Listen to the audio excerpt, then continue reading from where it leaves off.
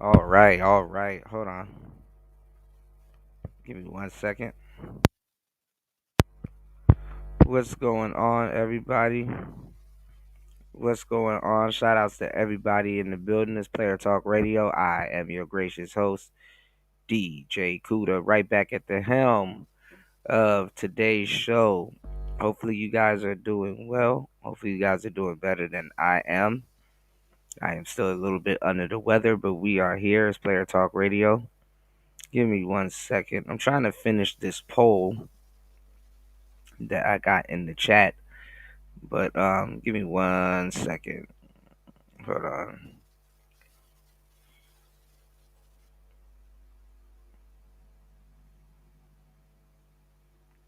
Okay, I can do this.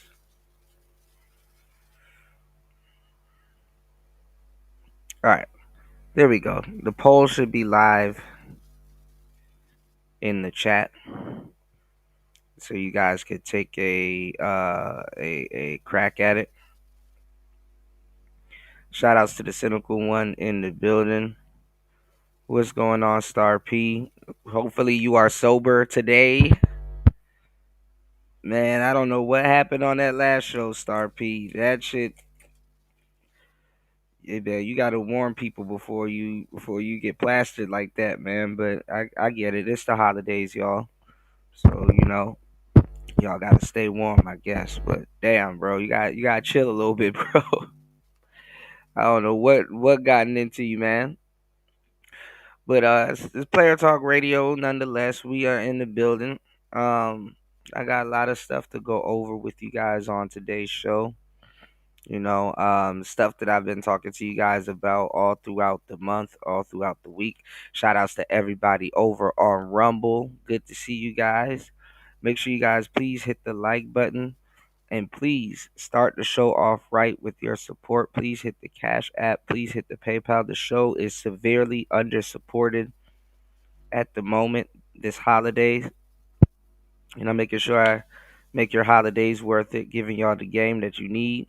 You know what I'm saying? So please support the show. The Cash App is scrolling at the bottom. You know what I'm saying? You know, we can definitely cover a lot more ground on today's show. Make sure you guys also take advantage of the Hemp for Fitness sale. You know what I'm saying? That's going on. The Hemp for Fitness holiday sale is going on over at hempforfitness.com. So make sure you guys head over to hempforfitness.com and you know what I'm saying? Get your hands on the holiday sale. Hold on, let me put our new banner up. We got the new Hemp for Fitness holiday sale banner. Look at that Christmas tree right there lifting the weights, you know. So we got the Hemp for Fitness holiday sale going on. You know what I'm saying? If you buy one, you get one free equal to lesser value. Or look, this is what you can do. You can like LT man said, which is very true. You can also make a purchase there, and the free one that you get, you can also gift that as a gift. This holiday. Or when you mention Kuda, you get two free gifts, one for Thanksgiving and one for Christmas. Happy holidays from Player Talk Radio to you. And also, when you follow LT Man on YouTube and you let him know that you follow him, uh, you know, uh, you will get an extra free gift. So we're in the spirit of giving over here at Player Talk Radio. As always, I'm always dropping game and giving you guys some information to edify your brain. And make sure you guys take care of yourselves and get it started. Get in the gym before everybody else. You know what I'm saying? Get in the gym for now, if you can, and definitely make Hemp for Fitness a part of your regimen. You know what I'm saying? You will start seeing results. And plus, if you get in the gym from now, you'll start to see all the fake people roll in the gym come January. So it's Player Talk Radio. Make sure you also use coupon code T dash two T dash tube 10 Okay, and you will get an extra 10% off your order. I don't give a damn who has a hemp shop. I don't give a damn who you heard advertising for their hemp business or whatever. You cannot beat that deal with a wiffle bat wherever you at. You know what I'm saying? You cannot beat that deal. So, click this QR code that's on the screen here if you're watching on TV or if you're on your phone. You know what I'm saying? And head over to hempforfitness.com and check them out. Check them out. Everything is organic. All right. Everything is organic. All right. Y'all got to be careful. Some of y'all, when y'all drive to work, y'all see people leaning off the Fetty all damn day. You know what I'm saying? And that's not a good look. You understand? That is not a good look. So make sure you guys are taking care of yourself and taking care of your body and giving yourself a fighting chance. Today is the youngest and the oldest you've ever been. So keep that in mind. All right. It's Player Talk Radio. Make sure you guys check out the sale over at hempforfitness.com. Let's go. All right.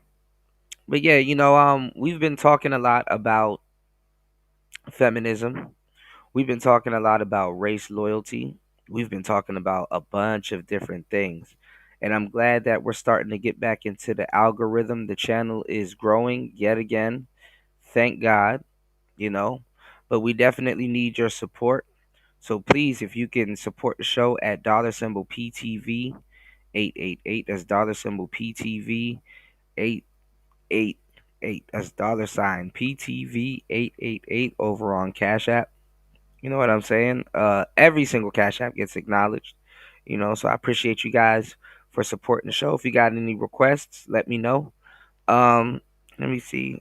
Shout outs to everybody over on Rumble and shout outs to everybody over on YouTube. We are here in the building. Yes. Um, I'll put the links in the chat if you guys would love to do that. All right. There's so much ground we got to cover on today's show, so I'm not gonna talk you guys heads off today with this super long monologue, but we've been talking about race loyalty and we've been talking about feminism. You know what I'm saying? And I've been going into details telling you guys how the black men or the black man has a feminism problem. You know what I'm saying? People keep having all these goofball, grandiose, you know what I'm saying, uh, uh, live streams and we're trying to have the conversation and blah, blah, blah, and all this other goofball shit.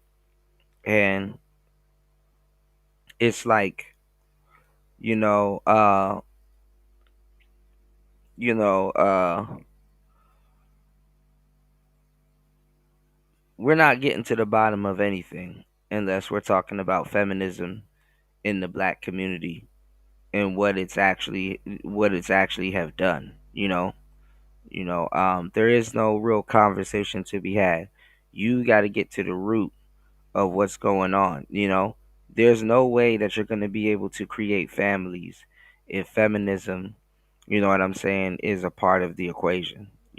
Feminism has even destroyed quote unquote white families and all kinds of different stuff. You know,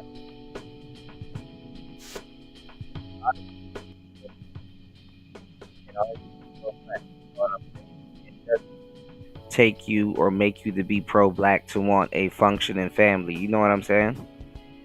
Or have a functioning family. You know, and some of you guys already have kids. You know what I'm saying? Not necessarily a actual ideal family like you like, but if you got a baby mama and you got kids and stuff like that, hey, feminism is still going to be a part of the equation. Hell, who knows? Feminism is probably the reason why you have a baby mama.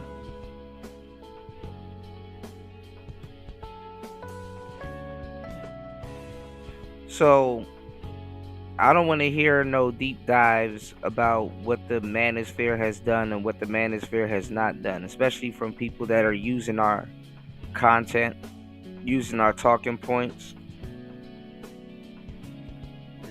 trying to run these same conversations.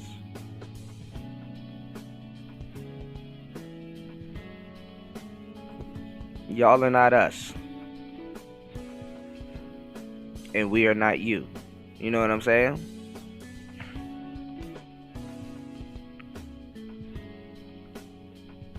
But over time, you've seen a lot of women now, and actually, this has become a big topic, even in the white community. But this is the white woman's gang. This is not a black woman's gang. You know what I'm saying? This is not a black woman's gang. And it's like, how far? What's going on, Beachy? Good to see you, love. Happy holidays. It's like, how far are a lot of women going to go until they realize they made a horrible decision, and then the men have to come by, you know what I'm saying, and clean it up.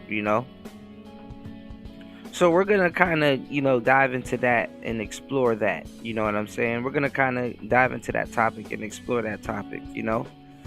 So before we do so, please hit the like button. Please hit the Cash App. Please support today's show. I am sick, and I'm definitely in pain running today's show. But I want to make sure you guys are properly equipped with this information. It's Player Talk Radio. I am your gracious host, DJ Kuda, right back at the helm of today's show. So let's get into the first segment of today's show: how hookup culture has left modern women unmarried and depressed. Shout outs to the sister here. Around and be praised. Let's see her talk about it. Let's get straight into it. It's Player Talk Radio. Let's go. 1 second.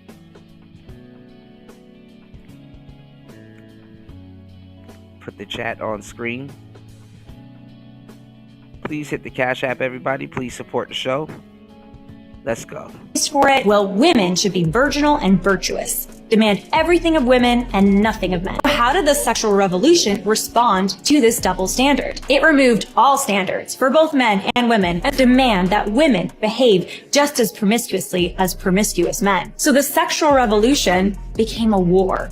The core of sexual revolution was the concept, radical at the time in 1960s, that women just like men enjoyed intercourse and had needs. Feminists asserted that single women had the same sexual desires and should have the same sexual freedom as everyone else in society. The pure revolutionary breakthrough allowed women to separate intercourse from procreation. What's going on, new? Shout outs to you, player. Welcome to the show. Let's go. Let's hear a little bit more about. Thank you. Oh my goodness. Hold on. Starting the show off right as always. And let me know if you would like to chime in and come up. Shout outs to Beachy, as always, in the building. Girl, you had me looking up scorpions all week. I'm not even gonna lie. I'm kind of obsessed. I'm kind of obsessed with scorpions, y'all. All right. Well, shout outs to Beachy dropping the huge $20 on the Cash App. Already starting off the show right and sponsoring today's show. Let's keep it going. It's Player Talk Radio. Shout outs to Beachy. Thank you so much. Hold on. Already starting off the show right. Thank you so much, love. I'm gonna go get some medicine today. Shout outs to Beachy. Let's go. It's Player Talk Radio. What's going on, Chaos? Hold on. Wendy? Thanks, Chuck. We're standing here in front of the Olympic Liquor Store in Queens, where scores of African Americans have been lined up for hours. We spoke to a few of them earlier. Ladies, may we get a word? Hide the money, y'all. There's poor people around. With your broke ass. Shout outs to Beachy. Thank you so much. Oh, today's show is going to be a great show. Please support the show, guys. Let's keep the show going. Chaos said, "Yo, can I drop a book you should get?" Absolutely. Let me know because I might not be able to get the physical book, but I'm not gonna lie. I know how to do this. I can pirate, depending on the author. I can pirate the book and get it for free. And if you want, I can drop it in the Discord if you like. But yeah, let me know. I can always pirate the book and get it where I'm at. The ebook, mind you. All right. Shout outs to Beachy. Thank you so much.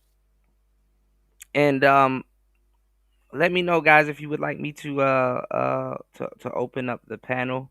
Let's try to get like one or two more supporters, and I got you guys. But let's get into it. Have our sisters, and I said, and you know what? I did a show years ago in Thailand, and I was talking about it. And actually, if you go check out the episode, where me and Beach was up here chopping it up, I talked about it a little bit then about how a lot of women are gonna get bullied in the future, into you know calling themselves cisgendered and and all that kind of foolishness and stuff like that. And there are a lot of straight women out here that absolutely don't fall for that stuff, and even on the last show, shout outs to Jay Green. Shout outs to the good beautiful sisters here in the space. you know um I was talking about how a lot of women, I assume, I hate to say it, but and it's also probably where I'm from and where I grew up. I assume a lot of women are gay. I assume a lot of women are gay until they designate, no, I'm straight. I don't play that shit. Single like a motherfucking Pringle. You know, and I mean it's crazy. I mean, even straight heterosexual women and straight heterosexual men have seen women in the clubs get groped on and felt up on and touched on by other women, i.e., some of their girlfriends or straight up strangers, and they don't say nothing about it, you know? And we made a joke how some of those women are going to touch on the wrong one. And it's funny, there's a sister out here that has a YouTube channel. She's an older woman. She's like 54, and she got a YouTube channel. And it was funny because we were talking about that the other day. I ended up running into an actual sister from Indiana. She's from Indiana, you know. Not Gary though. I asked her if she was from Gary, but nah, she's from Indiana. But yeah, a lot of old school sisters, they don't play that shit. They don't play that shit. New said I've always said that since the early 90s. Well, look at that. Look at it like this, right? Look at it like this, right? Um why aren't y'all comments coming up? Or it's coming up a little bit later. But look, um what's I about to say?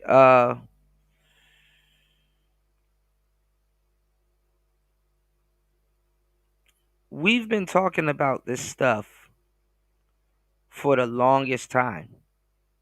Even with what's going on, nowadays they're opening up nightclubs, and these nightclubs are getting shut down because the women don't spend as much money on liquor as men. The liquor is not flowing when men aren't in these venues. And that was the case, you know what I'm saying, for a lot of gay female clubs. You know what I'm saying? That was the case for a lot of gay female clubs. That stuff back in the day used to be relegated to certain clubs. Man, the female said, fuck it. You started seeing that shit in the clubs in the 2000s, in early 2000s and stuff like that. That stuff was in the club in the 2000s, you know. So They don't necessarily keep keep the clubs and stuff like that going. Club culture is going. But I don't know. I think it took a while before club culture to go, because most people, and shout outs to LT, man, and you guys, we were talking about it not too long ago on the last couple of shows. If you notice, people, we play this game where we pregame at home, get drunk as hell, then we leave, go to the clubs, drink some more, and then we play this wild game of chicken of how can we make it back home drunk. People be playing Frogger with their own damn selves, you know. But we're supposed to be sm- smart human beings. Allegedly, we're supposed to be smart. We're supposed to be smart human beings. You know, humans aren't really that smart when you think about it. We are, but we're not. Just think about it for a second. But most people are in the clubs on their phone. You're just standing in one designated spot, chilling on your phone, honestly. And then clubs become goofy when you get a little bit older. You know what I'm saying? Even as a young man, I rather bars. Bars are fun. But anyway, let's get into this and see what the sister is talking about, and we're gonna get straight into it. We're not having marriages no more. We're not having families like that no more. They keep saying that there's a male loneliness epidemic. That's not true. It's a female loneliness epidemic. You know what I'm saying? Shout outs to the women that learn to be alone, But I'm going to give y'all the game.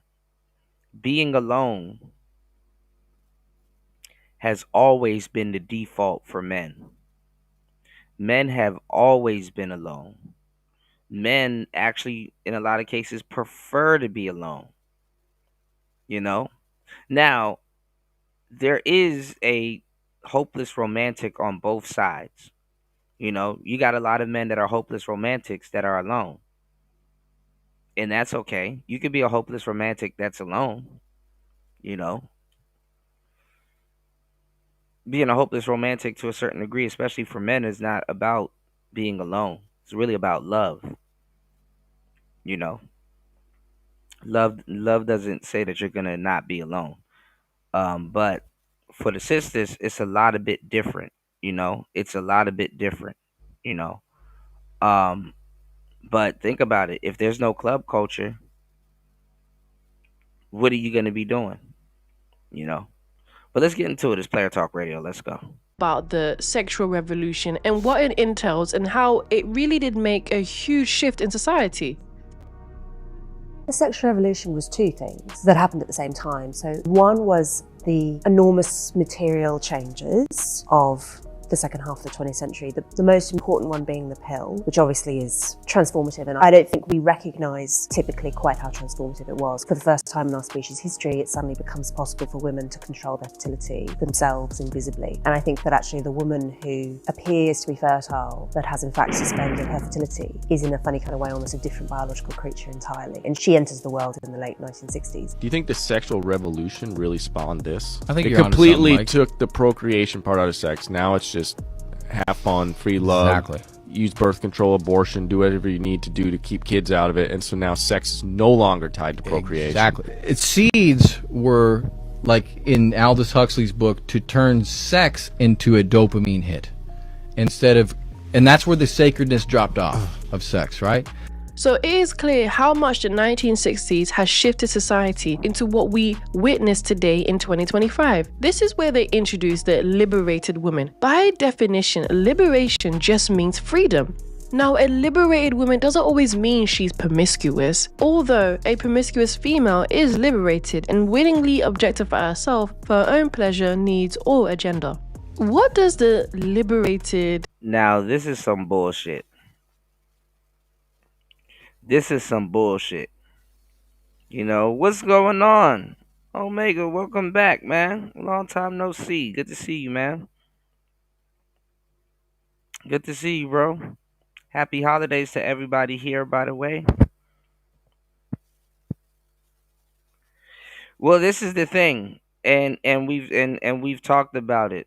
Um, Race loyalty gets used and shamed onto men. Race loyalty gets used and shamed onto black men. But in reality, if black men wants to walk away, black men actually can, and still be loyal to the race and still create, you know what I'm saying, and create a black family. To a certain degree, black women that would like to emancipate themselves or have all openly declared how much they've emancipated themselves from the race, they're shackled to the race, at least in their mind and what they're doing. They have to run the race loyalty thing. They have to constantly remind you how independent they are and how they don't need you, and F this and F that. Big Towel came before MGTOW. You know what I'm saying? What's going on, and one play five? Good to see you, broski. Happy holidays. You said I love this era. It's for the real hunters. Miss me with that mammy. You said laugh out loud. That's funny. Yeah. Yeah. I mean, it's different, you know? But it's funny. I mean, but it's only when it's convenient for them. A lot of women feel like they're obligated to the race. A lot of women feel like they're shackled to the race, and they use race loyalty when it's convenient, including the women that claim to have step away from the race. You understand what I'm saying? How do you claim to be a swirler or whatever and step away from the race, but still need the men that's elevated you to help you become a swirler, or to help you stay a swirler, or to protect you while you're doing your swirling activities. See, men can step off and not necessarily need the black woman at all. A lot of black women cannot step off without needing the men in a lot of cases, even if it's a societal thing. You know what I'm saying? Oh man, all the heavy hitters are in the house. Shout outs to War Master in the building. You know what I'm saying, bro? I've been giving you a huge shout out on the last couple of shows.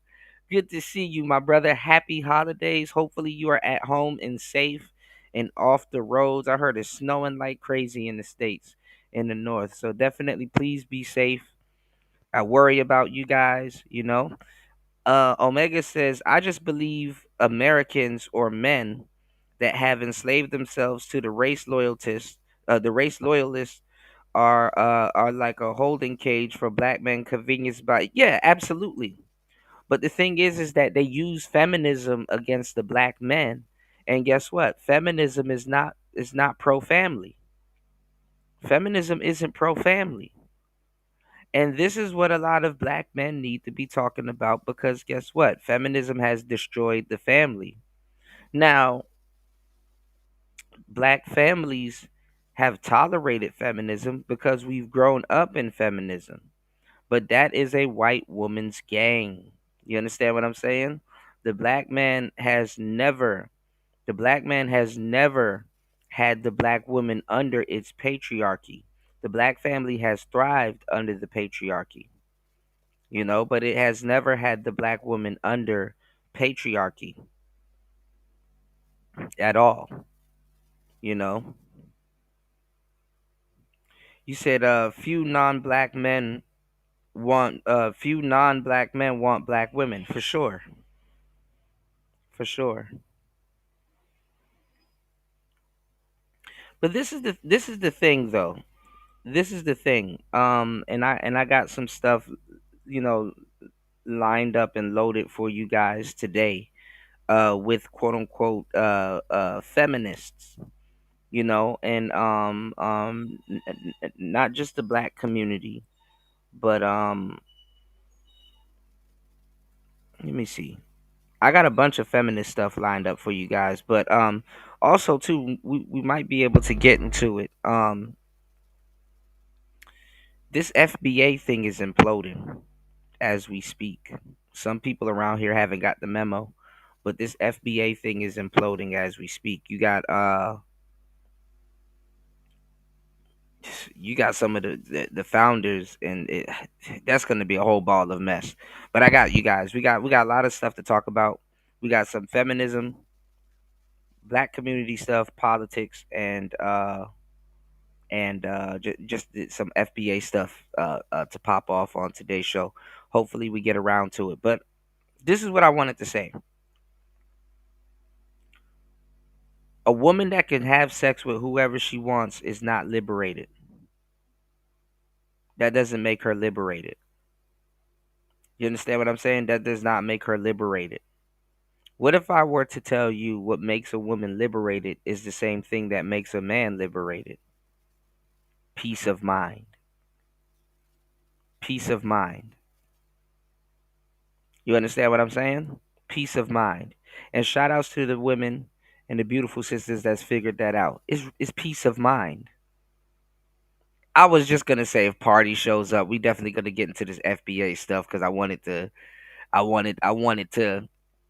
run this by you. Party, that FBA shit is imploding so fast. I know you probably already have seen it, you know. But we're gonna get into it because that's a part of race that ties into the part of the race loyalty hustle also. Okay? Should no woman, man or woman here, ladies and gentlemen, should no woman be able to dupe you into race loyalty while being a feminist? You understand? There's nothing wrong with a woman being pro woman. But if you're hearing a ball of misandry followed behind feminism, you should already know what you in for.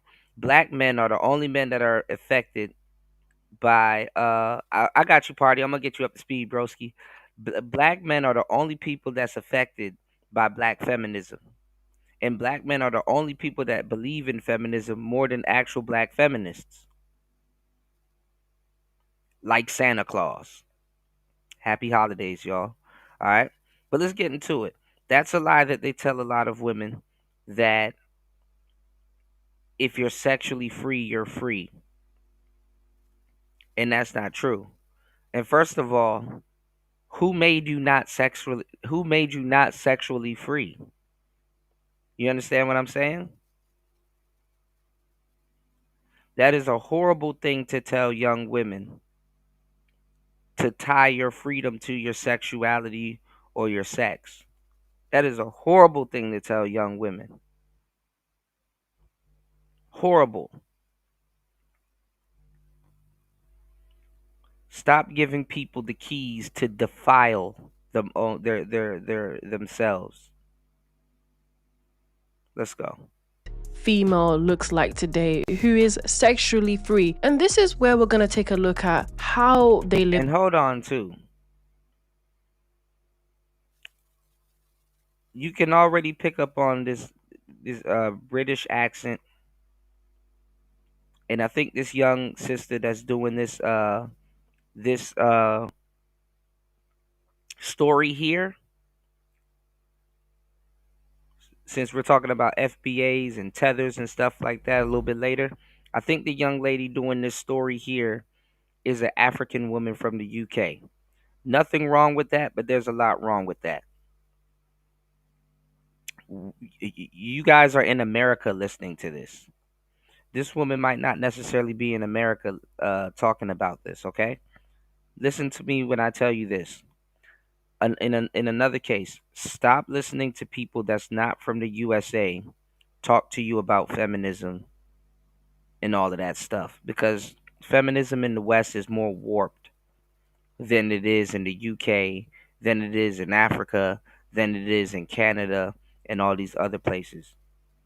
Okay? The LGBT and feminism is more warped in the USA than it is in these other places. You heard me? So, you hear me? So listen to what I'm telling you. Don't listen to these people too much when it comes to them talking about feminism, because you'll be surprised that other countries and cultures are still enthralled with stuff that they haven't even got a chance to experience yet.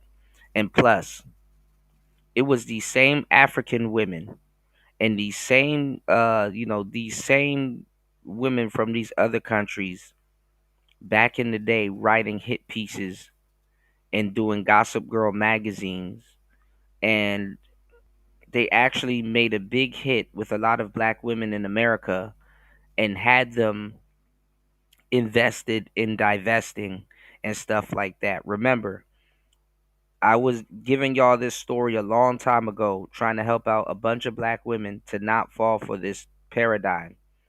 But it was a lot of these sisters, these type of sisters that pushed a lot of sisters into the divestment movement and stuff like that. Go look at the writers over at Lipstick Alley and see if they weren't African women, because those women are obsessed with the Glacier Man. They kiss white ass so much, it's unbearable. You know, go look at the women over at the Grapevine. Those are all African women. Essence Fest broads. Go look at the fucking look at all of those authors and all of those feminists and stuff that we were fighting and trying to protect black women from back in the day. Ultimately we failed, but still, those were the ones that were writing these imaginary hit pieces and these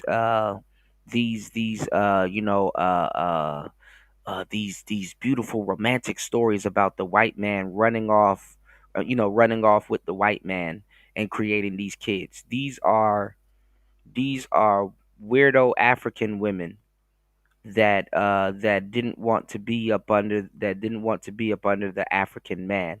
And they got mad at a lot of their Nigerian and African brothers because when they actually got to the United States, they started dating black women and they started dating white women and becoming dentists and all kinds of stuff. And a lot of them got mad. So a lot of them, when they got to the United States, they wanted to run off with the white man. And also too, they have their own brand of divestment that they have in the UK and stuff like that, and in over in Africa and stuff like that, to get to America or the UK and stuff like that and run off with a white man. So be very careful with how these women talk and describe feminism also, because Africa now is going through their feminist movement and is really some offshoot of what's going on in the West. So listen to me, if you guys are in the West, take a lot of this shit with a grain of salt, because they don't know what the hell they're talking about, and they still got the sparkle in their eye over it, whereas a lot of Western women have suffered the brunt of a lot of this shit, and a lot of Western families have suffered the brunt of a lot of this shit. Okay, yeah, shade room also for sure. Party. You said, I guess it could be stated without a shadow of a doubt that the world gets all its awareness from America. Yes, but America is a first world country, and the thing is that what they don't tell you with first world countries is that you're a guinea pig. But let's go. Their life, what their mindset is, and why they feel that hookup culture is also very important. Welcome to Hoology 101, where today I've learned it's okay to be a hoe. So I have a few different hoes that I've come across, and I'm realizing how they maneuver. And so I want you to know too, so you're aware when you recognize them. And it's not okay necessarily to be a hoe. A hoe that's hating ain't happy, and a happy hoe ain't hating. You understand what I'm saying?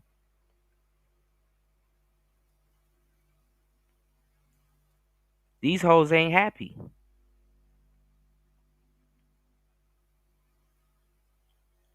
No one's taught them how to be a renegade. All right, let's go. You see them. You have the hoe that's having the whole phase, which I've learned. Absolutely, party. But in a lot of these countries, these foreign countries, especially with black people, they kiss white ass. They literally try to be white people. They bleach their skin and all kinds of stuff. It's a fantasy. It's a fantasy. So go look at what's going on with black people in the UK to a certain degree. And then go look at Jamaicans. How they like to, bleach their skin and use cake soap and stuff like that. Even if you go into places in Asia, it's about the skin bleaching and you know what I'm saying? And it's about the skin bleaching and lighter skin. A lot of these foreign countries that they love America, by the way, but they still believe in old customs and stuff like that. Shout outs to everybody here. Please support the show. An hour and 3 minutes into the madness. You know, so you're not gonna really tell somebody that wants to be a white woman, that has access to those products, to not try and run off with the white man and to not go join a white gang. Do you understand what I'm saying? Feminism is a white woman's gang. It is not necessarily the female response to patriarchy. And I got a bone to pick because we've been talking about this for a while, but I want to bring something to y'all attention that I have been bringing to you guys' attention. The patriarchy is kind of fucked up. I'm pretty sure there's a little bit of truths in some of those feminist books. You know, uh, you know, from their perspective. You know, but in the West, women are the more freest they've ever been, and people are destroying themselves with that freedom. And I talk about it when I talk about slavery and all kinds of other stuff. What's the first thing you give to a slave? You give them freedom. When you give people freedom, they're not going to do what they want to do. They are more subjective to do what you want them to do when you give people quote unquote freedom. Because guess what? You're free to destroy yourself, free to fuck up yourself, free and open to all of these games are being played. You're free to incur debt. You're free to become a slave to other people financially or whatever. The first thing you do when you want to enslave somebody is to give them freedom. So when you have a group of people that has had shackles on themselves, and then they've had shackles on themselves so long, one day when you take them shackles off and you give them freedom, quote unquote, what do you think they're going to practice? Do you believe that they're going to practice freedom or still do what you want them to, if not more? How can you effectively pick cotton when you have all of this shit, this heavy shit around your arm and a ball and chain around your leg? That restricts you from effectively picking cotton or doing what you need to do. When I try to tell goofy Negroes this shit, they don't get it. And it's like, you see? And that's the problem. That's the problem.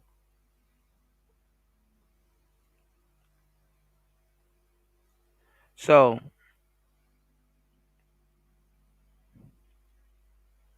yes. Yes. Precisely. Yes. Renegade hoes are a slave to their pussy. Absolutely. Yes. Yes.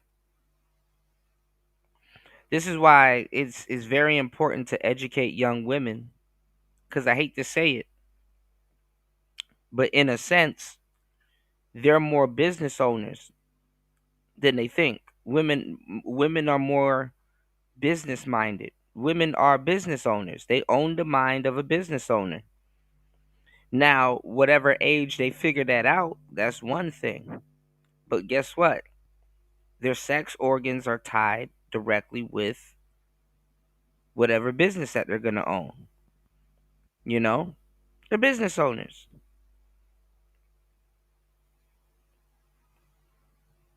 They're business owners. But it's not even just renegade women that are slaves to their pussy. Average, regular women are slaves to their pussy.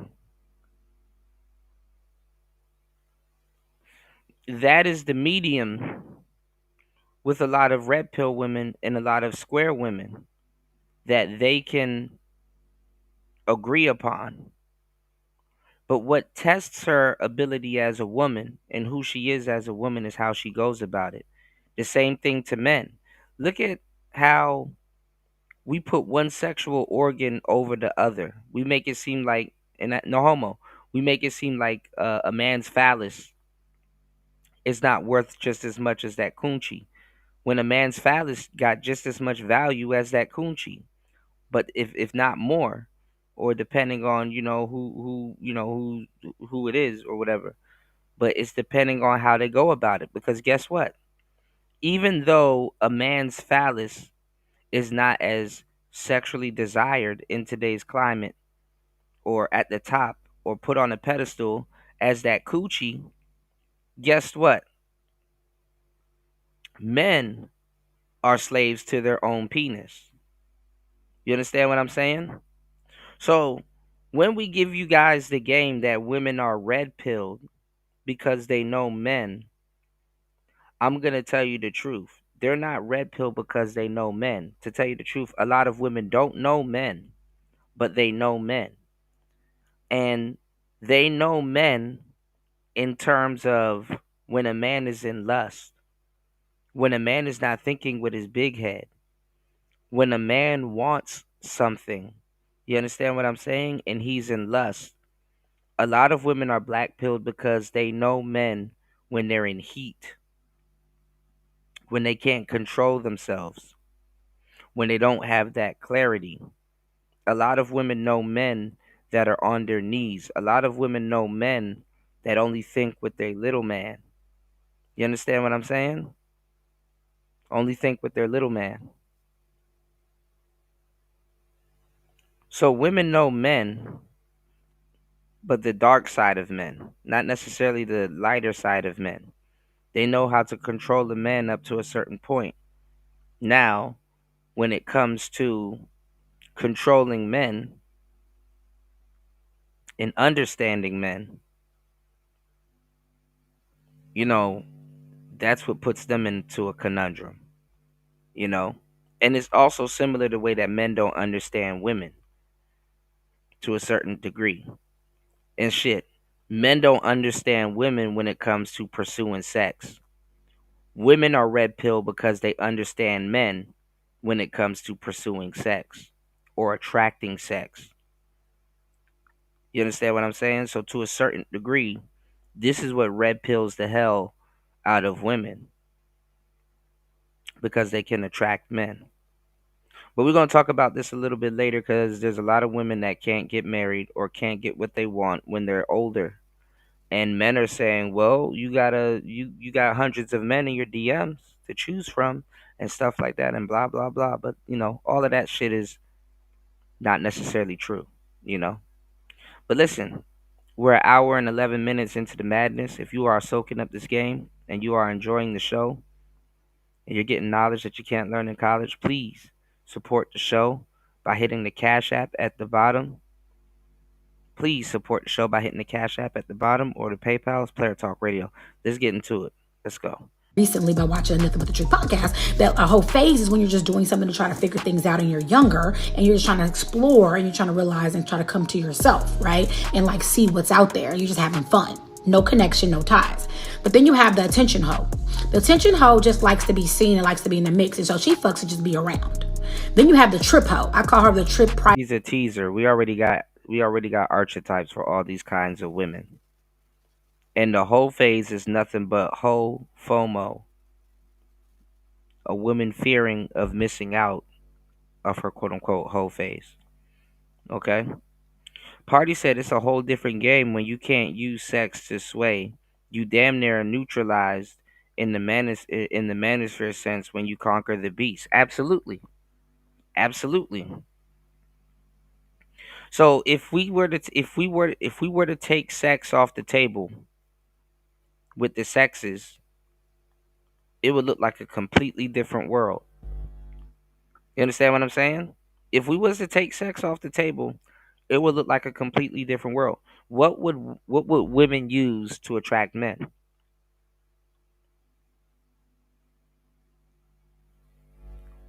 you know? And guys like Patrice O'Neal, which I got something special for you guys today.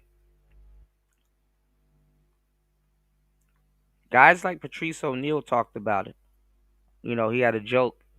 Yeah, he was like, ladies, if you lost your pussy in some freakish train accident, which was funny as hell, a train accident. Why would you lose your coochie in a train accident? What would you do to keep a man? And the people in the audience was like yelling out certain things that they would use to keep a man, like, oral sex or backdoor shit, butthole, all kinds of goofy shit.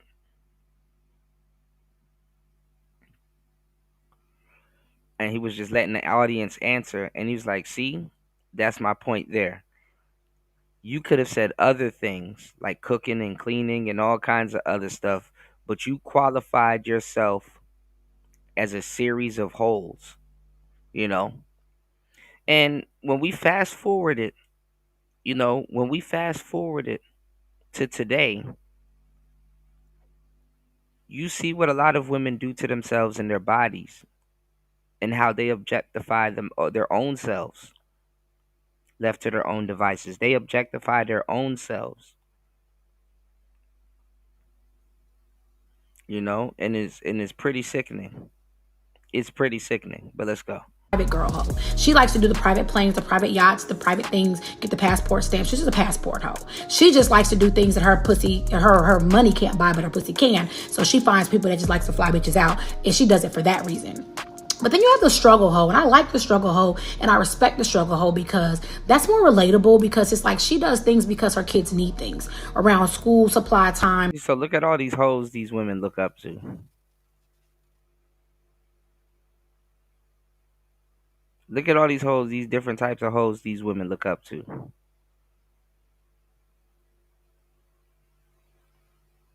And listen, because, like I said, this created a whole new snowball in and of itself.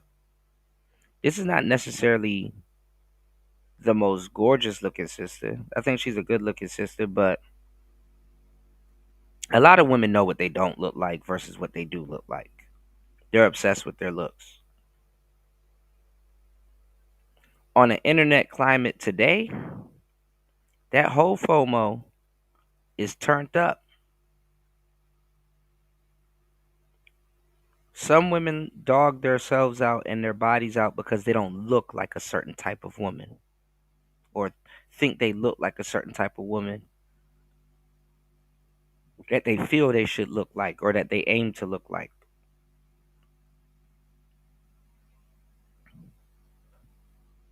Right, right, right, new, right, party. You don't really learn nothing, honestly. That's the whole point of it.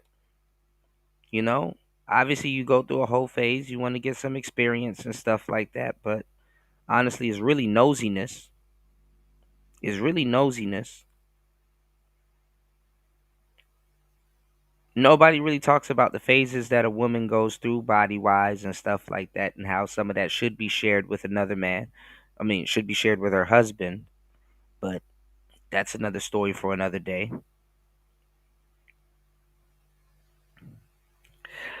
Come on, War Master. I wasn't trying to go there, bro. Why are you going there? I wasn't trying to go there, bro.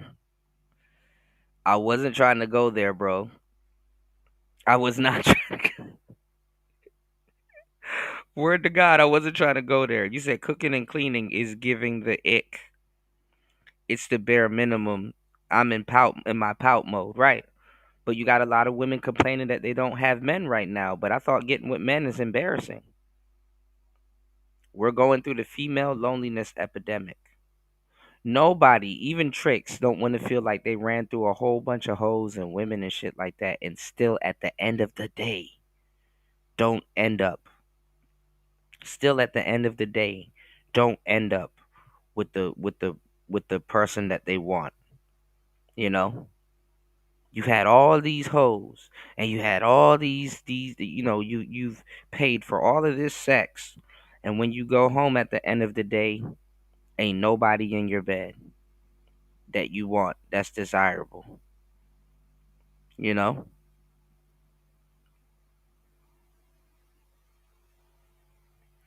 And as women, you can't follow men and do things the way men do things because the dating game is the dating game for you guys is not like men. You know what I'm saying? What's going on, Ghostman King? Welcome back, guys. Y'all, please hit the like button on the way in. Let's get the likes up. Let's get the likes up. Let's get the likes up. Let's go. School clothes and Christmas, she does things to make sure they don't go without.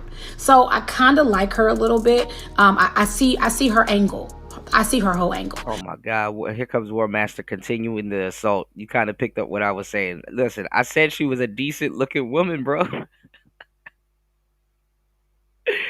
War Master pointing out the obvious. War Master said she cute until the wig comes off. Head probably smoother than a ball.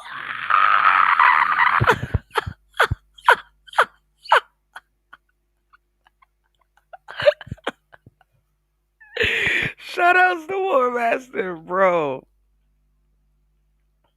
And she got the bean on full display. I don't know why people call a bald head a bean, but that is the most funniest term for a bald head, a bean. And she got the full bean out, man. Lil Bill. Here come Lil Bill. Let's go. But then you have the hoe that's a groupie hoe that only fucks men that have a name, and they get nothing out of it really, but they do get to say that they slept with so and so, right? So they do it for different reasons. Then you have the money hoe. She's straight monetary, straight prostitute, straight OnlyFans, back page, whatever, and she just sells ass. And she's like, "That's my career. Fuck what you're talking about." And I like her too. She's cool because she's not. She's still walking away with a little bit of currency. But the worst hoe that I found, and I mean I found a lot of them, was a broke hoe. I want to talk about the importance of a whole face because I feel like lately, Hey, look at the septum rings, y'all. Septum ring theory is real. Pay attention. we've been demonizing whole faces and just exploring culture. That, like, we've been demonizing exploring yourself and exploring your sexuality and exploring anything, like everything. And I'm not hating on monogamy. No hate on monogamy because no, fuck monogamy. No hate on monogamy. All the hate Not the sweater from Doug, though. on monogamy. No, I hate forced monogamy. I hate all the people... hate on monogamy because fuck the system. We're deconstructing everything.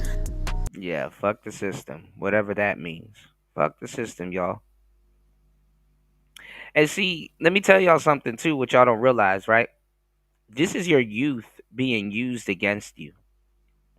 Especially in a lot of these communities, not necessarily the black communities, but it's your youth using it being used against you. A lot of the younger kids and people don't like order and stuff like that. It's like, oh, f the police and f the system and all this other stuff. Oh, you mean the same system that's keeping you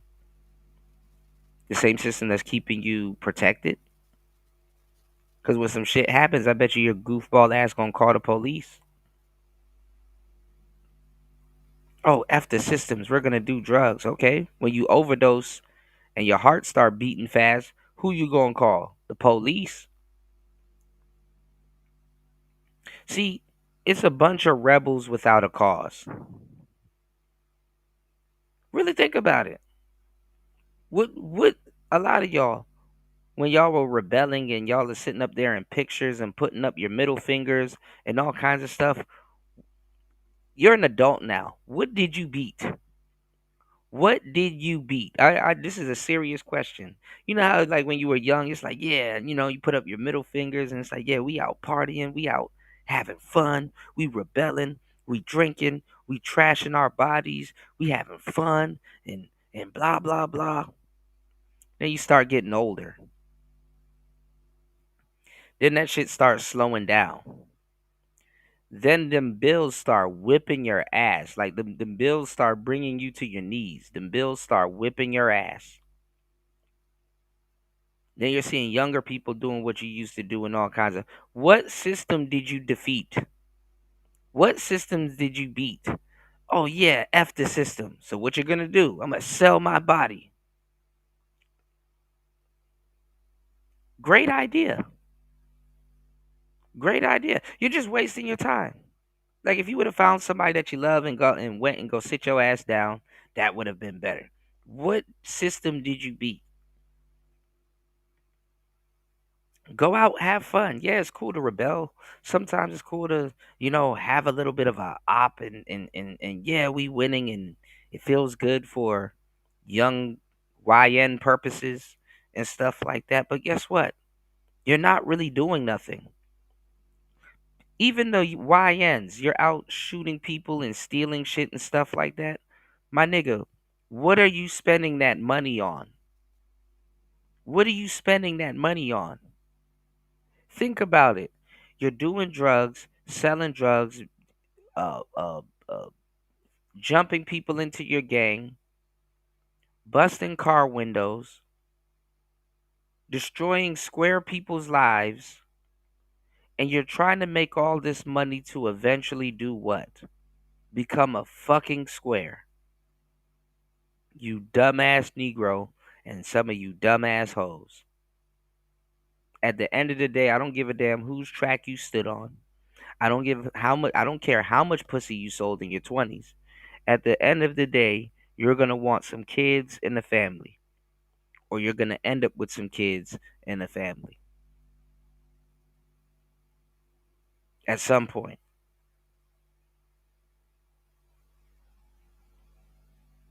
So, a lot of people go through this goofy ass rebellion phase only to turn around and become squares.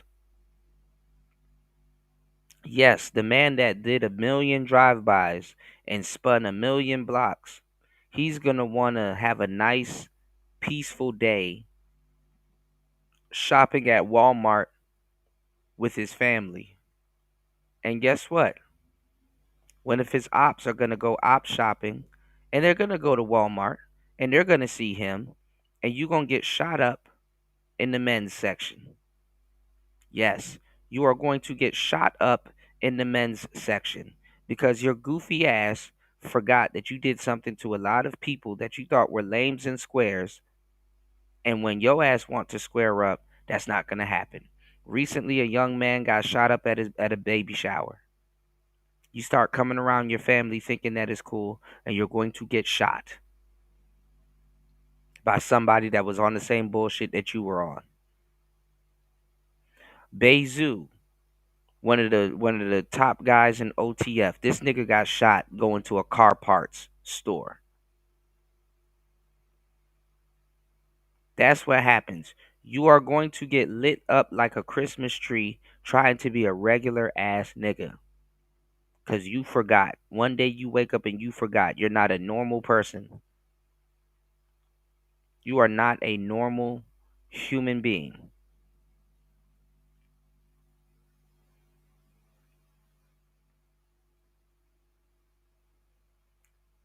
So yeah, it's cool in your youth to say fuck monogamy. I want to emancipate myself from men, and men did this, and fuck the system, and fuck that, and fuck this, and fuck that, and fuck all over the place. And I'm gonna get a septum piercing and pretend like the people that I see on the internet and pretend like I'm doing something completely, man, if you don't go find you a husband and go find you some damn business about your own damn self.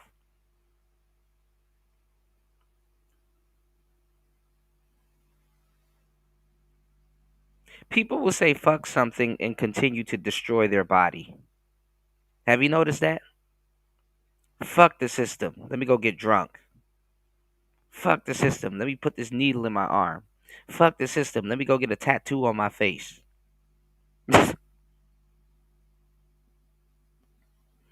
Eventually, you're going to need a job. Eventually, you're going to need to pay some bills.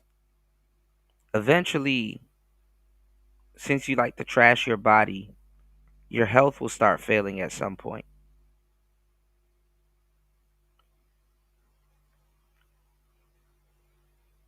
Everyone squares up eventually, even the biggest hoe that you know.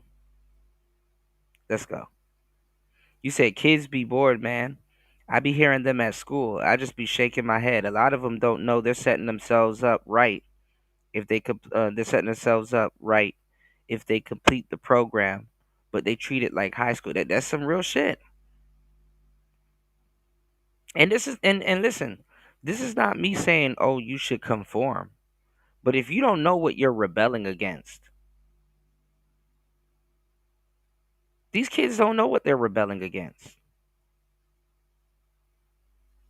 Somebody will say, "Hey, don't kill yourself. Don't tell me what to do. I want to live though." Then I guess you should listen to the person that's older than you telling you not to kill yourself. You know. Shout outs to War Master. War Master, I'm really trying to get one at this point, bro. I appreciate everything, man. Bro, this monitor has helped me out so much. You have no idea. You have no well, you have the biggest idea out of everybody. But you know what I'm saying.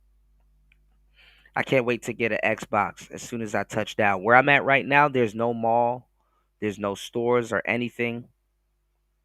But, we're almost there. We're almost there. You know. I'm trying to show you guys my next move. Hopefully before my birthday next month, everything is figured out. But shout outs to everybody here. Almost an hour and 30 minutes into the madness. Please hit the like button. Please support the show. Let's get into it. I got so much stuff to show you guys. Let's get through it. Let's go. How are you expected to stay with one person for the rest of your life when you haven't even been with anyone else? You haven't. Hot take. Half of the reason why we keep championing monogamy is because men don't want to deal with the fact that they're bad at sex. And so if you Y'all, I'm in the north side. I'm up in the mountains and stuff like that. I got a vlog that I want to show you guys. You know, if you guys can please make sure today's show is supported. Please support today's show. Please hit the PayPal, hit the Cash App. I want to show you guys. I'm not gonna do it because I don't want y'all to see me like that, passing out on camera and shit like that. But I'm in the mountains, right? I might climb a mountain or two, but I'm in the mountains, y'all. And you get to see people like you get to see hot air balloons. It's so cool. It's like the sky is like filled with like hot air balloons, and you get to see people like parachuting and stuff like that. I caught a couple of it on camera and stuff. But like literally like if I show y'all the mountains and stuff out here, the shit is so real it looks fake. It looks fake, y'all.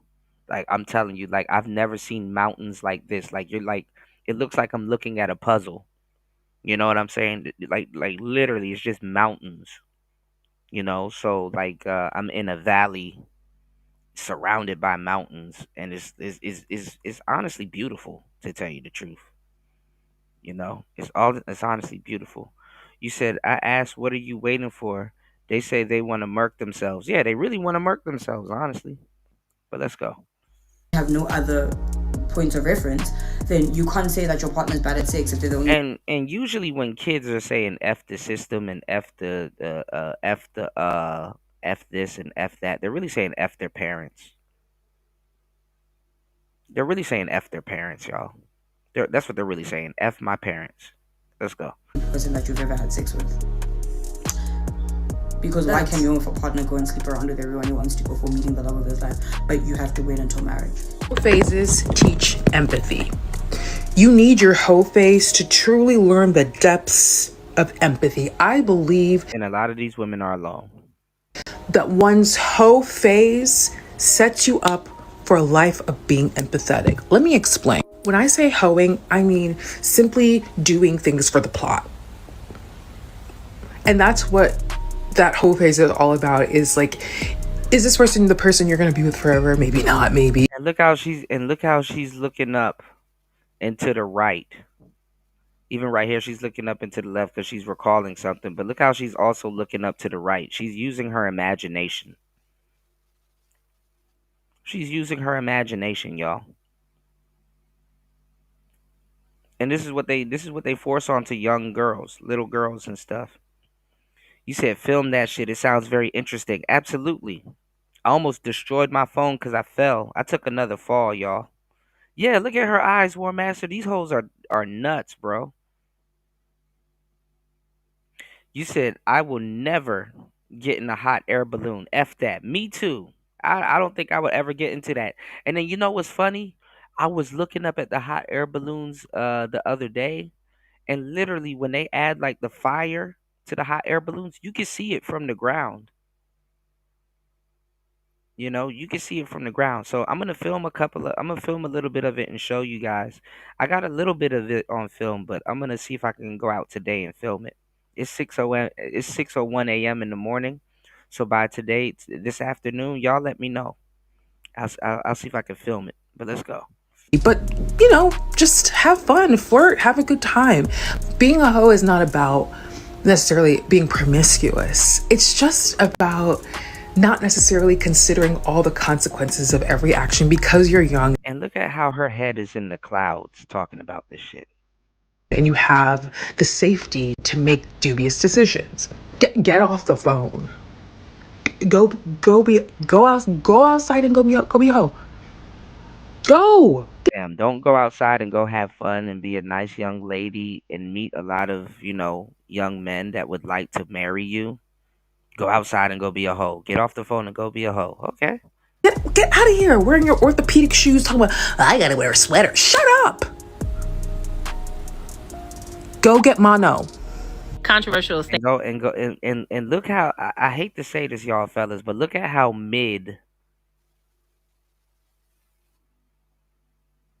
look at how mid a lot of these women are. Mid. Let's go. Everybody should have a whole phase. Everybody should have a whole phase in their life.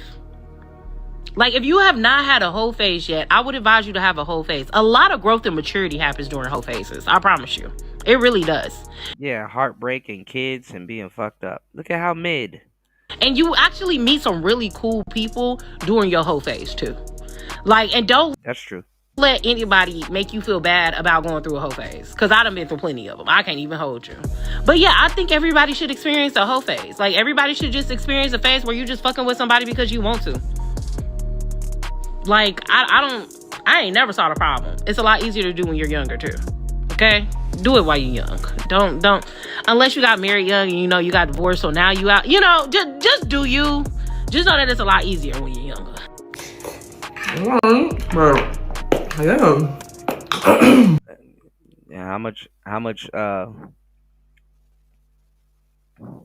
yeah, a lot of women are followers, bro. How much videos are we gonna see of women saying the exact same thing? It's just a big game of telephone. Ghostman Kang said women give each other the worst advice, only for them to end up bonding over their misery and bad decisions. Yeah, the other end of this thing right here. When the liquor wears off.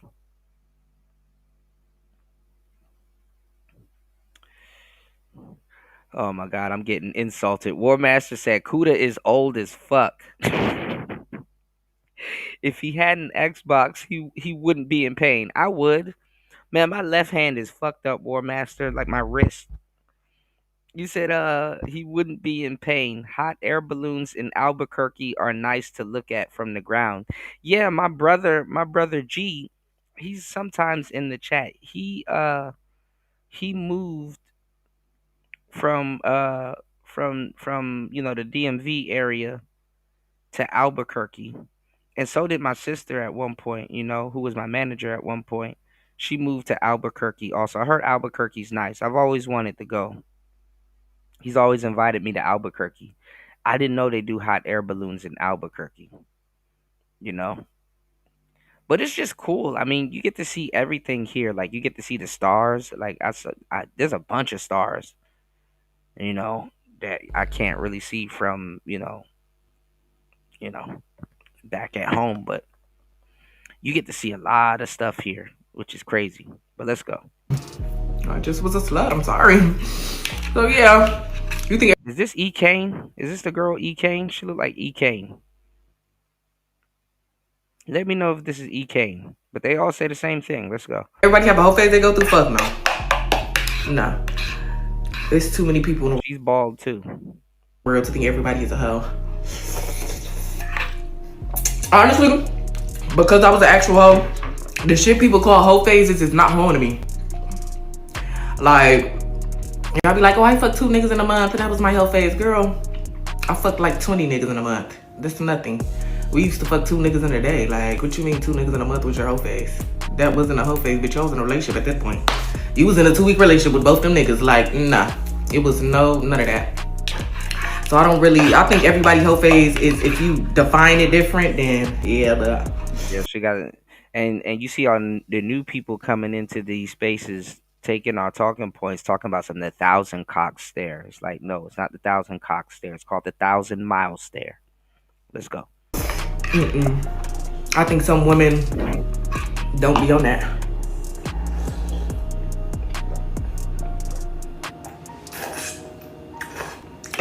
Please don't ever ask me what my body count is, okay? I don't know. We don't care. And we know you don't know. Because you don't care.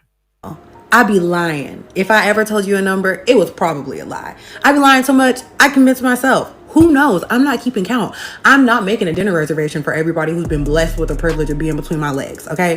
I don't need a head count. They don't hear themselves. If anybody can get between your legs, there's no privilege between. If anybody can get between your legs, there's no privilege in being in between your legs. But let's go. Sometimes I don't even need a memory, okay?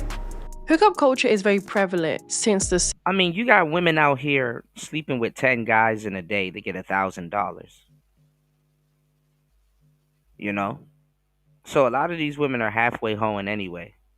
And they're not, and a lot of them aren't talking about payment. So, No, they call it the 1,000 cock stare, but the original saying is the 1,000 mile stare because of 1,000 cocks. That's why they turned it around and say 1,000 cock stare. It's really the 1,000 mile stare. She got no soul in there. Sex revolution and has been a big part of society. Many females participate in it or push for younger women to as well, but not enough do we hear about the consequences behind it. Which is what we're going to be exploring here, is how is it affecting females after they indulge in hookup culture, especially when they're in their prime years. The consequences of hookup culture extend beyond fleeting dissatisfaction, manifesting in tangible psychological distress. Surveys among college students revealed widespread reports of negative emotional outcomes post-hookup, including regret and diminished self-esteem. Another study found that 78% of women and 72% of men who are engaged in uncommitted intercourse experience regret afterwards. So what this shows you is a lot of these females who engage in hookup culture actually end up regretting it. And a lot of them do it as well to prove a point that they have autonomy over their body. A lot of the time we feel like in order to feel sexually liberated, I must prove a point. And I almost lost my soul to that at the cost of trying to prove a point to. Now, I'm asking you guys a serious question that you guys can put in the chat. Who is telling these women that they're not liberated? Who is putting these women through something so bad that they have to act out like this? Who is telling them that they're not liberated?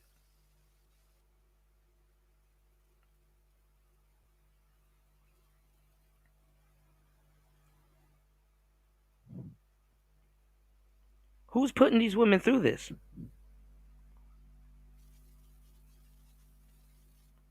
These are young women, surely not the young men that they're dealing with. And a lot of them go out their way to deal with older men. So, who is putting these women through this? Not a dick stacking Jesus Christ. Dick stacking test? Oh my God. New said I am Jesus Christ. I'm asking the wrong guys, y'all. He said, I think dudes should have been happy these chicks are hoes, and still dudes fight so hard to want to take of a girl. I mean, yes. I mean, they keep the whole economy going. Hoes are my favorite. I like hoes. I'm just asking a simple question, because quote unquote would be regular women are talking like this, y'all. Would be regular women are talking like this. You see what I'm saying? Would be regular women are talking like this. So if a hoe's your hero, ladies, I'm asking, who told you to do this? What's the whole point? Why are you doing this? Who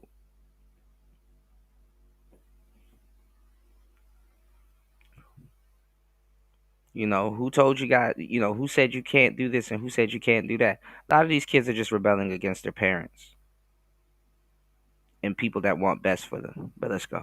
Myself and to those around me that I do have liberation and I am, a sexual girl and nobody's gonna tell me what to do with my body and my life. She got the head wagging, she got the neck flipping and the hand gesture. That's another thing you can do when you're an American man and you go travel. You can see people cosplaying as the all American Keisha. It's like, girl, you ain't even built like that.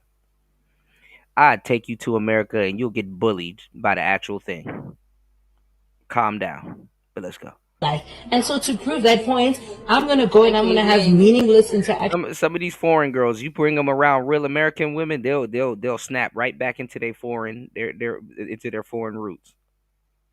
It ain't even like that. But let's go. Of people.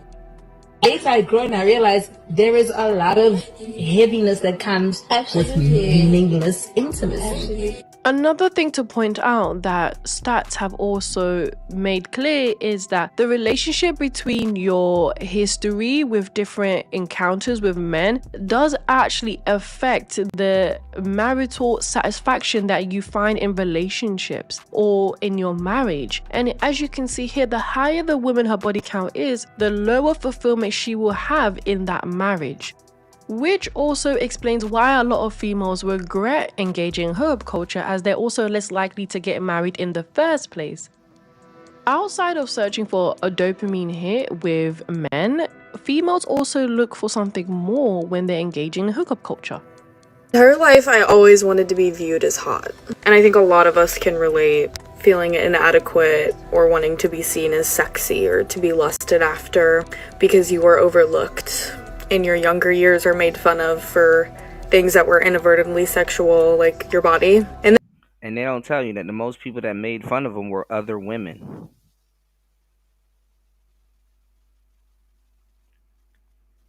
There were other women. They weren't men. And wanting to be loved for who you are, but spending the majority of your time in life putting effort into wanting someone to sexually lust after you and deriving your confidence from that is crazy work. But let's go. then we all get to a point of maturity where it becomes enough, where you realize all you are is lusted after, and you can't even beg for any more. You realize you were rebelling against nothing but your own damn self. You get to your 30s and 40s and you got liver problems because all of that rebelling caused you to be in the club. All of that rebelling caused you to drink. All of that rebelling made you fall out with your friends and family and other people that were around you that wanted to see you do well. All of that rebelling. Fuck the system, right? Now you need the system. That. Some of us capitalize on it, and what I mean by capitalize is playing our strengths. It's definitely something I've done for a really long time.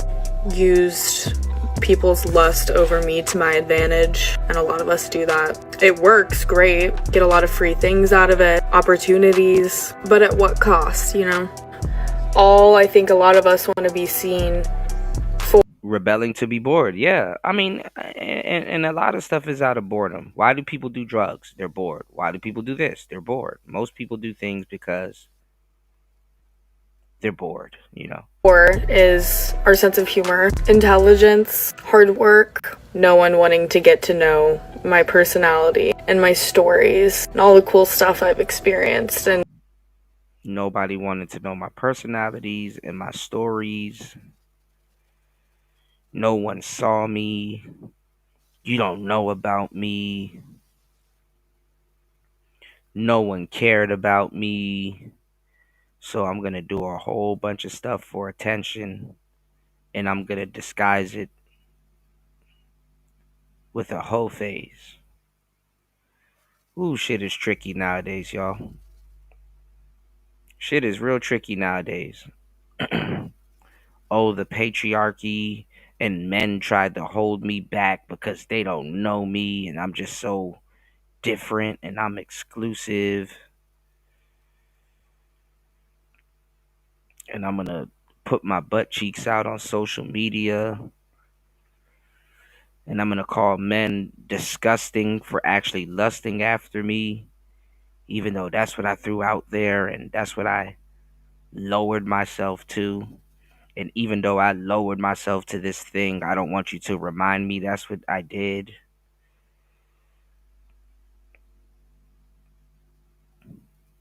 And I'm gonna drink a bottle of whiskey and fuck whoever I want and tell you you can't do a damn thing about it. I'm gonna cheat on my boyfriend that loved me and all kinds of stuff. And then I'm gonna tell y'all that, these people betrayed me and did me wrong. And it's like, no, these people didn't betray you and did you wrong. You're a shitty person. But I'm gonna pretend like I'm not a shitty person. Oh, I'm reading somebody. Oh yeah, I'm reading somebody. Story of somebody's life right now. Just read the whole life, Kuda. Right now. I mean, is it a story we haven't heard before? I think we all heard this story before. I think, it's like watching the Titanic. I think we all know how this ends. There's going to be a boat at the bottom of the ocean. And you're listening to people that never saw the Titanic telling you how it's going to end up. It's like, oh, okay.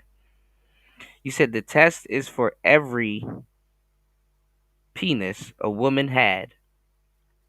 The test is for every penis a woman had, a woman has to climb up a ladder 6 inches and then jump. 10 penises equals 60 inches or 5 feet. 30 equals 100 inches or 15 feet. At some point, someone is going to get hurt. F them. Strong words there, my brother. Strong words. Strong words.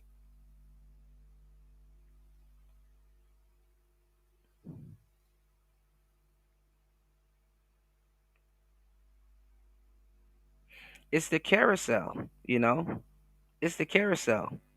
Now, for certain women can take it. Certain women, they're functional with it, but it's not for every woman. And a lot of women has convinced other women that they need to do it also. And people get mad when men point out that it's not really a all women thing. It's more so of a misery needs company thing, you know? Misery needs company thing. Party says male identified women know how to entertain themselves, for sure. For sure. Women that are truly good with men.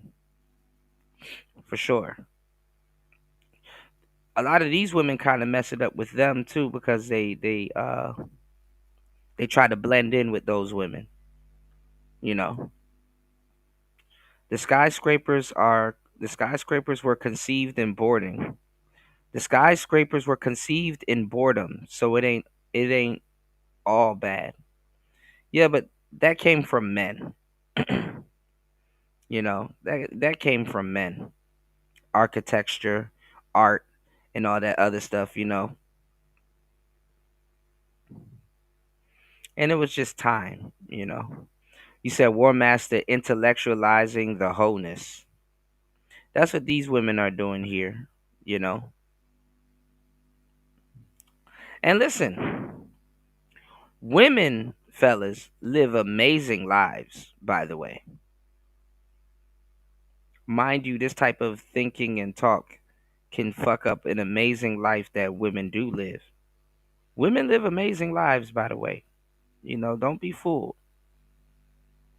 Don't be fooled. But stuff like this can fuck up stuff like that.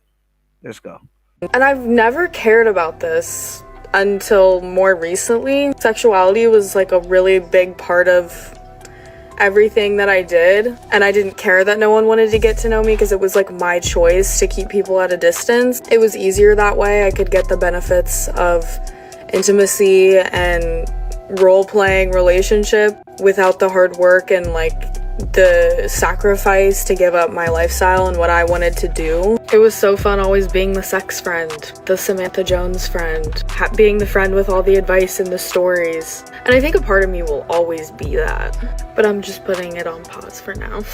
What is my last thought? Essentially, the sexual revolution definitely answers a lot of questions why the hookup culture even exists in the first place, as the pill created a space for females to indulge in intercourse without there being consequences behind it, and that is also the birth of hookup culture. They wanted to be equal to men, but you can never be equal to a man. So whatever a man wants or whatever a man indulges doesn't mean that you are going to get the same results and you're not going to get the same satisfaction as men do.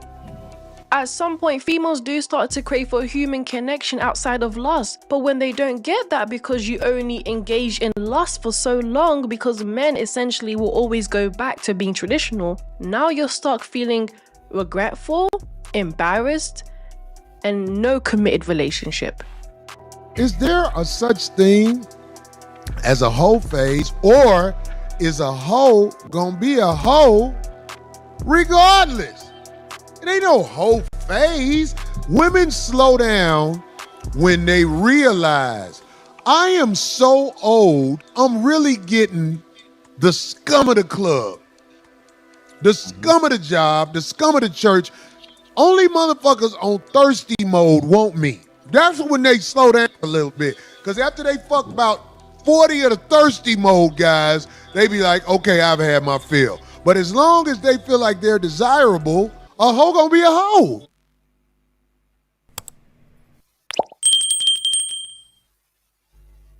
Men are going All right, hold up. to sleep around and be praised for it. Well, women should be virginal and virtuous. Demand everything of women and nothing of men. How did the sexual revolution respond to this double standard? It removed all standards for both men and women and demand that women behave just as promiscuously as promiscuous men. So the sexual revolution became a war. The core of sexual revolution was the concept. Now listen. Because now women are adopting to the red pill, and they're just so red pill now. I thought red pill was bad. Now women are running a whole red pill revolution. Ain't this funny? Ain't this funny? Okay, look.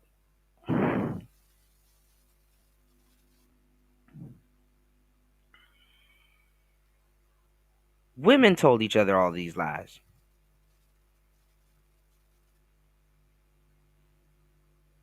How you gonna get mad at men because you fed into feminism? Women told y'all all these lies. Oh yeah, you can have it just like the men. All you gotta do is sleep around just like them. Now they're spinning the block saying, oh, well, see, the men in society lied to us. You told all yourself these lies. But Kuda, men got their game from women. Well, a lot of players, you could say, are men that has the options of women. One can say that.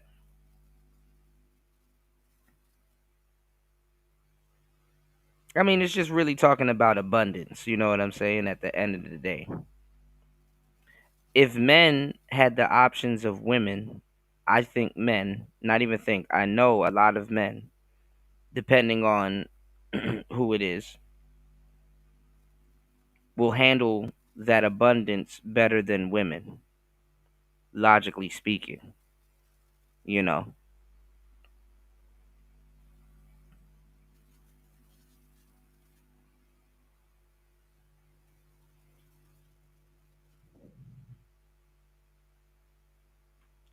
But trying to date like men acting like men and all that other stuff is not going to work for you because you're not a man.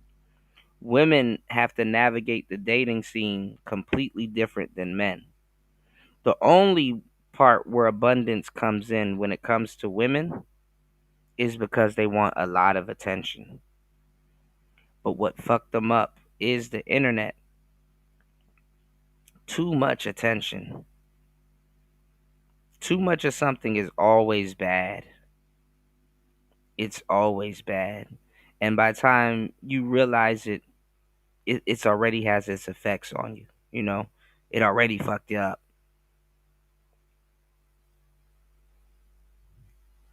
You know, you can't navigate your dating pool as a man. As a woman, the abundance that you're blessed with anyway, who would want to fucking do that? That's the real question right there. Like, who the fuck would want to do that? If you've been blessed with an abundance,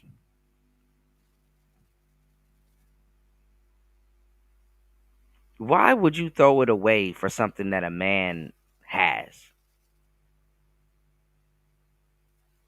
Like, compared to what women get in the dating game, abundance compared to them, compared to what a man gets, is shitty.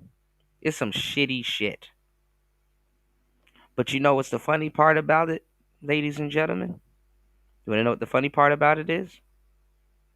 The men that actually get it makes it look so good and make it look so easy that somebody would trade act, actual value, actual gold in for the fool's gold. Somebody would literally trade a Rolls Royce in for a Toyota Camry. Because the guy with the Camry made it seem that he had more value than the guy with the Rolls. Let's go. Radical at the time in 1960s that women just like men enjoyed intercourse and had needs. Feminists asserted that single women had the same sexual desires and please hit the Cash App. Please hit the PayPal. Please support the show. 2 hours into the madness. Let's go. Should have the same sexual freedom as everyone else in society. The pill revolutionary breakthrough allowed women to separate intercourse from procreation. Let's hear a little bit more about the sexual revolution and what it entails and how it really did make a huge shift. And it's like, what sexual revolution? You guys get a fucking phone and lose your damn minds. You just have a phone. There is no sexual revolution. You're just a phone owner. You own a phone. God damn. Society. The sexual revolution was two things that happened at the same time. So one was the enormous material changes of the second half of the 20th century, the most important one being the pill, which obviously is transformative, and I don't think we recognize typically. No, it's not the pill, because y'all don't even use the fucking pill or any other form of birth control. Y'all are using barbaric measures as a form of birth control. So it's not the pill. It's not the pill at all. It was the internet and the attention that came from it. Not no goddamn pill. Quite how transformative it was. For the first time in our species' history, it suddenly becomes possible for women to control their fertility themselves invisibly. No, women have always had the fucking option to control their fertility. The same thing as men. It's called abstaining from sex, or it's called the pull-out method, or it's called using a condom. Stop lying. And I think that actually the woman who appears to be fertile but has in fact suspended her fertility is in a funny kind of way almost a different biological creature entirely. And she enters the world in the late 1960s. Do you think the sexual revolution... Women have always been fertile. See what I'm saying? All of this bullshit is like, oh my God, it's a new idea. No, it's not. Ooh, out of nowhere, the fertile woman just comes in. She spawns like a legendary Pokemon, and now it's just something new. No, it's not. And I'm tired of women talking about themselves like they're these like mythical creatures and shit like that. Like what the what?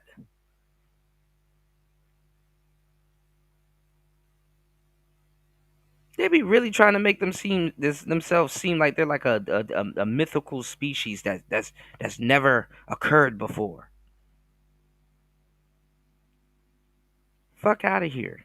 Really spawned this. I think it you're onto something, completely Mike. took the procreation part out of sex. Now it's just have fun, free love, Exactly. use birth control, abortion, do whatever you need to do to keep kids out of it. And so now sex is no longer tied to procreation. Exactly. Its seeds were, like in Aldous Huxley's book, to turn sex into a dopamine hit. Instead of, and that's where the sacredness dropped off of sex, right? So it is clear how much the 1960s has shifted society into what we witness today in 2025. This is where they Yeah, like they acting like there's some rare species of articuno that just popped up out of nowhere. Talking about some the fertile woman has appeared. Like, nigga, get the fuck out of here, bro.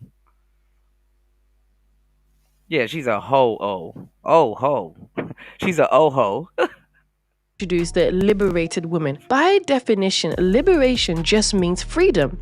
Now, a liberated woman doesn't always mean she's promiscuous, although a promiscuous female is liberated and willingly objectify herself for her own pleasure, needs, or agenda. What does the liberated female looks like today who is sexually free? And this is where we're going to take a look And at. listen, this is why a lot of women gotta get around better women.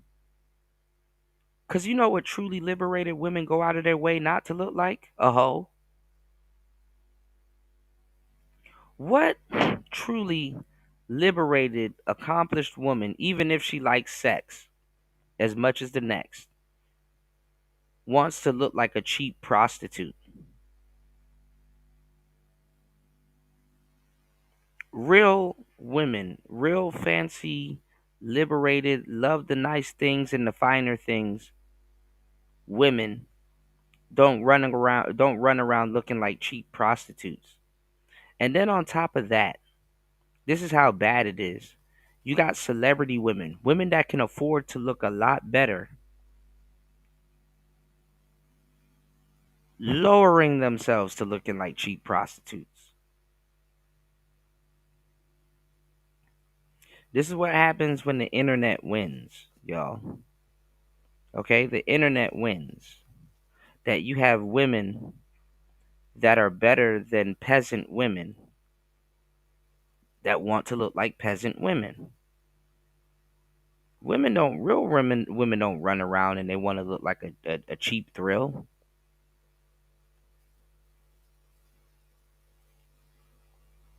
They don't want to look like a damn cheap thrill.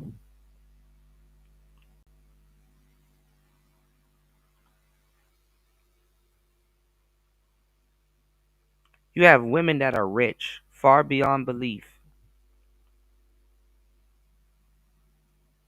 that can that are clean. They wear the finest fabrics. They want to look like sexy red.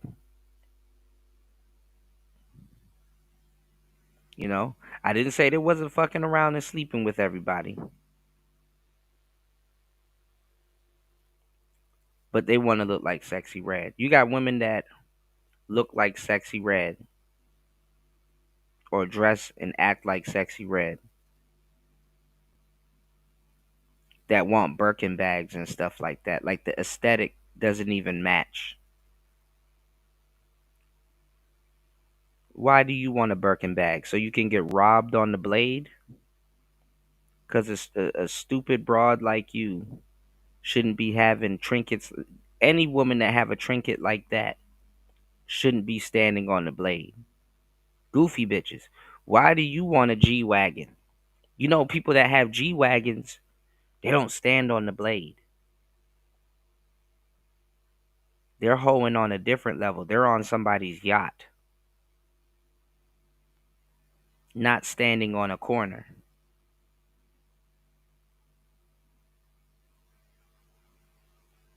So women have whole FOMO. They want a hoe so much that the aesthetics are off. They don't even match the aesthetics that they're trying to emulate. That's how bad it gets.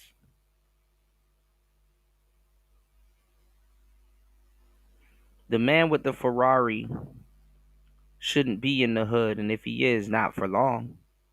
He shouldn't be standing on the corner right there with the Ferrari parked beside him and all of his jewelry on and his drugs and stuff like that. He shouldn't be in a space where he knows is treacherous and people get robbed and all kinds of stuff for less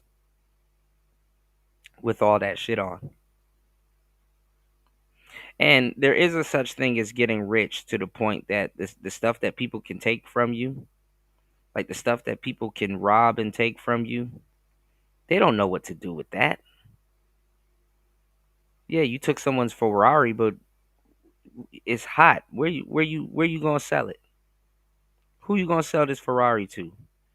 Yeah, you snatched this rapper's chain, but who gonna buy it? Who you gonna sell it to? Who's in the market for buying a chain with somebody else's name on it? Do you have a machine to melt gold and be able to turn it into something else? I don't think you do.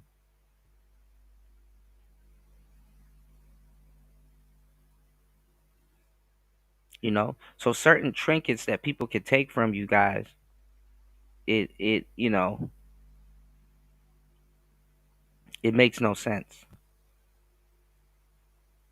No sense. But people don't give a fuck about that. People just want to take shit from you for the sake of taking shit from you. That shit don't stop nothing. But what I'm saying is that the whole aesthetics is off. This shows you how much of a woman these women are not.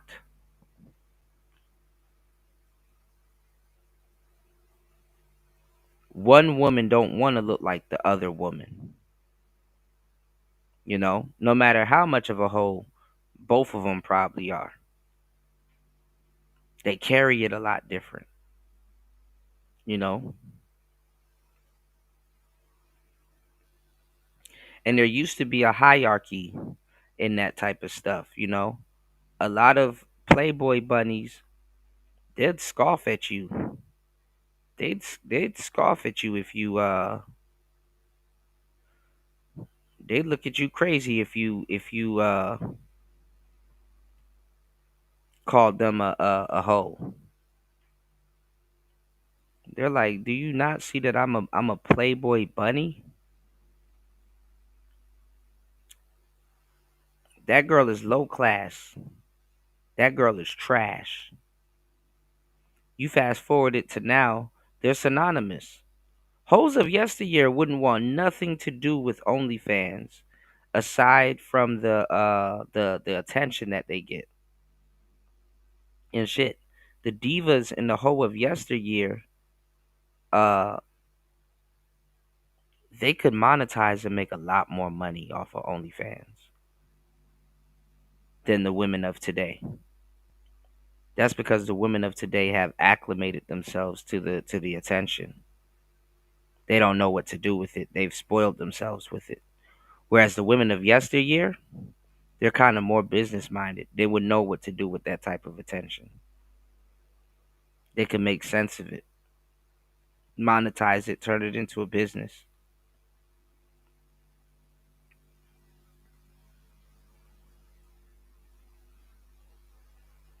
But guess what? Now they're too old to make any of that pop off. They're kind of on the way out the door. Look at Melissa Ford. Look at Superhead. They took too much of a break and a hiatus.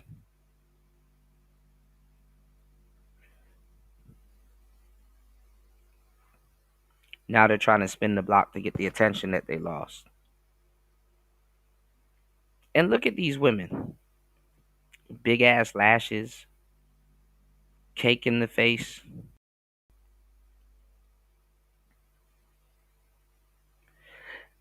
It's amazing. A lot of them go out of their way to look like low class women. Ain't that crazy? How they live their life, what their mindset is, and It's like imagine somebody ruining beauty. Leave it up to women to ruin something so good. I love beauty and I want a beautiful woman, but damn, I got to look at all this beauty and realize that this person's a hoe at the end of the day. Homie hopper. The type of beauty that can get them a husband has turned them into a streetwalker. Let's go. why they feel that hookup culture is also very important. Welcome to Hoology 101, where today I've learned it's okay to be a hoe. So I have a few different hoes that I've come across and I'm realizing how they maneuver. And so I want you to know too, so you're aware when you recognize them and when you see them. You have the hoe that's having the hoe phase, which I've learned recently by watching the Nothing But the Truth podcast, that a hoe phase is when you're just doing something to try to figure things out and you're younger and you're just trying to explore and you're trying to realize and try to come to yourself, right? And like see what's out there. You're just having fun. No connection, no ties. But then you have the attention hoe. The attention hoe. Really, what it is that you're fucking yourself up so bad in a lot of cases. That sounds like a noble way to go. But really, what it is that you're fucking yourself up so bad in a lot of cases, you have to find your way back to yourself. Let's Just go. likes to be seen and likes to be in the mix. And so she fucks to just be around. Then you have the trip hoe. I call her the trip private girl hoe. She likes to do the private planes, the private yachts, the private things, get the passport stamps. She's just a passport hoe. She just likes to do things that her money can't buy, but her pussy can. So she finds people that just likes to fly bitches out, and she does it for that reason. But then you have the struggle hoe, and I like the struggle hoe, and I respect the struggle hoe because that's more relatable because it's like she does things because her kids need things. Around school supply time, school clothes, and Christmas, she does things to make sure they don't go without. So I kind of like her a little bit. I see her angle.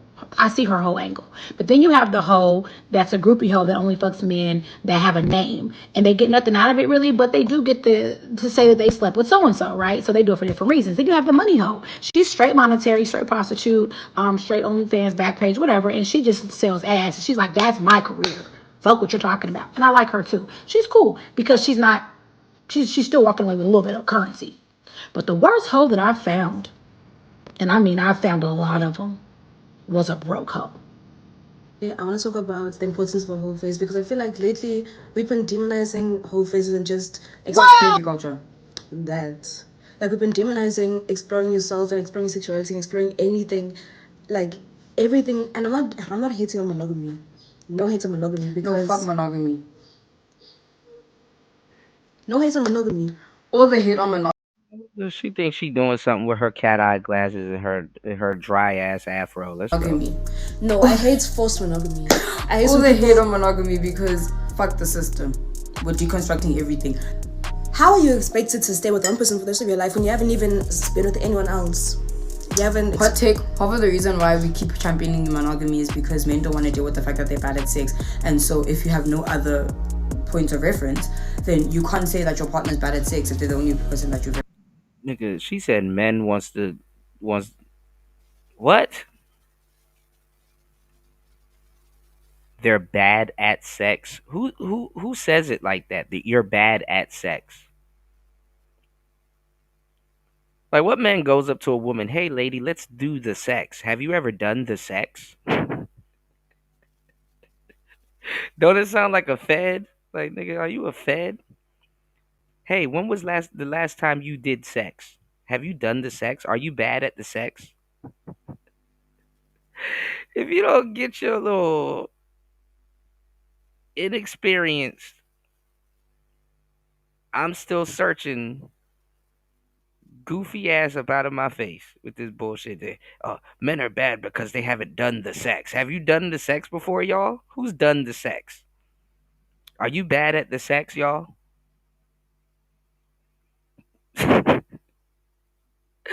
Bruh, I, I get it. When you get older, you don't realize how dumb you sound. But damn,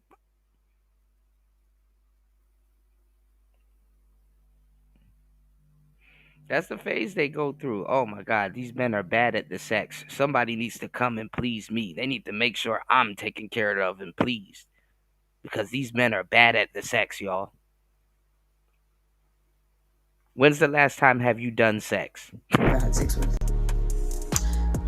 Because why can you with a partner go and sleep around with everyone he wants to before meeting the love of his life? But you have to wait until marriage. Phases teach empathy. You need your hoe phase to truly learn the depths of empathy. I believe. All right. All right. Enough of this. Enough of this.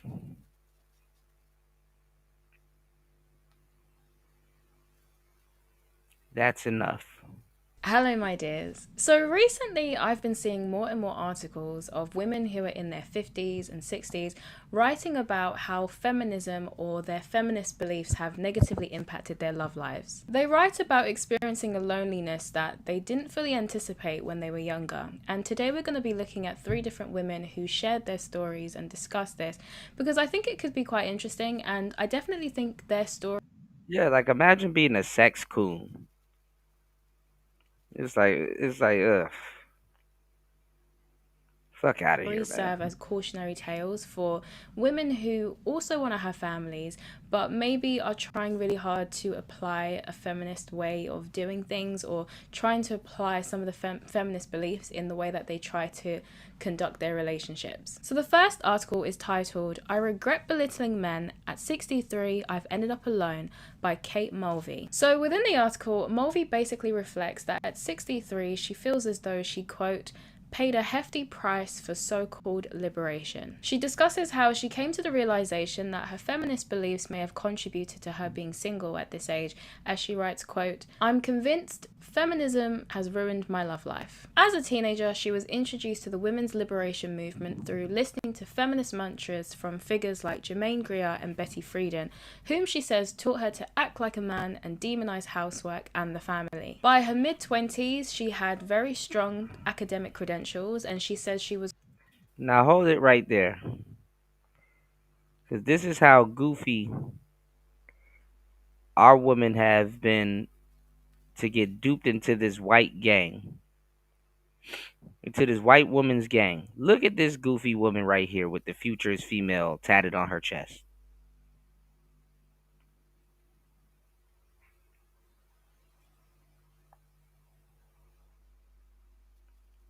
Is this not mid white woman or not? Is this not mid? Little nose piercing. Is this not mid? Glacier woman. Is this not mid? Then look at the other 2 examples. Movement through listening to feminist mantras from figures like Germaine Greer and Betty Friedan, whom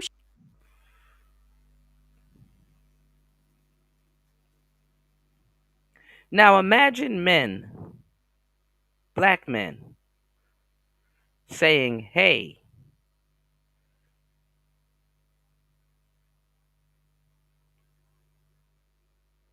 I'm going to practice patriarchy on you.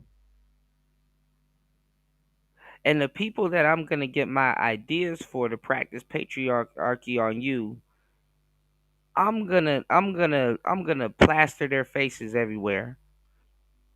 So you can see where my ideology comes from. And when you take a good look at the people spewing the rhetoric that your man is going to copy, it's like, bro, if you don't go somewhere and go sit your ass down. If men were practicing patriarchy and taking on ideas of men that look like how these broads look pertaining to feminism, you would have a lot to say too. You have a woman that's on the left that looks like a coke that look like she's on a 5-day binge, and you have a woman on the right that looks like Life with Louie. That's a millennial joke. If you don't get it, hey, I don't know what to tell you. But if you do, please support the show by hitting the Cash App or the PayPal. You have a woman that looks like a coke and looks used up. Of course, she gonna have a lot to say. You have a woman on the right that looks like Louis Anderson. What do you expect to hear? I mean, obviously their stories might be interesting, funny, probably a little bit down to earth and all kinds of stuff, but really, what quality of life do you think these women are going to conform to or have done or what they do? Just go fuck your life up, then go write a book for other people that's fucked their lives up. No different than saying, hey, go out and go find success and then go write a book for other people to go find success. But guess what? The majority of people are going to fuck their lives up for whatever reason, one reason or another. And here you have beautiful, gorgeous women that would never live the life of these two women combined together, looking at men with the same veracity of the eyes of these women, troubled, probably entitled, probably fucked their own lives up type women. Because let me tell you the reality of it. The woman that's on the right that looks like Louis Anderson, what life, even though she's not the most beautiful looking woman, was she denied from? I'm really trying to figure that out, y'all. What life was she denied from? In reality, the woman on the right will hate the woman on the left if they were to talk to each other in their true nature and not in this bullshit conundrum that they're pushing. Because guess what? The woman on the right is not denied from kids, is not denied from a man paying her bills and taking care of her. She looks like a well taken care of woman. She just don't look good physically, facially. She's not easy on the eyes. But that doesn't stop her from having kids, the family, the American dream, and all kinds of other stuff.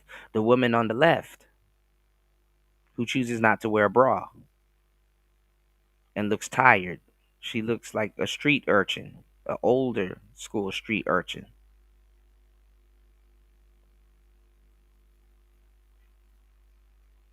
This philosophy is plunged into a lot of our sisters.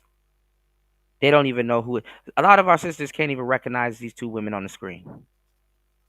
They don't know who they are. They look more like their co-workers more than somebody that they're taking actual instructions on how to be a woman from.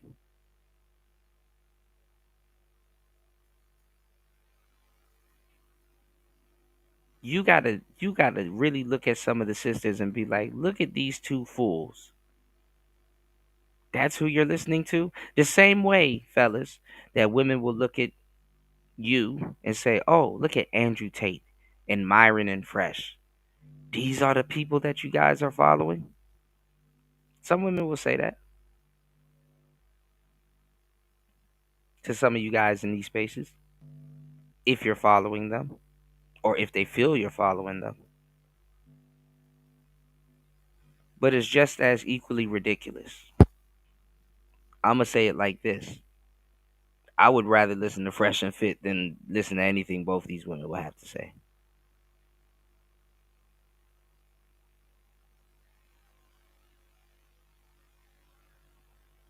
Susan B. Anthony, all of the women that wanted black women sterile, they've talked our women into actually doing it themselves and flipping this BS behind it. Oh, we're free and revolutionized.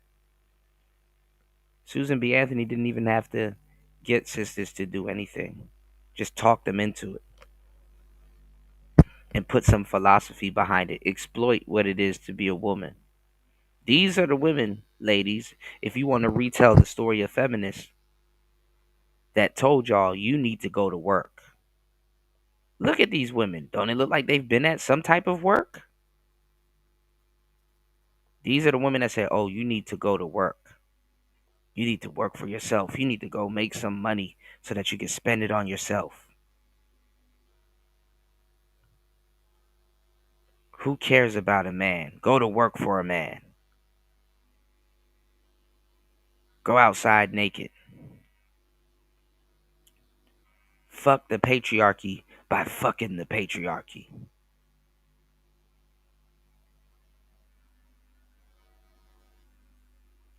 These are the women that fucked up a generation of women. Actually, generations. Look at them.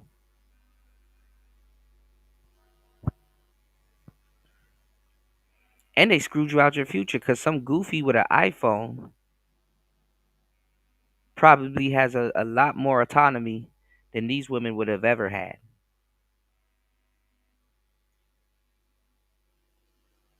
That's sad. Some of these women, if they had what you had access to today, then they wouldn't have gone down this rabbit hole or put a bunch of women down this rabbit hole. Who's gonna hold them accountable? Surely not the women that's listening to them by proxy.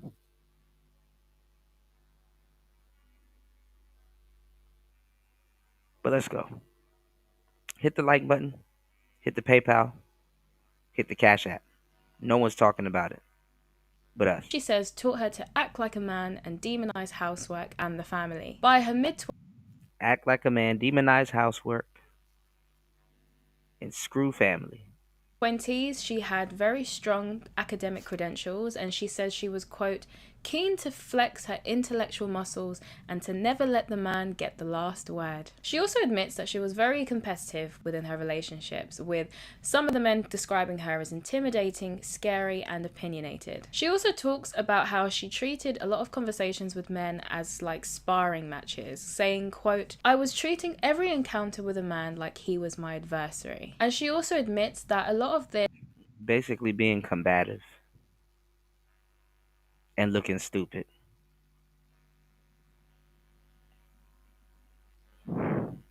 You ever had somebody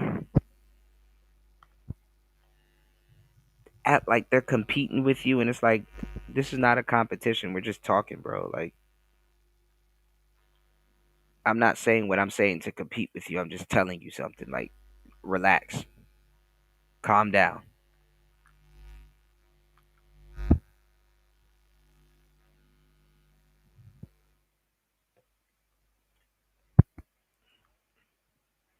It's like talking to an annoying kid.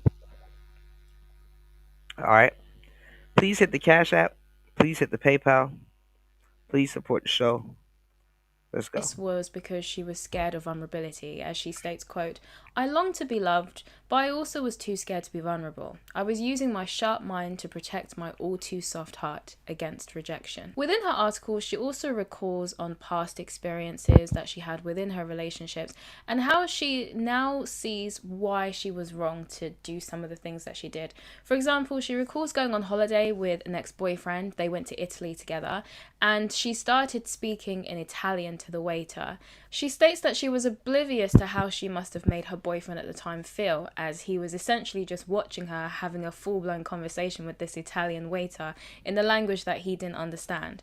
And now looking back on it, she says she realizes that she was actually just showing off, and in the process of doing that, she was making him feel very small. She also acknowledges how in past relationships or past romantic encounters, she was also very dismissive of kindness, recalling one particular incident where a man gifted her flowers and she criticized him rather than accepting the kind gesture. Then when it comes to the sexual revolution movement, she also acknowledges the fact that she regrets the views that she had at the time about casual sex, saying that she had many one-night stands in her youth, but they often left her feeling very empty and used.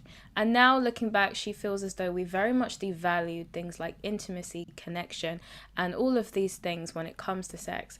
And she thinks that that was not the best choice for us to do. Despite having a very successful career, she says that she's never been married, never had children, and the longest relationship she's ever had lasted 8 years. And she very much believes that her loneliness was partly as a result of the attitudes that she had in her youth. But now she says...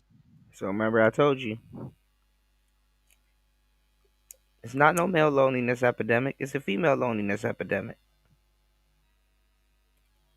Let's go. She's learned to take a step back and now understands that it's also okay to let the men in your life also shine. She does clarify though and say that it's not about What's going on, Gail? Happy holidays, love. dumbing yourself down or becoming a giggly male pleaser, as she says, but more so about just understanding the importance of balance. Then she ends her article with an invitation saying her diary is wide open. Go on, I dare you. Then the second article we're going to discuss is titled How Feminism Effed Up My Love Life by Lori Gottlieb. Now, Gottlieb starts her article with a very provocative assertion that feminism completely effed up her love life. But she does clarify and say, it's not feminism exactly, but what I consider to be a feminist way of doing things certainly didn't help. She says that her main problem is not necessarily feminism as a whole, but the distorted version of feminism that encourages women that they can have it all. The reason being is because she feels like it encourages women that they should be able to have everything in all areas, in relationships, in their careers, etc. It doesn't really allow them to have a realistic expectation in terms of what they are able to have in their lives. She continues on to say that her generation were taught that in order to be empowered, they had to never compromise, stating, quote, "We grew up believing that we could have it all. Not compromising meant having high standards. The higher our standards, the more empowered we were." And she argues that this belief is what causes a lot of women, or a lot of women within her generation, to reject perfectly good partners, saying, quote, "In real life, you can't get everything you want. When you want it, on your terms only." And this view caused a lot of them to view dating as searching or hunting or shopping rather for the perfect partner, and looking at men as a package deal rather than as really human beings with their own individual flaws that they might have, but also good qualities as well. They had very, very strict superficial criteria of what they wanted from a man, and if there was anything that wasn't being ticked off on that list, they would discard them entirely. She also discusses what she saw often, which was this mismatch between the public feminist identity versus the private secret longing, as she says, quote, "Every one of my single friends wanted to be married, but none of us would admit how badly we craved it for fear of sounding weak or needy or, God forbid, anti-feminist." And I can completely understand where she's coming from. I mean, nowadays, if you express that you want any of these things, you're likely going to be called a pick-me, which is kind of similar to being called an anti-feminist, because whenever you're called these things, it implies that you don't like women, or you're betraying women. It's called male identified. You're identified as being on the other side with men in the gender war, because you're trying to appease or to pander to men. And this is something that Gottlieb actually acknowledges within her own article, as she says that aspiring for or wanting these more traditional ideals is often very much seen as betraying the feminist cause. Gottlieb describes the attitudes she saw as generational entitlement, women expecting constant passion, ideal partners, and immediate fulfillment from marriage, writing, "We don't wait to see if connection develops. If a relationship takes too much effort, we bail." With many single women acting like maximizers who held the belief that the longer you wait and the more you search, the better the guy is going to have to be. You don't want to have gone through all that struggle and turmoil only to end up with a good enough guy. But she acknowledges the problem with this mentality, as she states that often it does lead many women to leaving relationships with men who are good just because they're not quite perfect. And then in the end, what ends up happening is, because they have this belief that because they've been looking for so long that the person they have to be with has to be practically perfect or the best of the best of the best, it causes them to actually be a lot more critical of the men that they end up trying to date, because they're constantly trying to see if they are good enough, and they are more likely to focus on their faults and find that the men that they date will never truly measure up to the picture that they have inside their heads, which is why many of them would end up ultimately just being single. She also warns that indecisiveness as well as perpetual comparison can also lead to unhappiness, and also creates this fear of settling that some women have. But she does also make a clear distinction between settling and compromising, stating that she doesn't think that you should just marry an awful person just for the sake of getting married.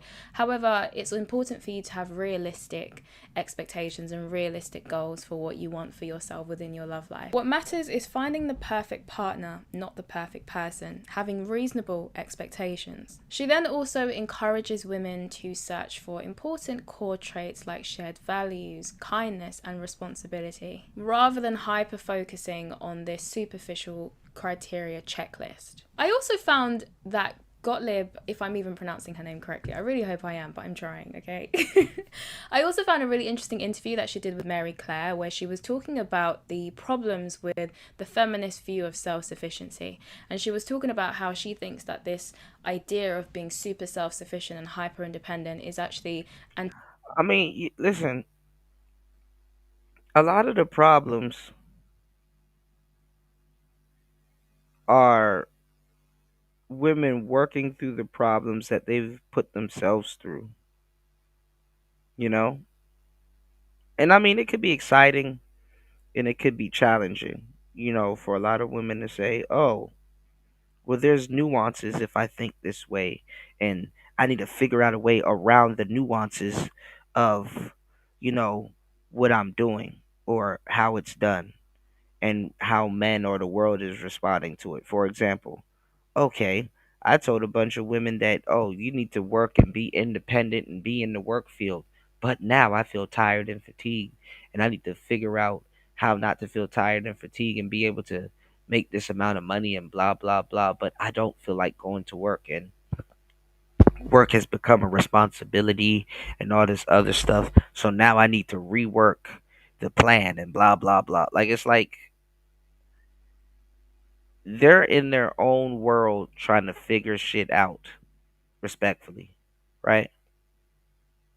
Whereas men, when we got to come to the table and we got to talk about stuff, it's called politics. See how that works? It's called politics because we're talking about real world problems. We're talking about dealing with other nations and their ideology, how they do business, and stuff that went wrong and things that actually blew up and stuff that's not going right. We're not talking about fabricated, self-imposed, made up problems for the most part, you know? So it's really about, oh, how I'm going to work my way around the system or how am I going to work my way? Like, I really hate to say this, but a lot of young women spend their youth trying to outsmart themselves that they end up just trying to outsmart themselves to the point that till they paint themselves into a corner. Really, you know, they just outsmart themselves until they paint themselves into a corner, and then just accept it. Somebody's gonna pay for that. Obviously, the woman that's going through it, she's gonna pay for it, but kids will pay for it, friends will pay for it, parents will pay for it.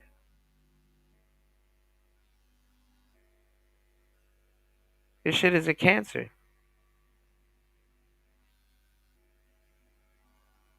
And the false sense of happiness that it sells to them, that they deny themselves going through the motion of it because it's built on the platform of hating men, but trying to become one the whole time. Some sad shit. Typical to a successful relationship, which requires interdependence and vulnerability. And so she very much argues that the feminist views about self-sufficiency are actually are misapplied in the context of romantic life. And for that reason, it doesn't really work. And the reason I found it really interesting is because it actually reminded me of a conversation that I had with a friend of mine. I remember in the earlier stages of her relationship where we were talking on the phone and she was saying how she found that she had to let go of some of these feminist views that she'd had for many years because we both went through that feministy phase in our lives, because she was very much a hyper independent girl, like very, very independent, wanted to do everything for herself. And so when she got into a relationship with her boyfriend, now husband, she was very much determined to prove to him that she could independently do things, independently problem solve, and that she didn't need him, but not in a spiteful way, just in a way of trying. Imagine being with somebody that's trying to prove to you they don't need you.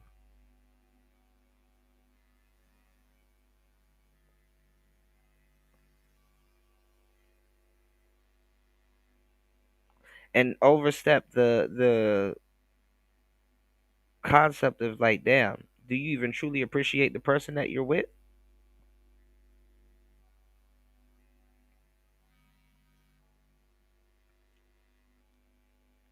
Y'all are together and you're constantly trying to prove that I don't need somebody. I don't need to fuck with you. I don't fuck with you.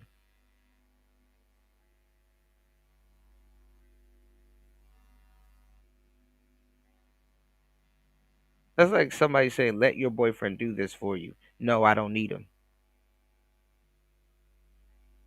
Hey, let your husband handle this. He would like to be of some service to you. No, I don't need him.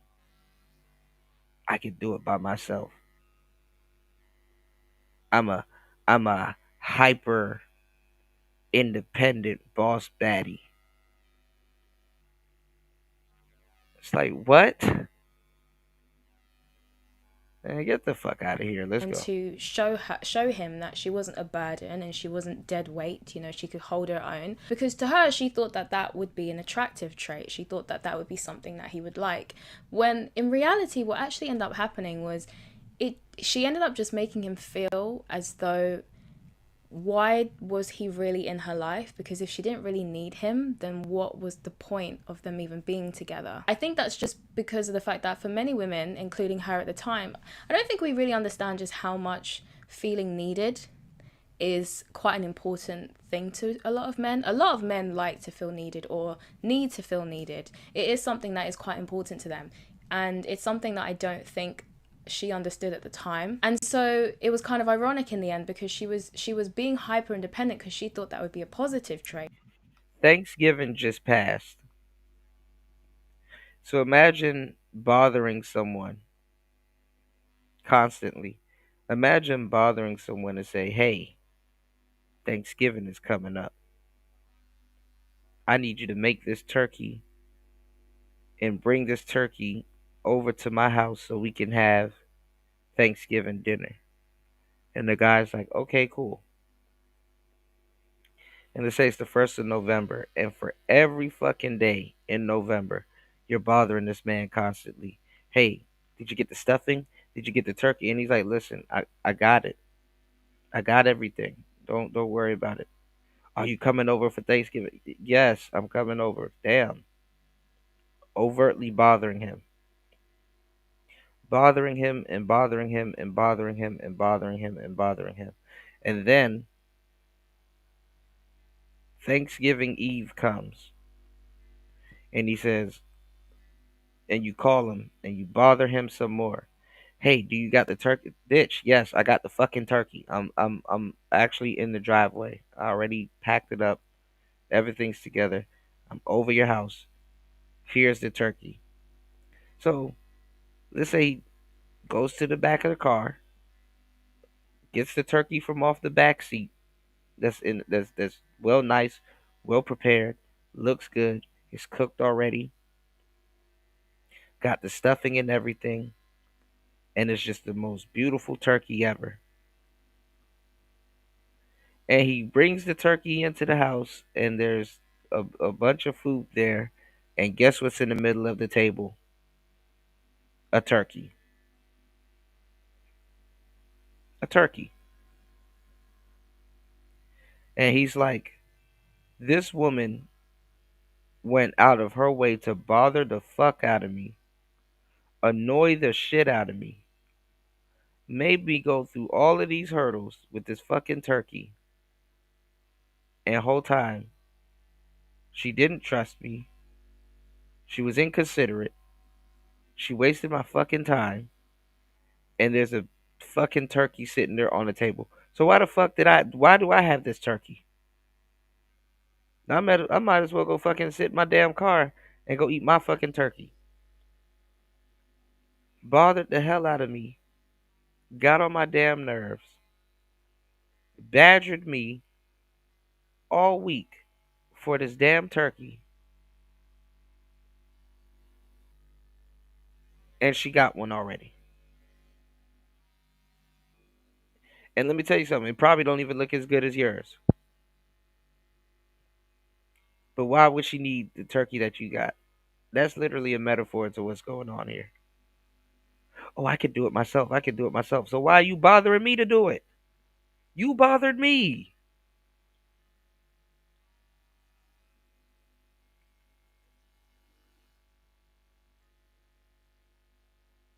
Meanwhile, there's another beautiful woman out here that's more considerate, looks 10 times better, knows how to cook, and all kinds of other stuff. She's missing a turkey, and she would enjoy and actually sing your praises for doing what she bothered you for. Ain't that something? Ain't that about a bitch?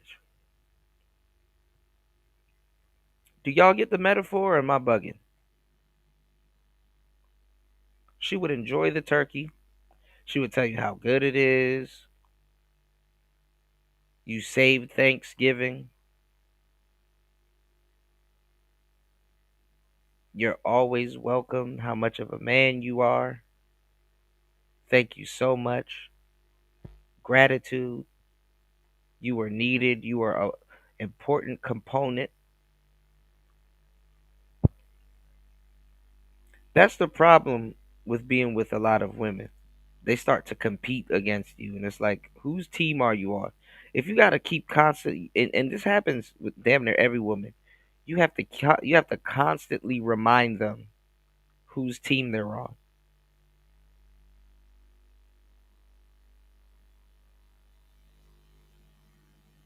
It don't matter if it's a home game or an away game. You're on our team. We are a team.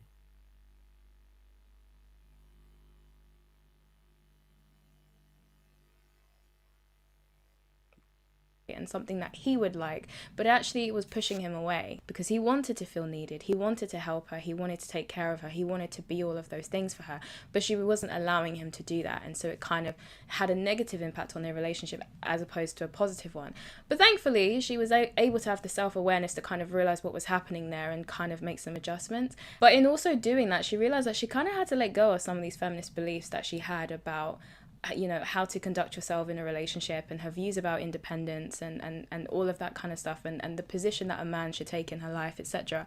And to be fair, they're now happily married, and she is absolutely so in love with this man. She literally glows when she talks about him, and it's just crazy to me to think that if she didn't have that moment of realizing what was going on there and wasn't able to course correct, then So look at that. She had to drop feminism to find happiness.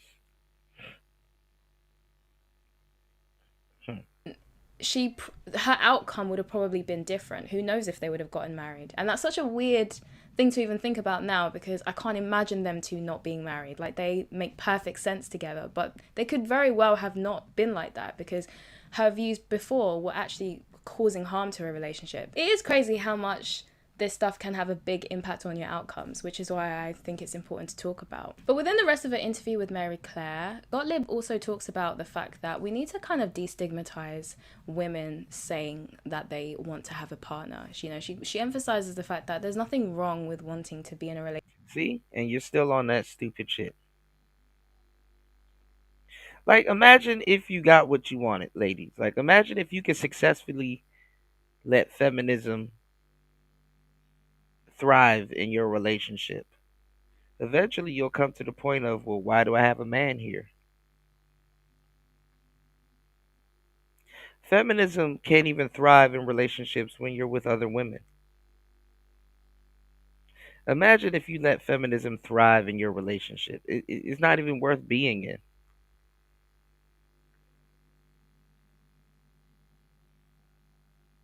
You're just wasting everybody's time, even the kids.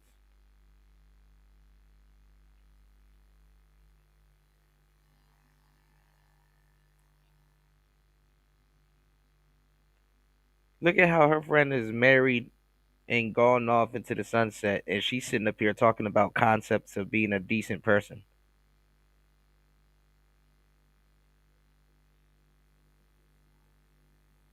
in a relationship that she asked for. Imagine that. You have to relearn how to be a decent motherfucker in a relationship that you asked for. I want a man, but I don't need one. But I want one, but I don't need one. But I want one, but I don't get man. Look, go date a donkey, cause you're the donkey at this point.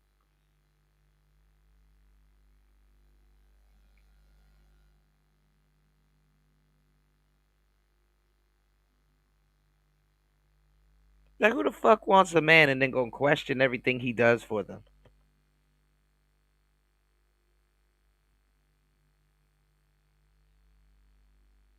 Stupid mother. Relationship. There's nothing wrong with wanting to have a partner. But yeah, we seem to have this kind of culture where if a woman openly outright says that she wants these things, she's kind of viewed in a negative way, to the point where, like she said before in her article, that many women within her generation didn't even feel comfortable saying to each other that they longed for. And this is bullshit that other women put other women through, and they turn around and blame it on men. And there's a baby crying in the background.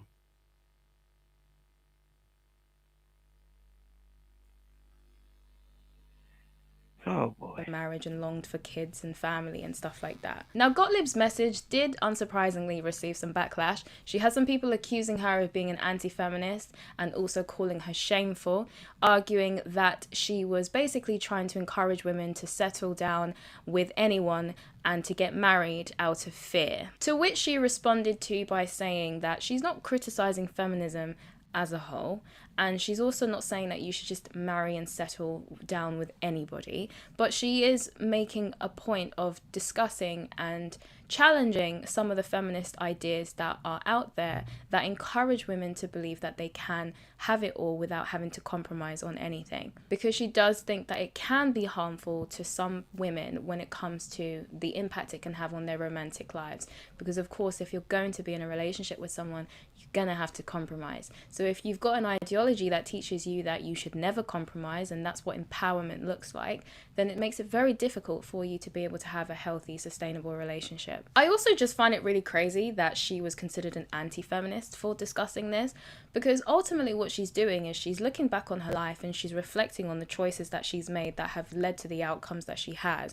Quite clearly, she's not happy with the outcomes that she's had as a result of those choices. It's like a black male gang. Feminism is a female gang. It's like a black male gang. You have a crip that's done more than other crips. Went to jail, came back home, started a business, had a child, and he's looking at his damn flag like I gotta mature. Why am I breaking the law?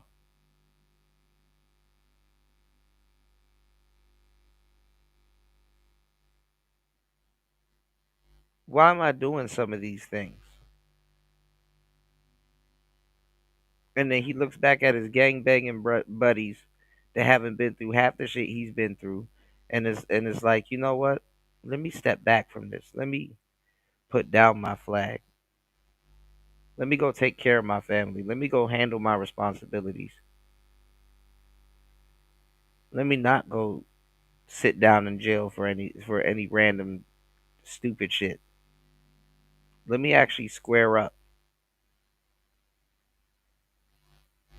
I've been destroying myself. I went to jail. None of these people called me. None of these people care. But I'm supposed to be gang, gang, gang, gang. Now they're mad at me because I matured.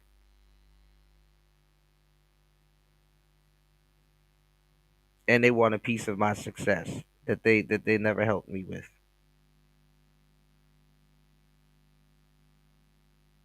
Sounds like feminism, don't it? Let's go. She made in her youth. And so what she's simply doing is connecting the dots to understand how she got there, and is just simply spreading the word to other young women so that they don't repeat the mistakes that she's made. But I guess it would have been pro-feminist if she just kept quiet and just allowed women to potentially end up in the same situation that she's found herself in. I just find that really bizarre. That doesn't happen. When you're going around and hating men and stuff like that, you don't get the same outcomes as women that actually grow the fuck up and get their lives together and get their shit together and actually enjoy their interactions with men and their husband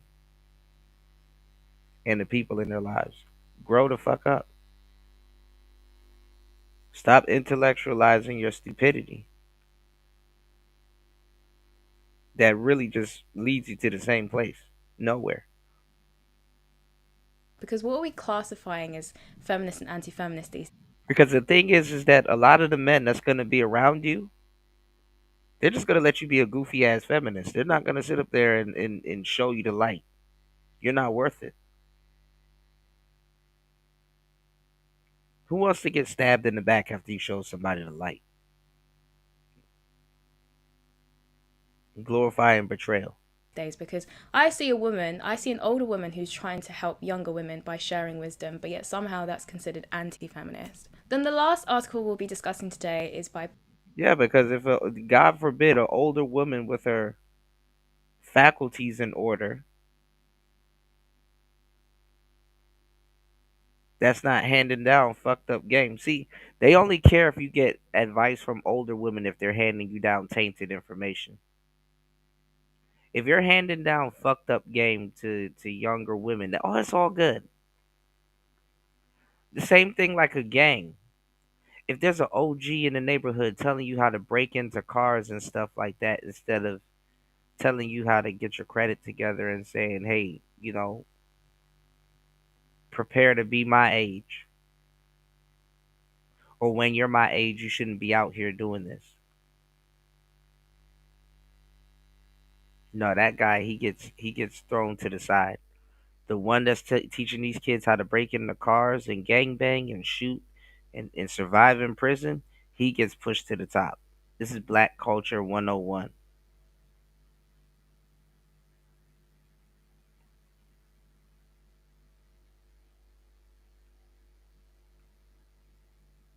So people want these fucked up outcomes.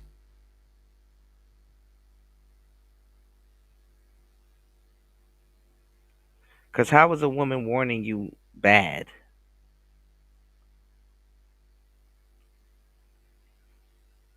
But let's go. Petronella Wyatt, titled "Feminism Has Left Middle-Aged Women Like Me Single, Childless, and Depressed." Within her article, Wyatt argues that feminism. And see, this is sisters being nosy into the white woman's into the white woman's gang. This is sisters being nosy into the white woman's mess. There's nothing wrong with black women wanting to read about white women and white history and stuff like that. No different than a black man reading about Nikola Tesla and Frederick Nietzsche and some of the stuff that goes on in a white man's life. Nothing wrong with that. But they literally took the wrong things from it, out of it.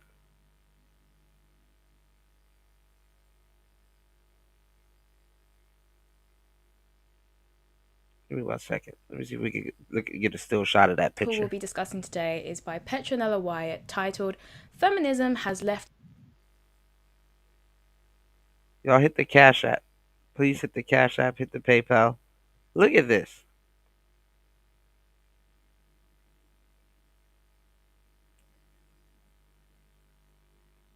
Look at this article.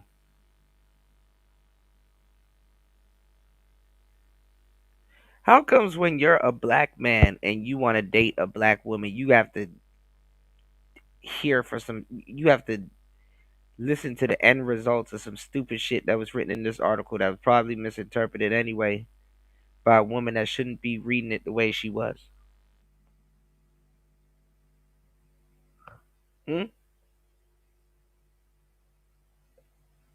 Wasn't even intended for her.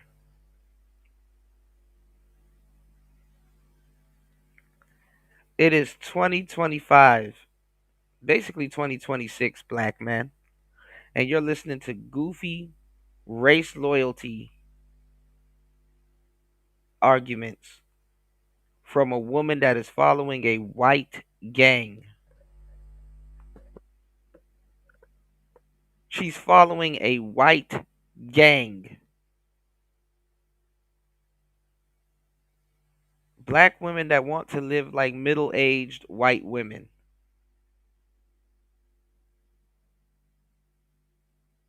Why is she even talking to you? And why do y'all niggas sit up here and listen to this shit? And trying to. They only save this shit for you. They don't save this shit for Brad and Chad. They save it for somebody that looks like their dad. They don't save this. They don't save this for them. Who the fuck cares if some privileged woman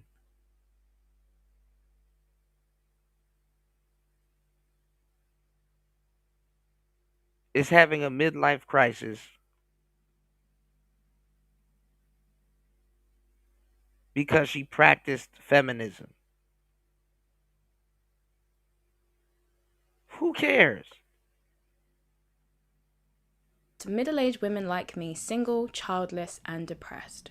Within her article, Wyatt argues that feminism failed women within her gender. Like, do you hear black men holding women to task, saying Benjamin Franklin, he he, he felt bad about women when he was coming up. Friedrich Nietzsche, he felt bad and was rejected by several women when he was coming up. Abraham Lincoln.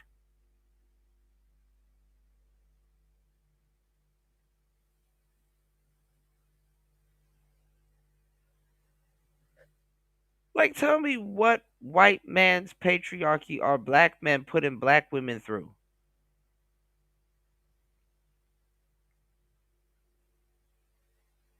Anytime women hear patriarchy or somewhat of patriarchy from a black man, it's in order to be a traditional man and love them and protect them. Hey, please don't go outside butt naked because you're going to put both of our lives at risk. I can do whatever I want. Some white woman that was middle aged practiced feminism because some man told her what to do. How dare you tell me what to do?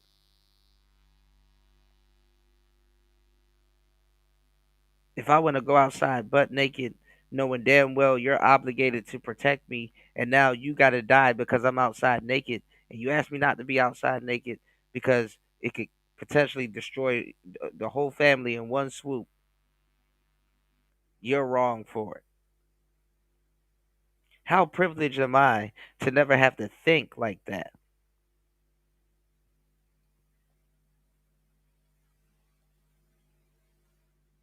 I'm going to be a black feminist.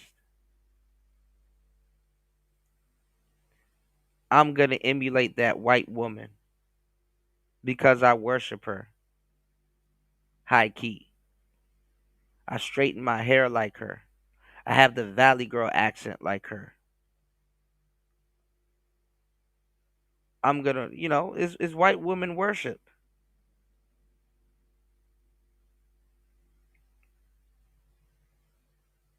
for sure. Party, you already know, bro.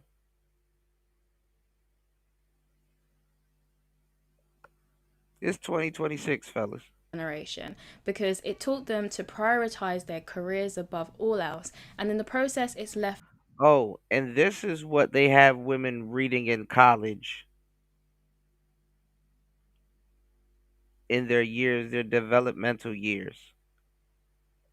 Warped. Them single and childless in their 50s. She describes growing up in a privileged background during the Thatcher era, and she remembers a time when she was in private school when Margaret Thatcher came and spoke to her when she was 13.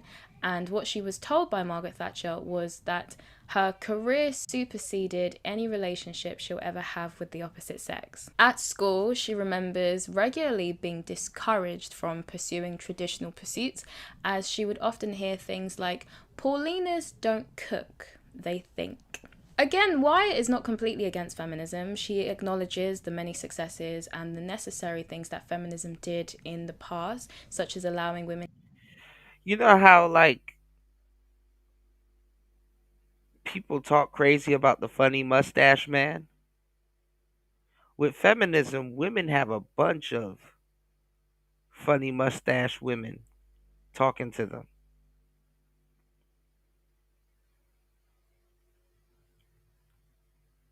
It's like female Nazism. There, I said it. There, I said it. It's a big. Women grow up with a huge straw man that they think is they're fighting. Men are just one.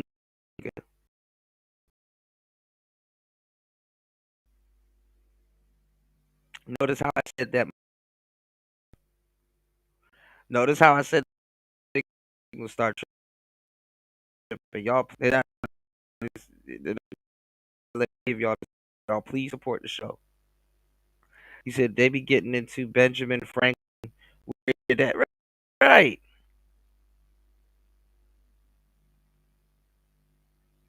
Imagine every time a man talks to you, ladies, you got to keep hearing about the funny mustache man. Like, what does he have to do with us?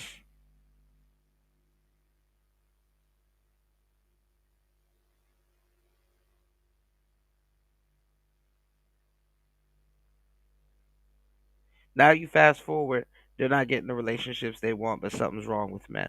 To have financial freedom, as well as also giving them the opportunity to access education and the workforce.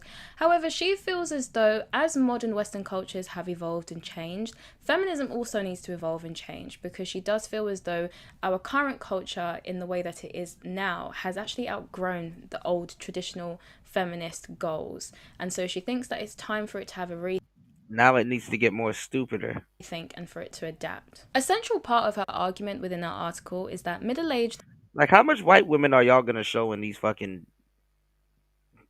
How much white women references are y'all gonna refer back to? Why can't you make real feminists, black feminist references? Oh, because guess what? They're copying the white woman too. And then you're gonna have to allude it back to slavery, like Sojourner Truth and other women that was under this quote unquote white patriarchy.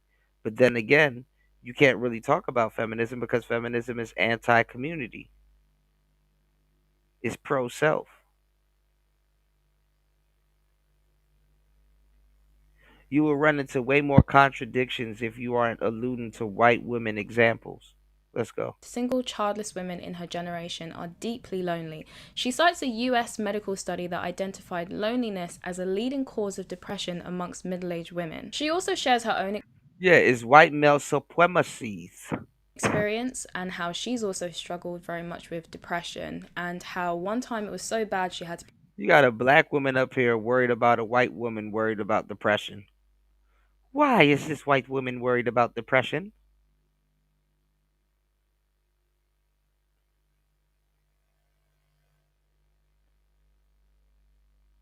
Why is her love life so daunting? Huh? Why? Oh my God. Be hospitalized after some friends raised some concerns because she had had impulses. Like, the only time you will hear a white woman who cares about a black woman's love life in depressing in the black woman's depression is like if you find some weird white DJ on here and she's going over a track from Summer Walker or some hip hop artist.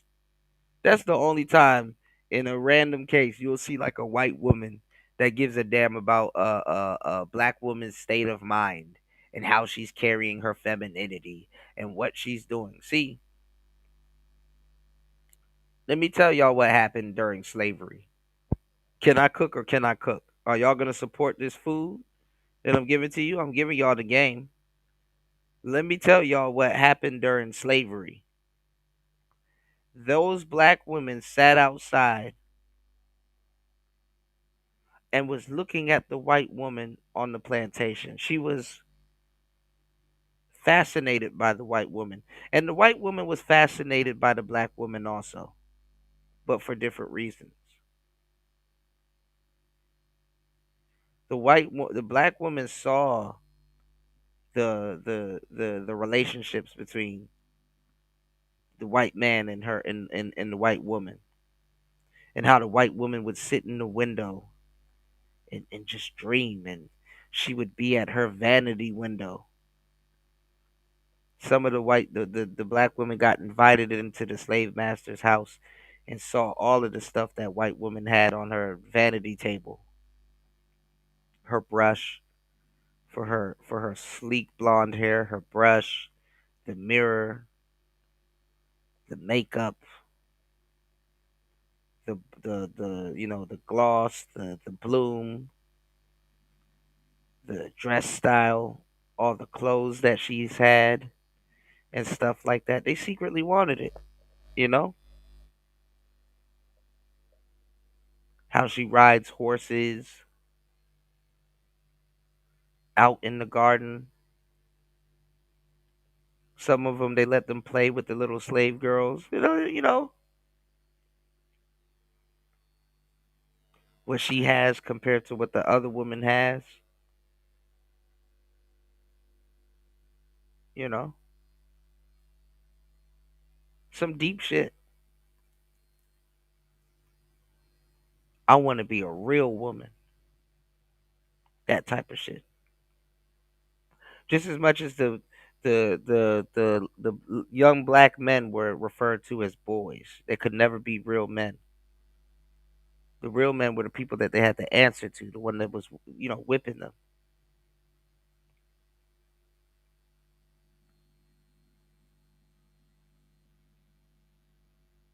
Again, when we go back to race loyalty, feminism, see, we will never get to the bottom of this bullshit until men have to step in. Men would have to step in and be like, ladies, what the hell is this?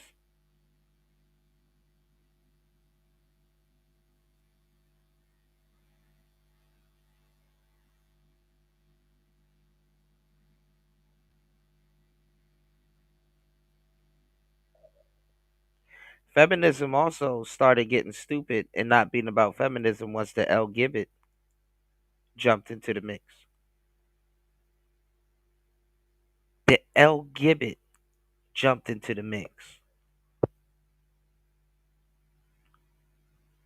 So look at this, fellas. If you were to go to college in the 2000s, if ladies were to go to college into the 2000s, the books and stuff that this woman is reading, this is the stuff that they would shove down their throat. And you would wonder, bro, where is all of this fucking hatred and bullshit coming from? Where's this shit coming from? Like, who told her she couldn't vote? Who told her she had to do this? Who told her she had to do that? Where is this coming from? Why does she hate men this way? Why? For what reason? What reason?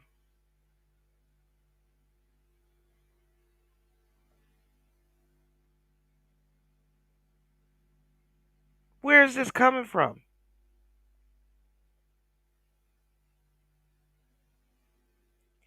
And let me show you. Shout outs to Party. I got you, bro. Give me 1 second. Let me land this plane real quick, bro. Let me show you where this shit is fucking up. And this is why I gotta move. And it has to modernize itself. And this is why, fellas, you might start to see a resurgence of black women miraculously coming back. That don't mean they still don't believe in this bullshit, but they're gonna miraculously come back. But let me tell you what's going on, because you don't even listen to black women when it comes to this shit. Just go directly to white women. Go straight and directly to white women and see what white women are talking about, because black women are only going to give you an offshoot of this bullshit, and black women are not fully invited to white women's circles. I remember there was a bunch of older seasoned black women in their 50s and 60s, and they were going under the moniker of womanists. White women code switch to womanists when they want to run from the title feminist because certain things happen where they're not able to get hired by certain companies. Jobs don't trust them, and you know, corporate America rejects them. They don't. It's like you know they you know it's some bullshit. So they go under the moniker. They hide under the moniker of womanist. They start deleting shit off of social media, and they run under the moniker of womanist. There was these sisters that was speaking against white feminism because they wouldn't those white women wouldn't let them in to their organization. And then it might have had something to do with their sorority, you know. So those white women didn't trust them and wasn't letting them in, and all of a sudden they wanted black men to help them and speak up against them because white women wouldn't let them into their gang. And it's like, why would the black men help y'all and speak up against you going over the other side to be traitorous and talk crazy about the black men? You know, why would we help y'all be in a group that destroyed the civil rights movement and at the same time exploited it?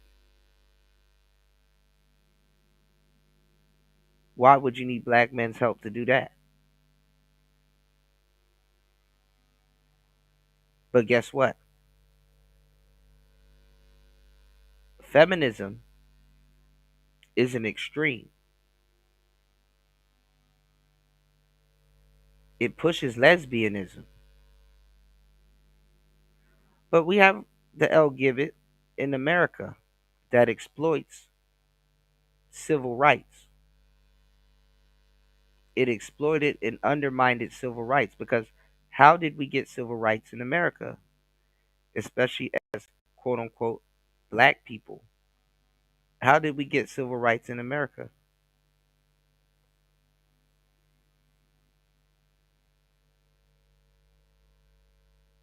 And what group of people uses it more than actual black people?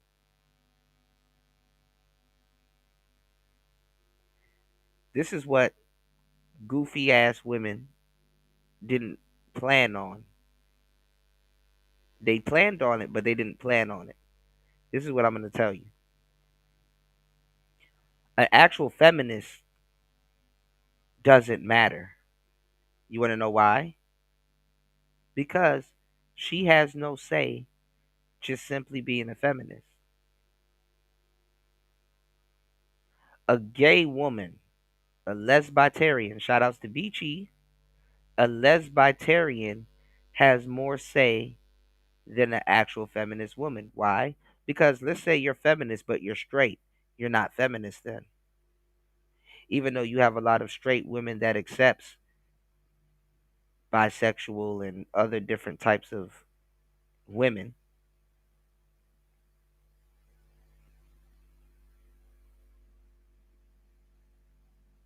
you're not straight. Or you are straight, but you need to accept people that aren't straight. But you're damn near not as good as the woman that already came in bisexual or gay.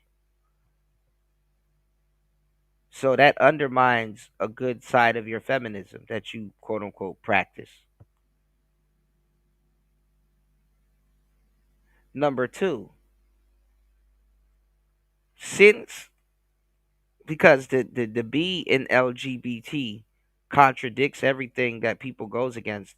People haven't even caught on to this yet. Because if you're saying you're bisexual, that means you have acknowledged that there's two sexes. Bi is also another word for two. You understand what I'm saying?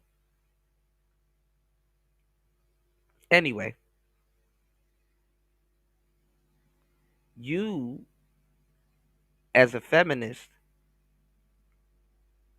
has adapted a subcategory of men and women.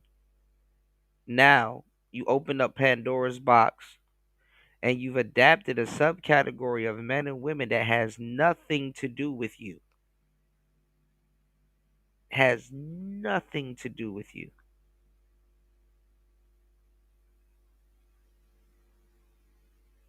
So it don't matter if you're a goofy ass feminist. Your word is inadmissible compared to the L Gibbet. Because if you're not down with what they're down for, you're not really a feminist. This is why you see a lot of women that are feminists or was feminists, they're starting to back off because they're starting to have negative interactions with the Pandora's box that they've opened, and they're starting to be undermined. Because guess what? The L Gibbet is taking all of the handbook of what women wanted, and they're getting better laws than women, even though women are a part of it. They're a part of that, not feminism.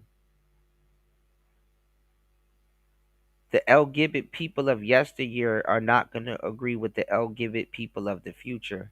The LGBT people of the future of yesteryear are going to betray and turn on the LGBT people of the LGBT people of the future are going to turn on the LGBT people of yesteryear. This is why when some bullshit pops off in their community, you see they try to wheel out TS, Giselle, and all these other older gay people, RuPaul, and all these other people. Man, modern gay people ain't listening to them dumbass niggas. They're not listening to them. Like, nigga, what the fuck can RuPaul tell me? I went and got the actual surgery. I'm more evolved than RuPaul. RuPaul is working off the old playbook. T.S. Giselle. Who the hell is that? I never listened to one joke that person said. Like, they don't give a fuck. They don't give a damn about what these people are talking about.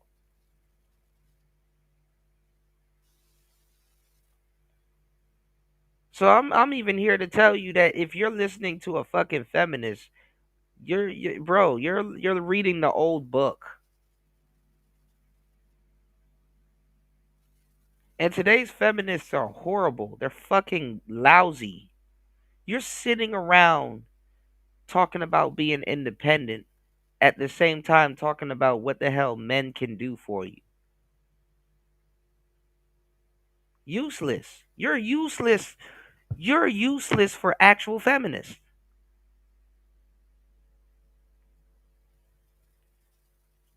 That's fucking horrible. Like, imagine being a useless feminist.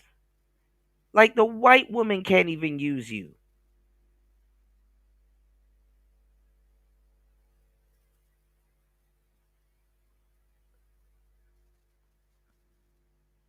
Like, we're at the point right now that gay people don't even need feminists to speak up for them. Gay people are like, yo, speak for yourself. Uh, we need something better than what they got going on. They're gonna have way better. All of the laws that they're gonna put in is gonna undermine women. They're using femininity just as much as black civil rights have been used and exploited. And women do not see this. This is why a lot of women are fighting for their fucking lives to be feminine.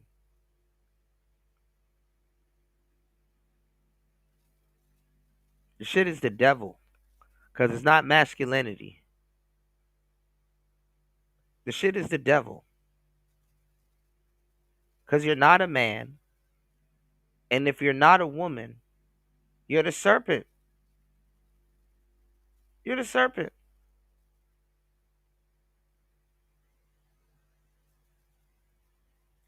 Here we have natural, full blown women exploiting themselves as if they were a man or as if a man would. The way that these women tell you that men have defiled them and used their bodies are the same way that they're defiling themselves and using their bodies, and it got nothing to do with a man.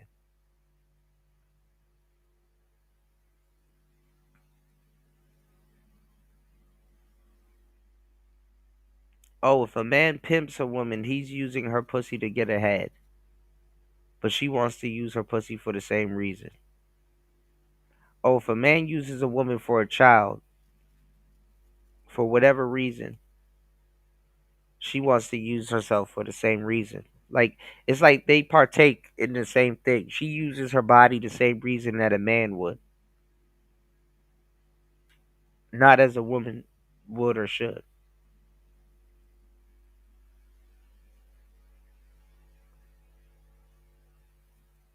It's some crazy shit.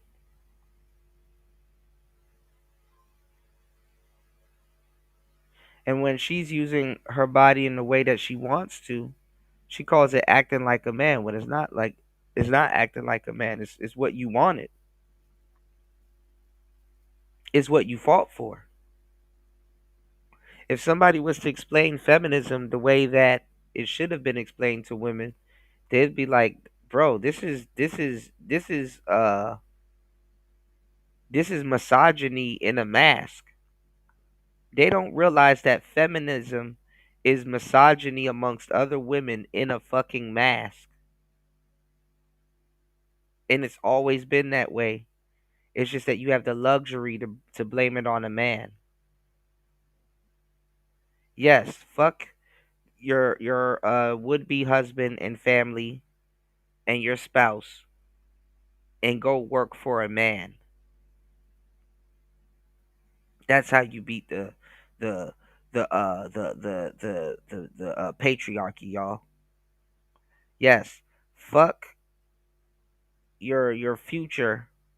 Go work for a man. Go throw your life away by getting educated from a man's, well, women teaching in a man's college.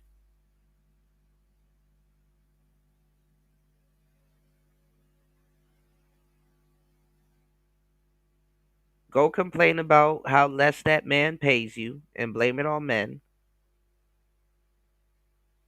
and just shoot yourself in the foot repeatedly and blame it on men. You see it all the time. You have women going into men's places but mad that it's not accommodating to women.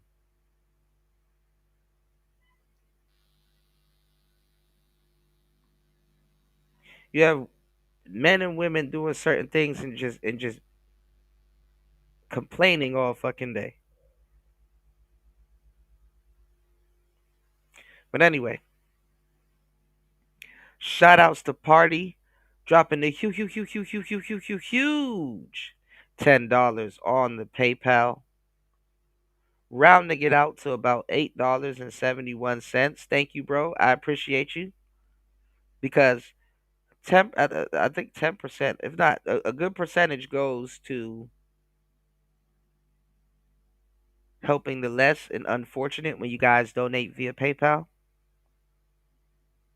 And I want to thank you guys for supporting the show. It's Player Talk Radio. Let's get it. Let's go. More. Wendy? Thanks, Chuck. We're standing here in front of the Olympic Liquor Store in Queens where scores of African Americans have been lined up for hours. We spoke to a few of them earlier. Ladies, may we get a word? Hide the money, y'all. There's poor people around. With your broke ass. Shout outs to Party. I appreciate you, bro. As always. Party says if they were mean, the turncoat energy would be obvious. Absolutely. Absolutely. And nobody kisses ass more than the black feminists. Cause they want a they want to be beside the white woman in their fight.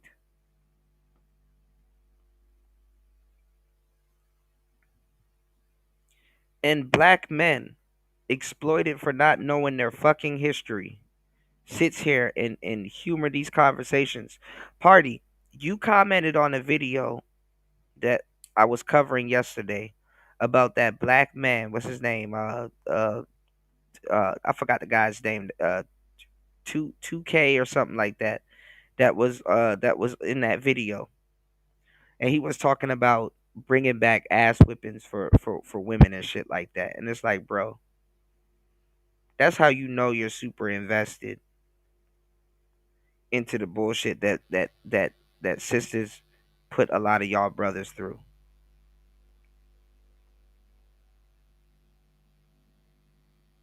That's how you know you're invested. If black men simply did their history, and this is why I don't understand why we had a group of hotep niggas that have fallen for this shit. If black men literally did their history, they would all of this shit would be inadmissible. It wouldn't be 2025, and you still would have to hear about how women didn't have bank accounts and how they're so tired because they've been put through so much oppression and they had to work. Like, do you hear how dumb a lot of these hoes sound? Oh my God, the man put us through so much oppression and we had to work and we need to be served. But she's listening to a woman telling her to go to fucking work.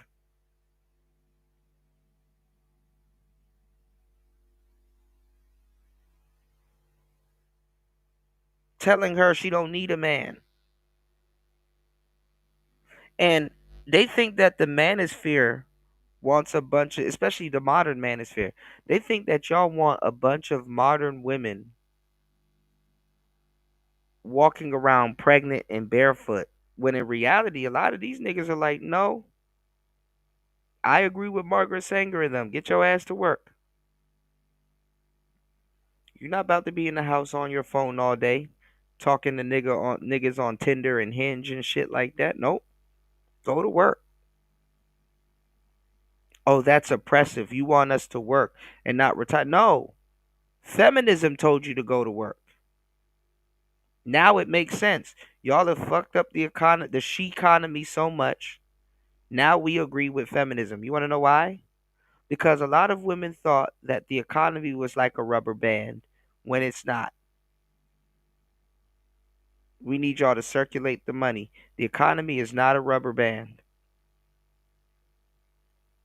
It is not going to go back to the way that it should be. And since there's more women than men to circulate the dollar, y'all need to go to work. And men are now saying that the women that are privileged, that that uh that appreciate their men and what their men do for them, those are the women that get retired. Those are the women that get to stay at home and do whatever. Those are the women that get to work at home in their pajamas.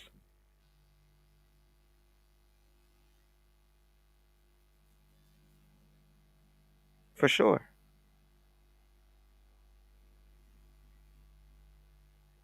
You know?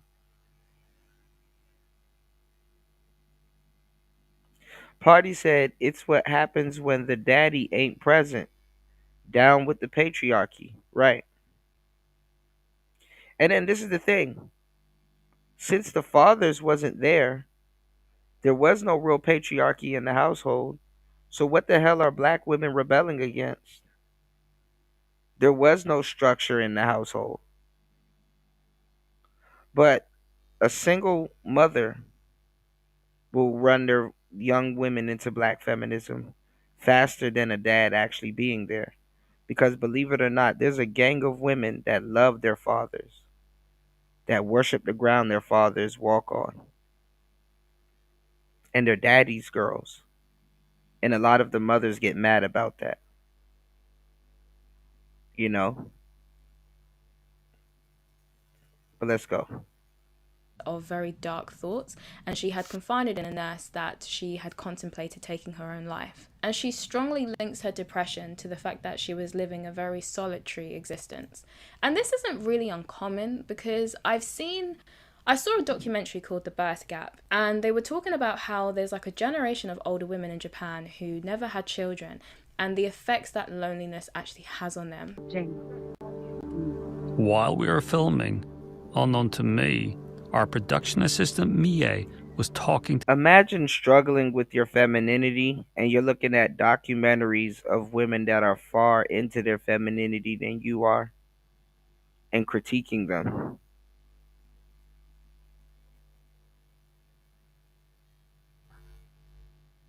about some of their outcomes.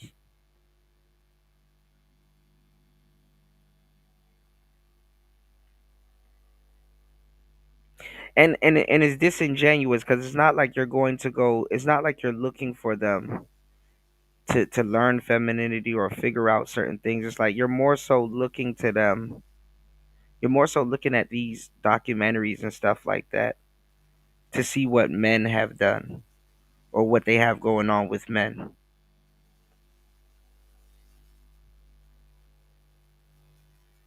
And some of them are like they're getting the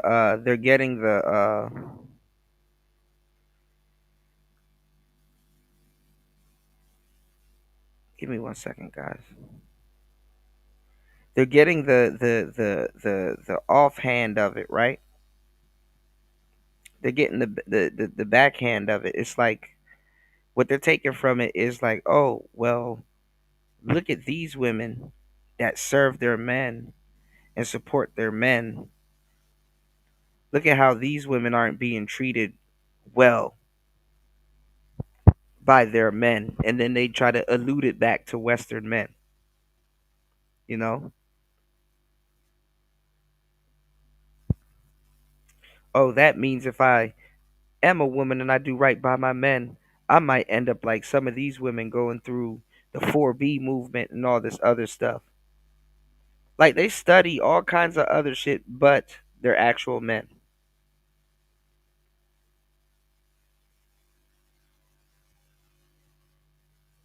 So you got a lot of black men in the United States focused on their women while at the same time being undermined by those same women that they're focusing on and getting every corner of misandry thrown at them because of what these women are looking at versus other men, except for the ones that's right there. Crazy shit when you think about it. About going on with Japanese women that American women aren't going through that could,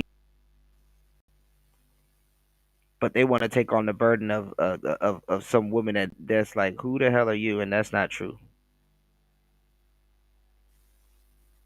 Japanese women, let's go. To some locals. They explained how the week before, a 90-year-old woman with no family had thrown herself from the roof. One man said, right there.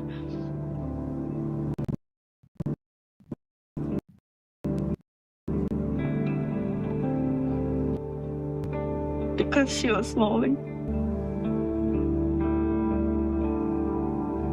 Back near the station, I asked a store owner and his mother how often this happens.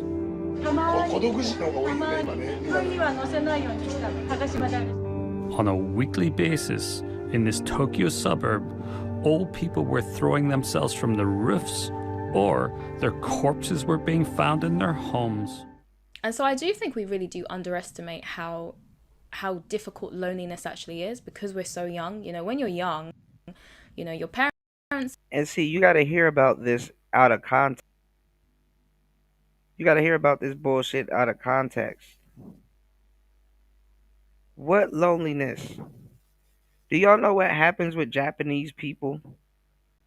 A woman will sit here and look at that and will be like, oh, it's because of the man. And because some man didn't do nothing. And because some man didn't,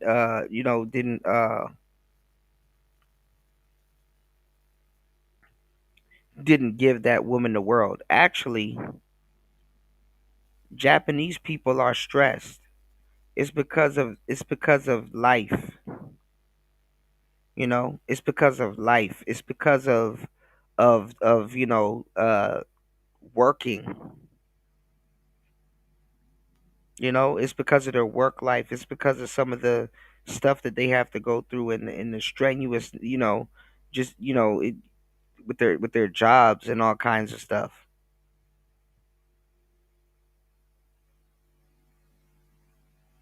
It's not because of no man. Men are going through it also. They have a forest, right? They have a forest that's at the bottom of that's at the bottom of I think Mount Everest, called Agori Forest. And men and animals and children go into this forest to go commit suicide. Ooh, my bad. To unsubscribe themselves.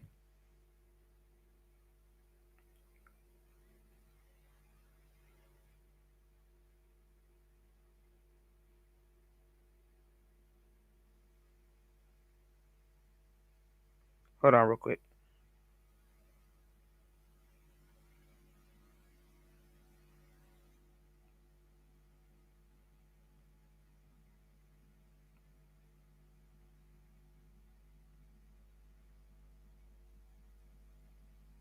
Give me 1 second.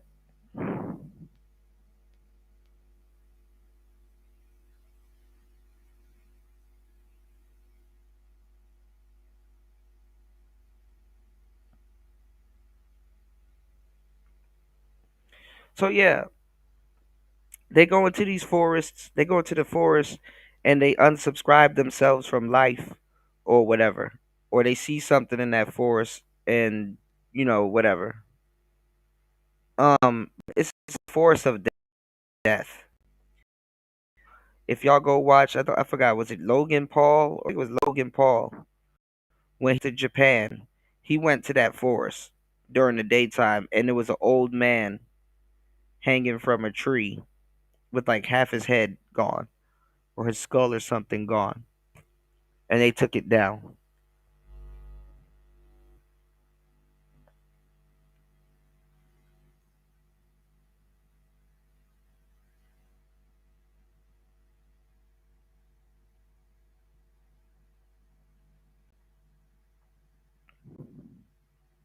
So stop listening to some of these women and be like, oh, because it's because of the men. They insinuate that it's because of the man.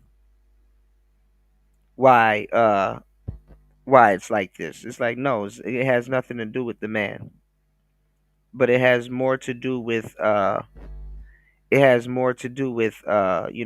just the lifestyle that a lot of those women live.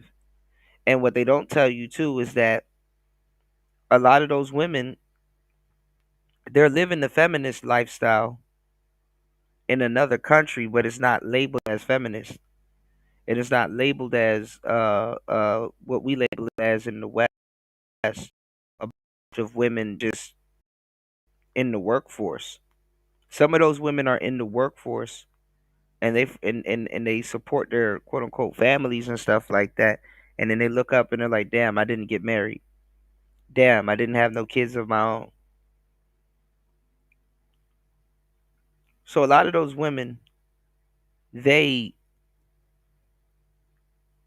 do those drastic things or fall into certain things because they didn't have a man. They didn't have those certain things. You know, that's what they fall into. But here you have disingenuous women on here telling you it's because of a different reason, and it's not. That's sad. And look at how to pay attention to all the examples that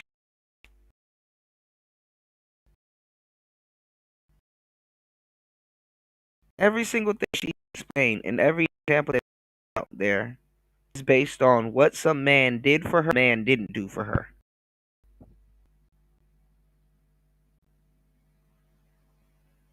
And let me tell y'all something. A lot of these women need men around them in their personal life to validate their feminism. A lot of them, if there's no men around, understand how dumb of the stuff that they're doing, how foolish it is. So a lot of these women need to be around men to validate their feminism. It's always about some shit a man did or didn't do for them. Let's go. Are still around. You still have friends who probably don't all have children yet, so their time is not really occupied, super occupied with family and obligations, etc.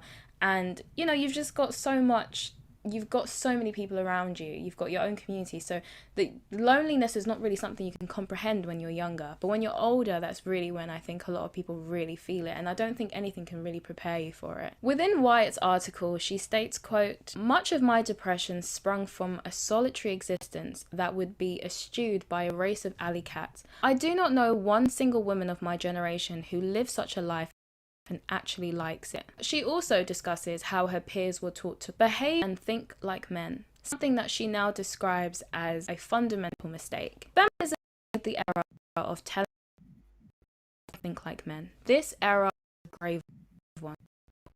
Women like myself are paying for it, like gamblers in a casino that has been fixed. For women are higher. In her view, living one had followed a more traditional path. Ultimately, Wyatt argues for a cultural reset. She implies that feminism, or at least the dominant version that she was exposed to, needs rethinking to avoid repeating what she sees as damaging outcomes for future generations. And although she believes that it may be too late for herself and her peers, she doesn't think it's too late yet for younger women, which is the reason why she wrote this article. I do really think that this is a really interesting as well as an important conversation for the reasons I said at the beginning of this video. I think that if you are someone who wants to have a family, then it is important to consider these things and to also learn from the people who have lived a longer life than you, have tried out these theories and put them into practice, and seeing what their outcomes actually look like, so you can decide for yourself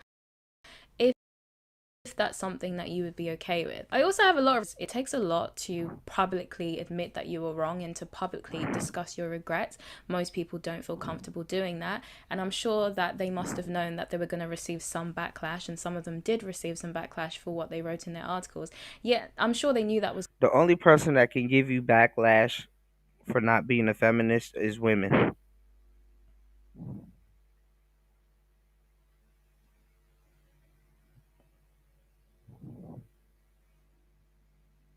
How about you include that part? The only person that can give you backlash for not being a feminist is women. going to happen yet, because to them it was more important to get this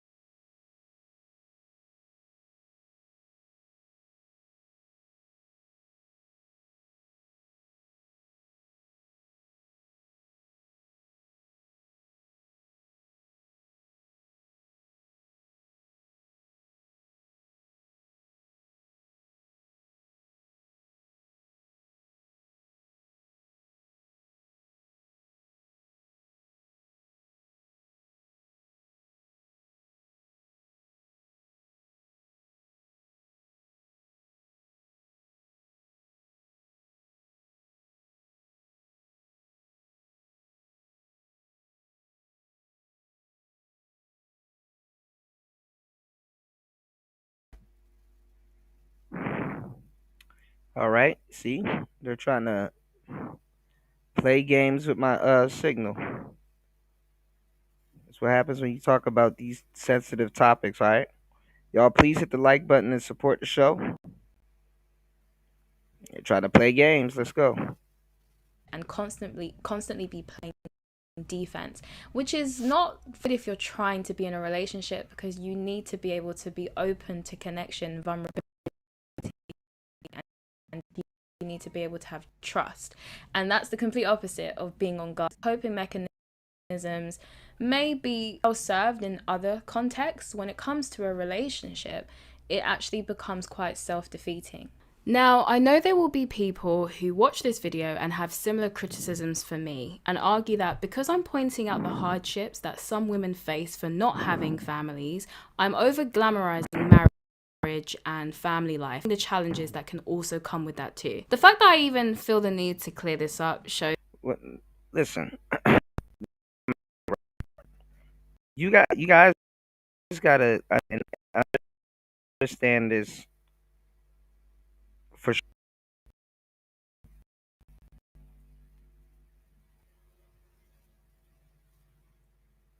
You have a lot of women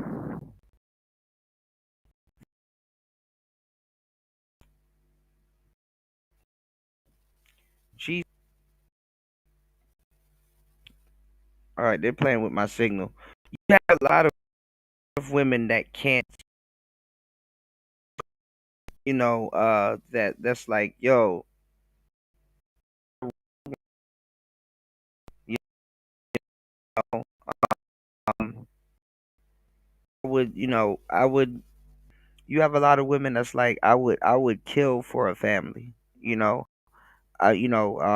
a lot of women that gets locked out of hypergamy and all of that stuff. They get locked out of that stuff. You know. So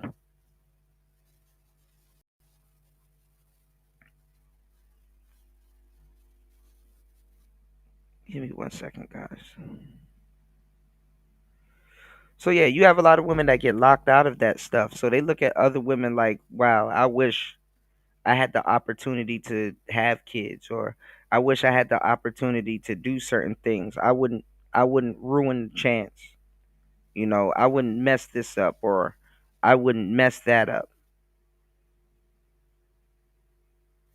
You know what I'm saying?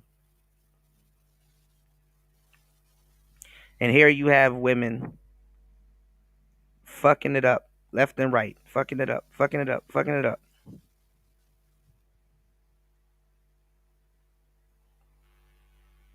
Left and right. Those are the women that's criticizing a lot of these women.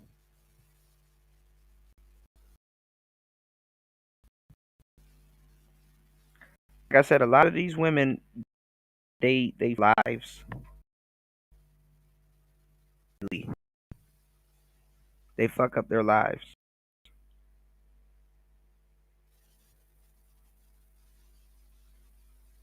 And then they turn back and look at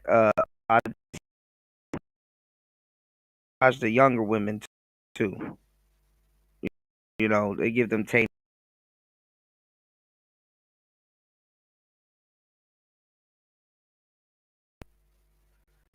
I'm trying to figure out what's going on now that I'm talking about this.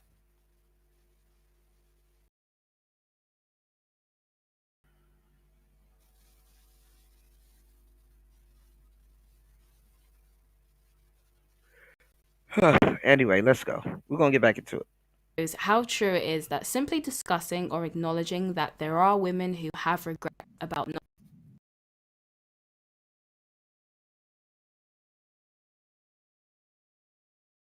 This video was never meant.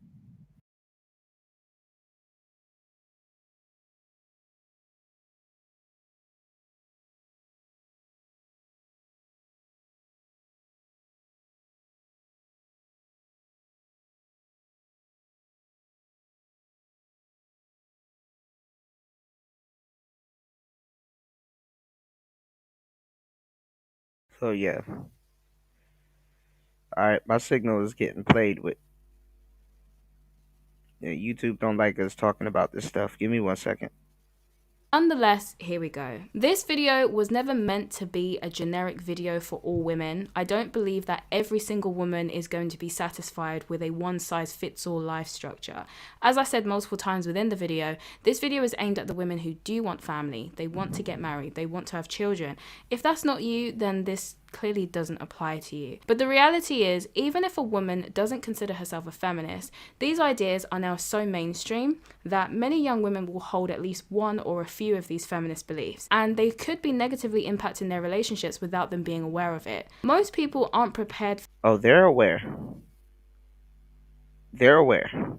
for the reality of what it takes to maintain a healthy relationship, because no one really prepares you for it. So if you combine inexperience with sabotaging beliefs, it's going to be a struggle, which is why I think that these women did a massive favor for young women by sharing their stories and sharing what not to do if you don't want to share their outcomes. Married life and motherhood has its own challenges too. I'm not going to deny that. But in the same way that you can find married mothers who go on TikTok to share their struggles with marriage or struggles with motherhood, or you'll find some women who make videos talking about why they don't want to get married, don't want to have kids, or why they're glad they didn't get married or didn't have children. There are also women out there who are silently struggling with the misery that has come as a result of them not having these things. They're not happy about the fact that they're not married. They're miserable about the fact that they never got to have children. And I think that they should be allowed to also share their experiences, and we should also be allowed to talk about it. This conversation needs more balance because it's very clear which experiences are socially acceptable to share and discuss and which ones aren't. But this double standard creates a lack of nuance and leads to young women only having a one-sided view, which makes them more likely to end up like the women who wrote those articles. Now, why don't you, as a woman, go find all of those women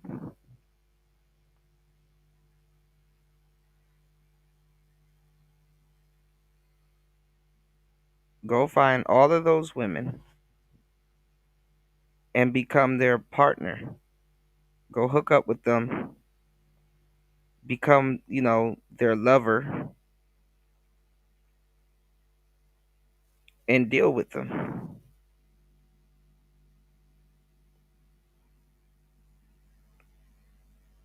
You know, go find out what they need, find out how to make them happy, and go get romantically involved with them and try to bring them the world. Cuz that's the luxury that a lot of women have, to say, "Oh, some man somewhere didn't give me what I wanted, or the lifestyle that I thought I should have had, or I spent half my life thinking that I don't need a man, and when I looked up, time flew by. Now I'm somewhat undesirable, or don't have what I thought I should or would have. Now I'm doubling down on my feminism that got me here, and I don't like men." Some of the women already has done what I'm telling y'all, by the way. Anyway, they tried to go lesbian, and another woman couldn't give them what they want. You know what I'm saying? A lot of women. Some of those stud women are smart enough to realize they don't have the capacity to even love a woman like that. And guess what? They too have the option to double back and say, "Hey, you know what? I want men now."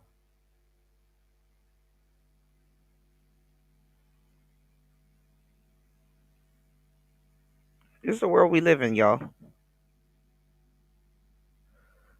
Go find another woman to make you happy. The reality is, every choice you make comes with trade and trade-offs, and you have to make an informed decision about which ones you'd prefer to live with.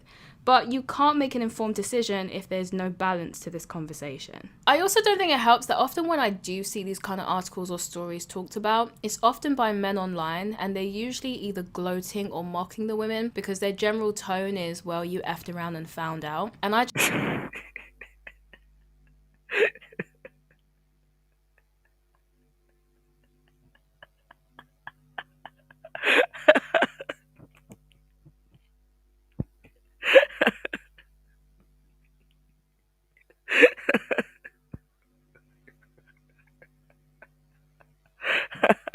just don't think that approach is necessarily the most productive if you're actually trying to get women, younger women especially, to actually listen to this stuff and take it seriously. But anyways, I'm gonna wrap up this video now by asking the question, are there any views or beliefs that you ever had that you've had to let go? Shit, well, I'm glad she knows, because we didn't learn a damn thing listening to her.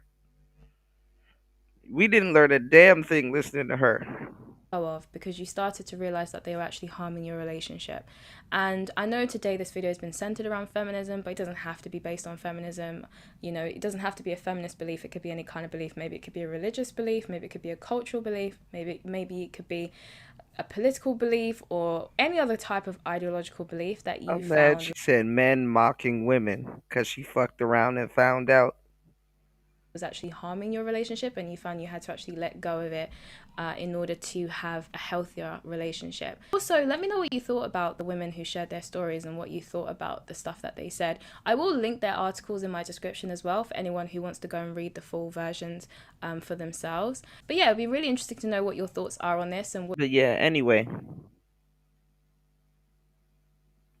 I'm gonna tell you too, what's even more messed up is the half-assed accountability, because you'll have women that will take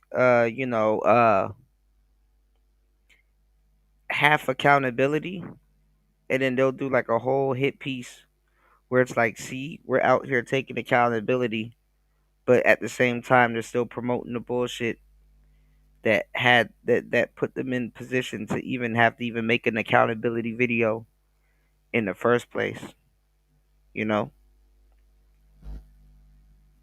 So why am I playing this? Well, y'all are starting to see a bunch of goofball content creators go after men just the exact same way a lot of these women will go after men. And they don't see or hear themselves. Let me give you another example.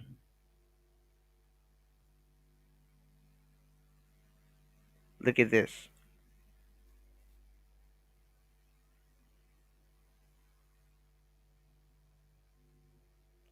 Here, this came across my desk.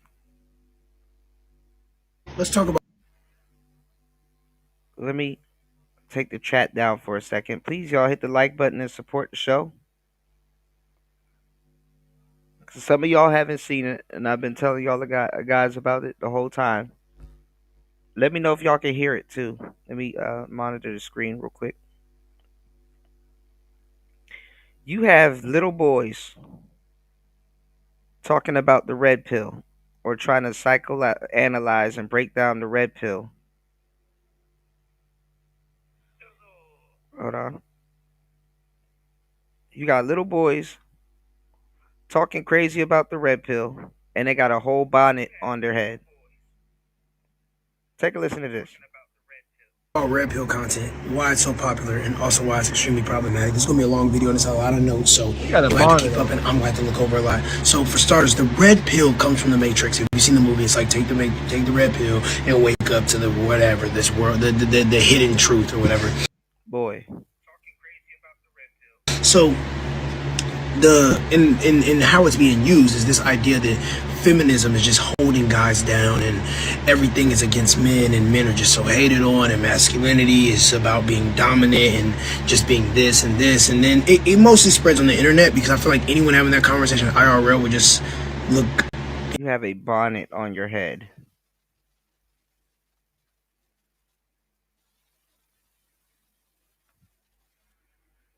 And that's how you know you don't know what you're talking about, because the Matrix wasn't about yeah, take the red pill.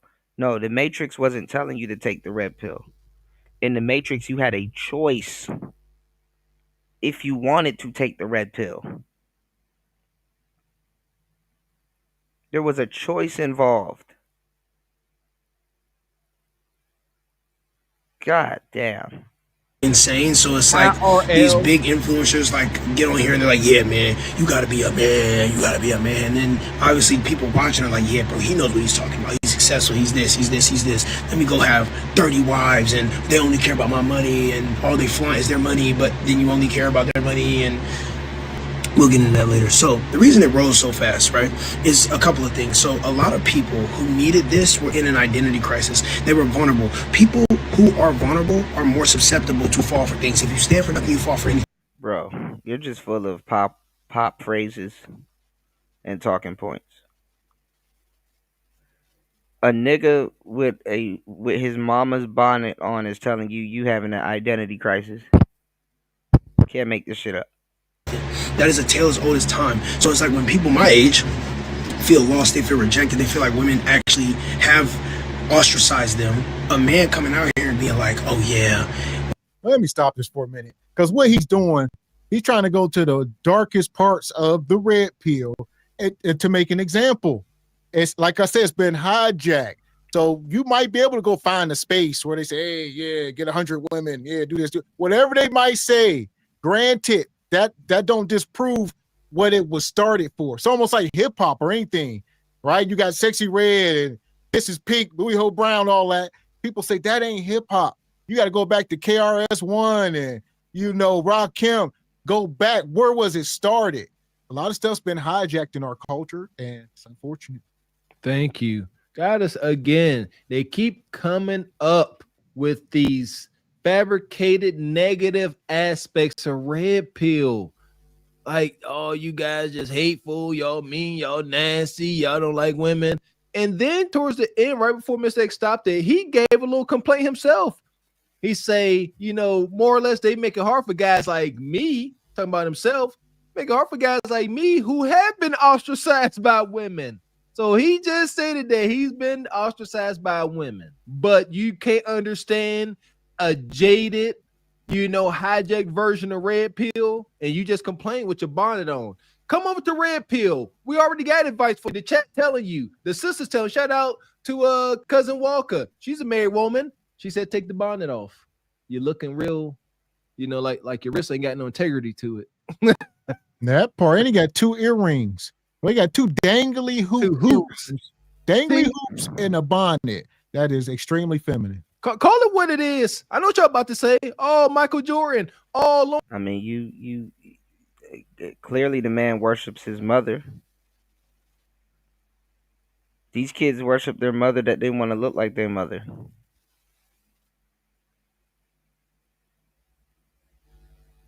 He literally came on here to try to tell us that there's an identity crisis going on.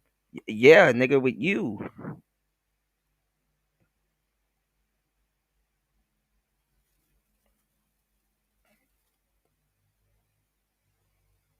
God damn. Lawrence Taylor. It's a difference. You weren't about to say no. You weren't about to go up to Lawrence Taylor and say, hey, man, your earrings look feminine, but I am balling you up like this. Him? I know a dozen ninjas that would poke him in his forehead. Ostracize them. A man coming out here and being like, oh yeah, women are this is this. I guess it gives them a sense of relatability. It gives them a sense of belonging. It's like, you know what? The aspect of red pill that gets people is be better, improve, be a good man, get in the gym, be fit. So you're like, okay, no, that makes sense. So then when the other stuff starts to come in, it almost gets filtered through a thing that they try to make sense because they've been so bought into the rest of it. It's like if you believe 90% of what someone says, you're gonna try to make the 10% make sense, even if it goes against your own values, because you can't afford to fall thinking, well, I have a concept for another video. We'll talk about it later. So it also gave men something that made them feel like they had control again. Like, it's like, okay, no, I control my relationship, I control my life, I control my finances, I control what I do, I control how I do it, da-da-da. And it was online. So since it was online, it's like you like one video, 2, 3, 4, 5, 6, 7. As men, we do control all of that stuff. That's what's in our control. Just like you controlled yourself to put on that damn bonnet.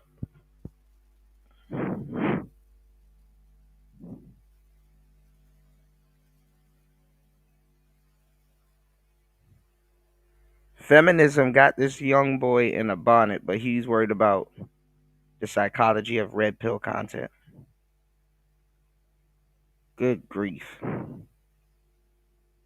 See, there's consequences going after feminism. There's no consequences going after red pill content.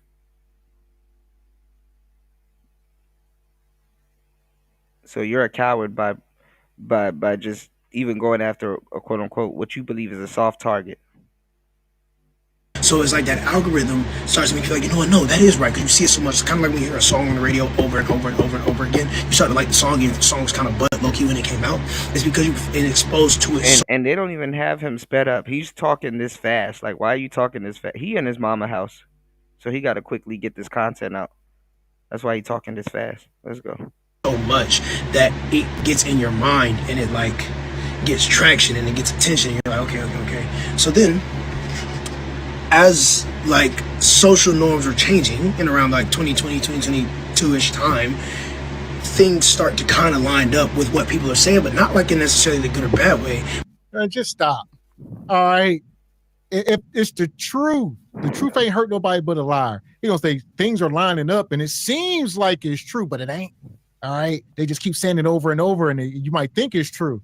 No, this is the reality of things. That's the gynocratic witch Dr. Hoodoo he just stated. Just keep saying it, and so it seems true. That's that delusional gynocratic goon madness, not this. See what I'm saying? This is why the niggas like this is dangerous. Huh? Good lies have some type of twisted truth in them. That's what make folks believe them. No, the gynocratic orders up here keep saying stuff and make it YOLO. You only live once. Hot girl summer. Like, you got to have a hot girl summer before you become a wife. Don't date these ninjas till you 33. Y'all crazy. Y'all insane. But it's like the narrative as right here, it seems like societal betrayal. And so it seems like men are actually being ostracized because of the fact that women are starting to get into their own roles of doing the same thing that men used to think was the epitome of being a man. So it's like now I can't sit here and be like, oh, well, I pay the bills because she paid the bills too. You see what I'm saying? Like, it's like women have so much to offer that men who think they were doing everything can't stand that they have so much to offer. So when Bro, why do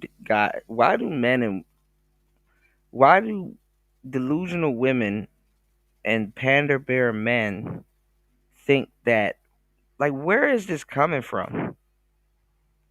Oh my god, she's just so independent, bro. She don't need me, man. My existence is nothing. She don't need me, bro. She can do it on her own.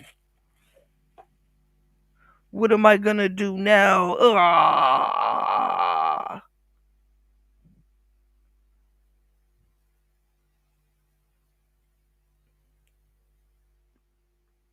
Why do y'all think men are just gonna, oh man, she don't need me. My existence is squandered, bro.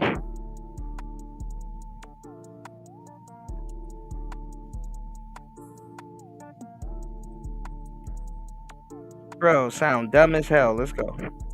You a lie, and the truth ain't in you. You speaking for a small percentage of women. Very small, less than 10%. We just seen the food stamp crisis. Most of these women were crashing out, ready to go in the store and start stealing. So quit acting like they got it all together when there's subsidized housing from the government, from daddy government. Yeah. So if daddy government stops subsidizing, we're going to see how fast they want to do 50-50 and be with a man again. Only simps will regurgitate that I pay the bills madness, or I got my own money madness, because only simps see that as leverage. Us real men, there ain't no leverage there, because there is nothing in exchange for us paying the bills. See, as real men, as husbands, we pay the bills because it's our duty and responsibility, and we want you to maintain in your feminine nature and other reasons. No, that's not what that is. Simps, when they... Y'all gotta stop saying that stupid shit too. We want you to maintain in your feminine nature.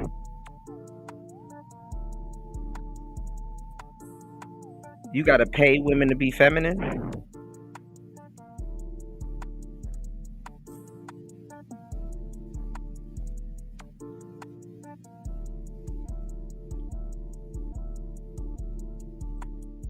Ain't nobody paying for no woman to be feminine.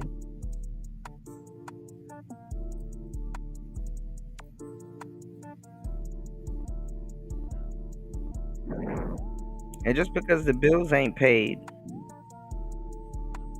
or something isn't met, that doesn't mean she get to conveniently just turn that shit off.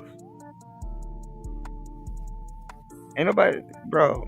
Even the adults aren't no better than some of these kids, man. Let's go. Sit there and say, I pay the bills, so I'm gonna cheat on you and do whatever I want to you. That's why these simps understand it as leverage. They're like, they got a point. They got their own bag. So now they won't let us cheat on them. Every man that acknowledges. Listen, somebody that's gonna cheat. What are y'all talking about, man? Somebody that's gonna cheat on you gonna cheat on you regardless. They're just using something as leverage to do what they were gonna do anyway. So paying bills and taking care of shit has nothing to do with somebody's gonna cheat on you. If somebody feels that they're gonna cheat on you, they're gonna cheat on you anyway.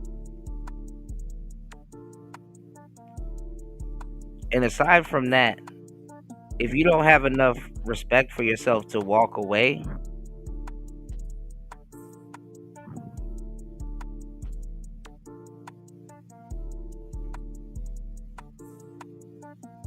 that's on you. Just this, I got my own money madness. He is a raging cheater, poon hounds at best. The woman's like, no, I can pay for my bills. I don't need you to do that. They're like, well, I hope I'm making sense. So it becomes toxic. It's very toxic. But when it became toxic was when they started making women the problem of everything. Women are manipulative. Women are just promiscuous. Women are just this. They're hypergamous. They just always want the better option. So why be a better man? She just gonna leave you for a better man anyway. So you gotta be more dominant. You gotta have multiple women. You gotta be emotionally detached from women. So it's like now they're all emotionally detached. So they're just like, man, you can't be vulnerable with women. Being vulnerable is weak. If you're vulnerable with a woman, she gonna leave you. What are we talking about? So then you get this, and then there's this distrust. So it's like I can't even trust a woman. Like if I'm in a relationship, it's just a power dynamic. I can't be with a woman who's a man because y'all go 50-50 on the bills. Like what? Anyways, so it's like I can't do this, and then he all over the place. Sound like he's projecting, speaking from his own experiences. Like I said, people go into the worst parts of these spaces to try to make an example. You may have heard somebody say that before. You try to say, see, that's red pill. No, it ain't. Stop doing that. I resent it, but it is so true. You can truly tell when a young man like this grew up without a real man in his life. Yeah, it raised my woman. A God-fearing, wholesome man to keep a job. I mean, just the basics, baby. You can tell. That's why I gotta thank God for my coaches, my weightlifting coaches that were brutes, and my mama, because you could tell. Shout outs to everybody over on Rumble. Please support the show.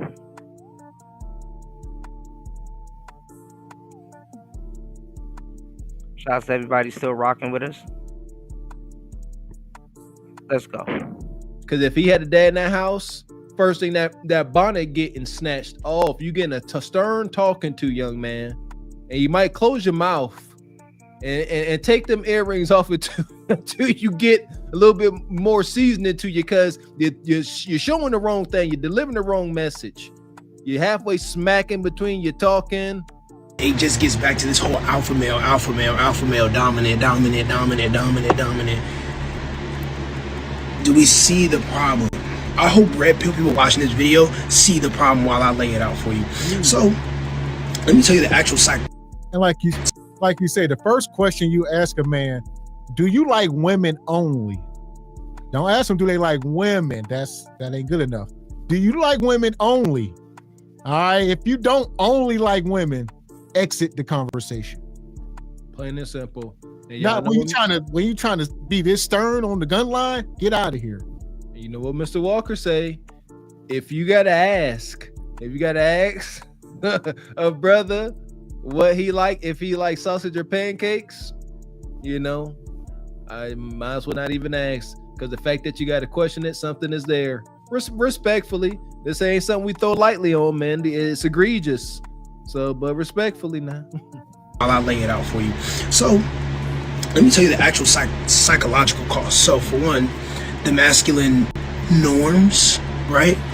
Like, according to the definition of toxic masculinity, the things like emotional repression, trying to be dominant, trying to be aggressive, lead to mental health issues, or they can lead to mental health issues such as like depression. And where you sit here, you started trying to make these things the norm. So now you got a bunch of guys who are perfectly fine guys thinking they're not doing good because they're not this and this and this and this and this. When none of it has to do with being a man. None of it has to do with being a man. You don't have to. Yes, it does. The burden of a man. We always seeking to get better and provide. Yeah, you can't be homeless. You can't be out here trying to raise your family with no house, right? No income. You need this stuff. You can't live off the government like Bonquisha. Shout out to JP. Y'all can't do it. This is the misconception. Men, accept that discomfort. Yes, you may be too scrawny. Well, you may have to go to the gym. You may not make enough. You might have to get a second job or find a better job. Yes, you may be a little timid in groups. You may want to go ahead and join the gym down the street, get bruised up a bit in a controlled environment, man. We giving it to y'all. Not like him. You do have to prove yourself as a man. Shout out to the movie 300 and the Goji. You will go out to the world and you will come back a king or not at all. That is it. So here we go. I'm gonna let this keep going. Also, we're gonna drop the link here. Start bringing y'all up. Like I said, we're gonna bring a few folks up. Got to be cammed up, and we're gonna put the timeouts on. So we probably bring 4 people up until we get through the rest of these videos, and the timeouts are on. Baba T, where you at? It's the only person I want to hear this evening. Huh? Y'all ain't listening, man. Got bonnets on? I be telling them, pull their pants up. Huh? Just be this old dominant problem. God, you don't. I can tell you that firsthand. Your self-trust and the trust you have in your relationships, they break. Like, you lose compassion for yourself because you start to see her and think you're not this man that you should be. And you throw your relationship out the window because you treat the girl so bad because you think you gotta be this kind of guy. And then it's just super counterproductive. Back to the relationship. It's counterproductive. You get rid of intimacy, you get rid of vulnerability, you get rid of all this stuff. You start to get defensive, you start to get suspicious. You start to say, oh, well, I need options. You start to see her and be like, well, this and this and this, or I can't go to my girl because she just gonna leave me if I cry. Shut up. What? Shut up. Like, shut up.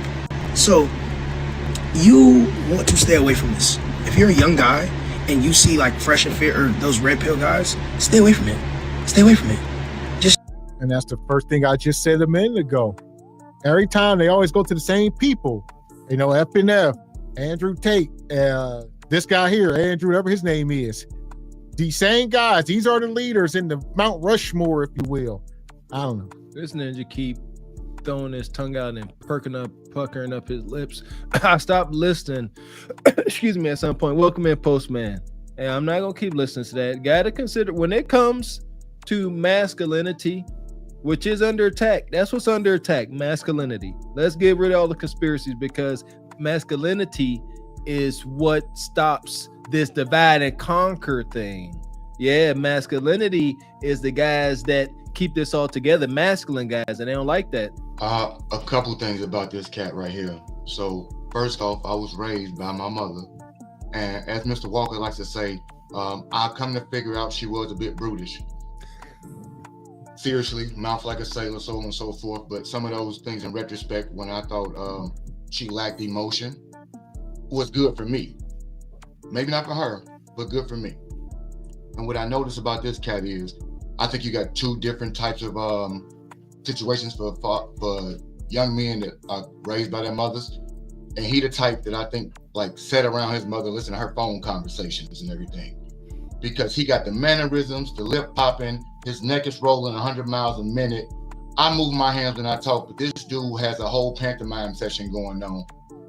Not to mention the bonnet, the double hoops, and you not Mike at all. So we ain't gonna accept that one right there. But it's like, most times I worked in a prison in the max level, and what I can respect about inmates' perspective about religion is they read every religion that they had access to before they made a rendering or a judgment about certain things. And this cat, when you reference Fresh and Fit and the Andrew Tates, you have not taken extensive opportunity to go ahead and delve into the pill or into the rabbit hole to find out about every single facet that may be attached to it before I render a decision or speak on it.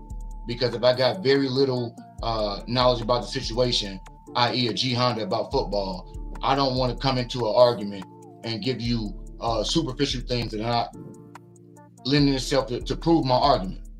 And so he can talk about these points, but go into depth as to how those things come into actual interaction or engagement. Two, as you indicated, he seems to be dirty macking in a sense, because you want to be the guy who is gravitated to by women. So the best way for you to do it is to make them feel like you're their champion of sorts. That you put the cape on for no given reason whatsoever, and it still won't render you any results, but you feel compelled to take half of a message and try to disseminate information based on what you perceive it to be. And that's like when I was a kid, we had a game. The teacher sits in a circle with all the students, gives that message to one person, and we pass it around the room. And by the time it gets back to her, that message has 35 different legs, because not only you take the message, but you took what you wanted to convey within the message. And that's why, once again, I bring it to a sport. If I want to make the numbers fit my argument, I can do so. They don't really mean that they actually have any representation or credence to it, but I think that's what this cat is doing, trying to conflate arguments and using the points that he thinks he knows about to kind of gain curry favor with people that ultimately you won't have any favor with. And you will learn how to stand on your own too, because you haven't formulated an honest opinion about it. You taking what you have seen like a highlight and you want to regurgitate that like you watched the whole game, and I think you're missing it. That's all. I used to hate that, the telephone game. I used to swear that people used to just change up the original, statement of word just to be funny, because like ain't no way we start off by saying there's 5 apples on the table, then when they get over there they talking about nug nug then got bit by a dog. Like what? Seriously. So welcome up, Baba T. I'll get you in. What's your take on the whole red pill thing? What's your take on the men's improvement? How you feeling? Wow. Listen, like how you brothers doing, man? It's beautiful to see you all this evening, man. I mean, I'm so delighted. Same to you, sir. I kept missing you all because I forgot that you're ahead of me in time.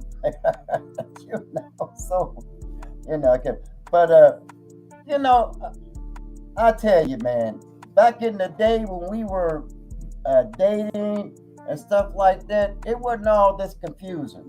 You know what I'm saying? It was just simple. We wasn't going to Shay's Whitey to make them rich, spending no money, none of that stuff. We cook at home, invite you over for dinner, and everybody else. But it's gotten real crazy out here these days. But still, the evolution of dating has changed. And sometimes when I hear these young brothers like this, I say, man, this kid is lost. It's kind of like he had been around a lot of real men.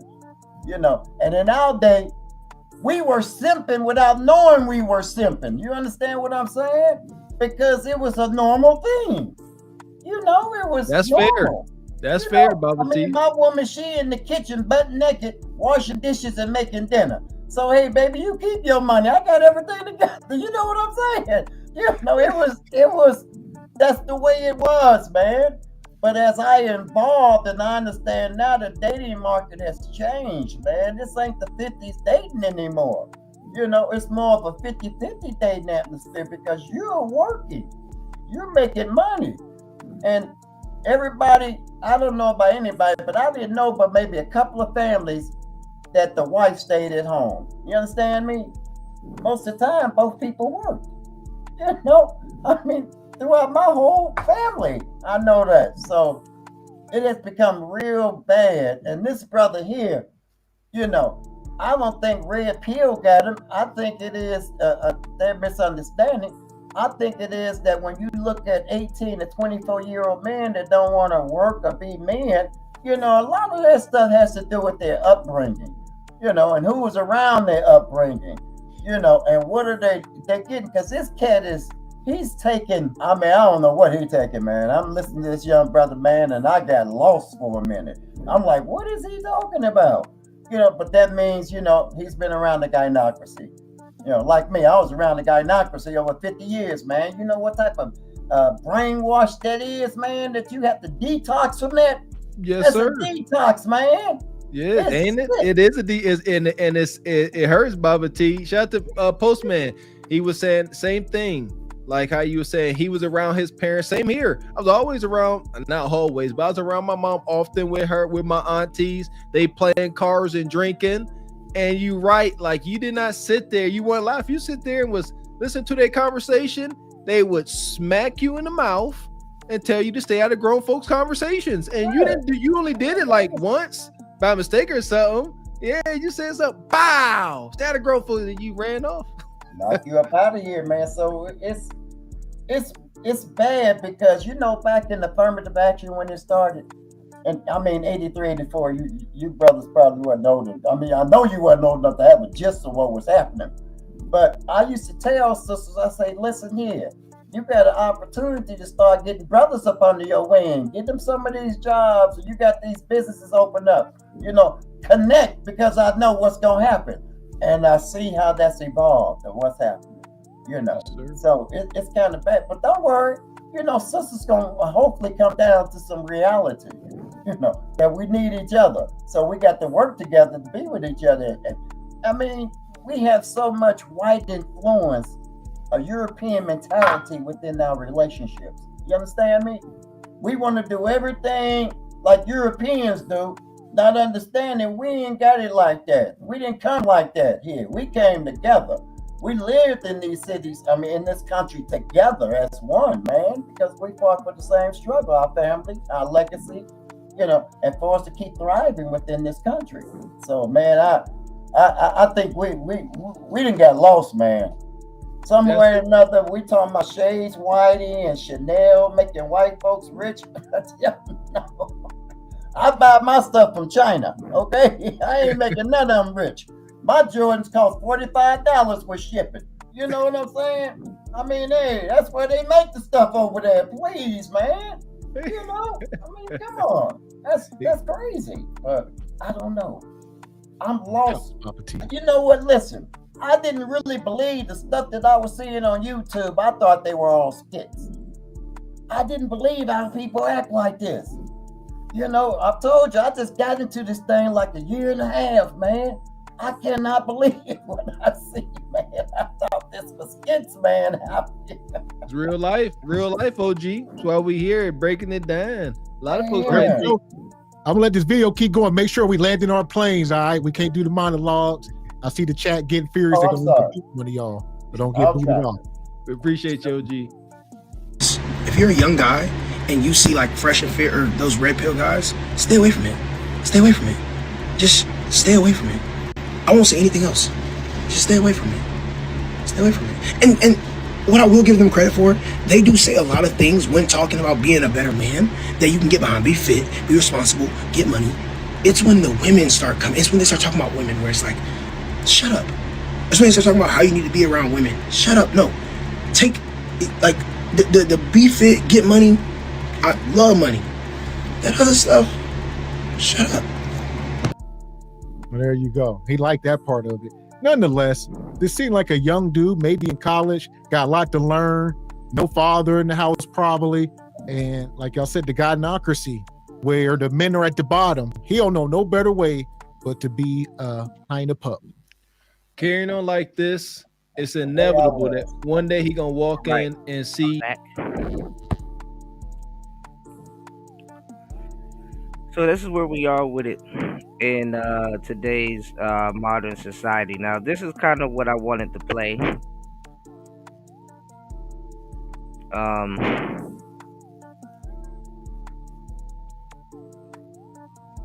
Actually, let this go. This let me see if I can find what I wanted to show you guys. I'll close out with that. Give me 1 second. His girlfriend catching wicked back shots, unauthorized back shots. That's what he gonna walk into. Keep it up, young pup.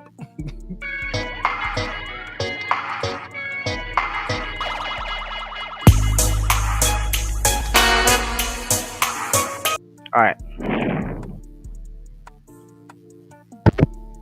I'm gonna be switching up and doing a vertical probably on the next live. So there'll be new people here. Hold on.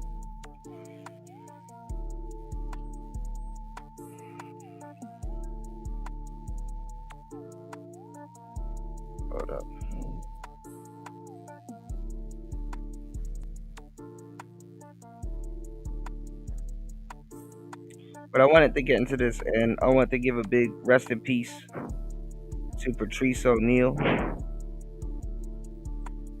I want to throw this on real quick. Give me 1 second. All right, I'm gonna tell you something, ladies. If you meet a guy in the street and he says to you, "I don't have a girlfriend," you gotta understand he has at least 7. You understand what I'm saying? He has at least 7 women, and the reason he... No, I think that's cap. What's going on, Gems? Good to see you, bro. Happy holidays to you and your family.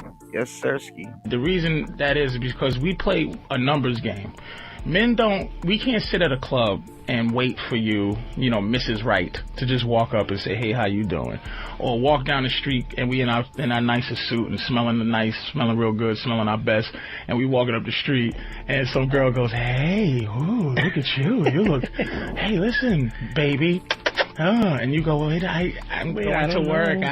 You know what I'm saying? We have to actively be out there to to feed our sexuality. You understand what I'm saying? We're not looking for Mrs. Right, as they say. We're looking for Mrs. Right now. As they say, Mrs. Right now. So we have to actively. So if you think that a guy meets you in the street and you don't know who he is, right, and you're attracted to him, you think that you're the only woman that's attracted to him, he actively embraces any woman who's attracted to him. You understand what I'm saying? So if a woman comes in and goes, "Hey, how are you?" Or he goes, "How are you?" to a woman, and she goes, "Hey," and now you're talking, he gets the number. Trust me, he got at least 20 that day. And why I say 7 is because it boils down to a team. You pick like UFC and shit. You pick, it's like karate class. It's training. It really is. My girl now, I never admitted to her, but she's always like, we just now started kind of admitting, I started kind of admitting to her that I had a lot of girls at the time that were all candidates. It was like karate class, okay? So when you meet a chick in karate class, it's easy to have 7 women when they're all at the same level in your karate class. You meet them new, and then you all get them their white belts, and they don't know anything. And you tell them all kind of bullshit, all kind of lies, all kind of bullshit. You're dragging them along. You're telling them this, you're telling them that, and they listening. You say, "Hey, babe, let me tell you something." I used to tell my girl, stay in the matrix. Basically, you can only say that to a chick. You can only say it's surface happiness. Right. Don't dig underneath, because you're gonna find something. You're gonna find something if you dig. Stay surface happy. If you dig, you're gonna find something. So what happens is you line them up and you say, you tell them, like the Matrix, okay? The Matrix, I go, "Listen, when you eat the blue pill or the red pill, whichever one makes you pop out and understand that the world's fucked up, don't eat that pill. Stay in this wonderful world of 2 days a week that we in. Or stay in this wonderful world of an hour, come by for an hour, and then get out." You know what I'm saying? You gotta get them that. So you tell everybody these particular little bullshits. You have your space, you do this, that. So what happens is, women's nature, okay, is to challenge you. And for a guy, if he has 7 women in his karate class, you understand what I'm saying? If he has 7 women in his karate class, eventually they're all going to want to get bumped up to the next belt. You understand? Well, a lot of them get knocked off right. Some of them don't. Some of them don't know how to. They don't even. You start doing past first right. Belt. You start getting them into the elephant walk or the duck walk, whatever they do. I'm out of here. Push-ups, and she's just like, I ain't. As soon as she hears the first bitch, she's like, she might be out of there. You understand? But there's some that want to say, okay, I'm gonna stick it through, just because I see something in this guy. So let's say you got 8 girls, 1 drops off, you got 7, and that starts the karate class, and they like sensei, they down with you, right? So they following you and you give them all that bullshit. Then eventually, nature tells them when it's time to try to bump their belt up. Okay, when they go, okay, they get in the stance. They go, hi-ya, just to see if they're better than you, just to see if all your teachings are bullshit. You understand what I'm saying? So they get in the stance, and all a woman wants you to do, and this is referring to ended up being your last lady, which is I'm at now, where it's like they keep challenging you, and the thing that keeps them with you is every time they challenge you, you have to be able to take their karate kick and flip, not only block it, but block it and make her fall and smash her head and make her go, holy shit, I'm sorry, master. You are good. And then she is down for you to fucking be the master for the next session. The next 6 months. Now, as these women are living up, they're falling off. Maybe they can't afford the class. Yeah. Maybe they move. They can't make it to the fucking school. They decided to join the other motherfucker from Karate Kid, that nigga, because I'm telling them wax on, wax off, and this nigga's like they want to join Cobra Con because I'm doing the slow wax on, wax off shit. Like, all right, bitch, listen, just stare at that soda can for 10 hours. But master, stare at the soda can. So one of them like, fuck this nigga, I ain't staring at no motherfucking soda can. So they leave. I want to go kick a motherfucker. So I got 4 left staring at soda cans. Then you get up the next level. Now you gotta understand, these chicks is at brown belt status. The 4 that's left is at brown belt status. It's getting difficult. Till one day, and my girl asked me, why, and this is for every chick, I'm telling you, you are the guy's girlfriend. If you have a handsome, smart winner, you were the product of hanging in there. You weren't the product of, I met you and it was magical. It was magic. Oh God, I found Mrs. Right. I found the wonderful, none of that. He waited and you waited and you hung in there till he got rid of the other 4. Okay? So my girl finally goes, how did you?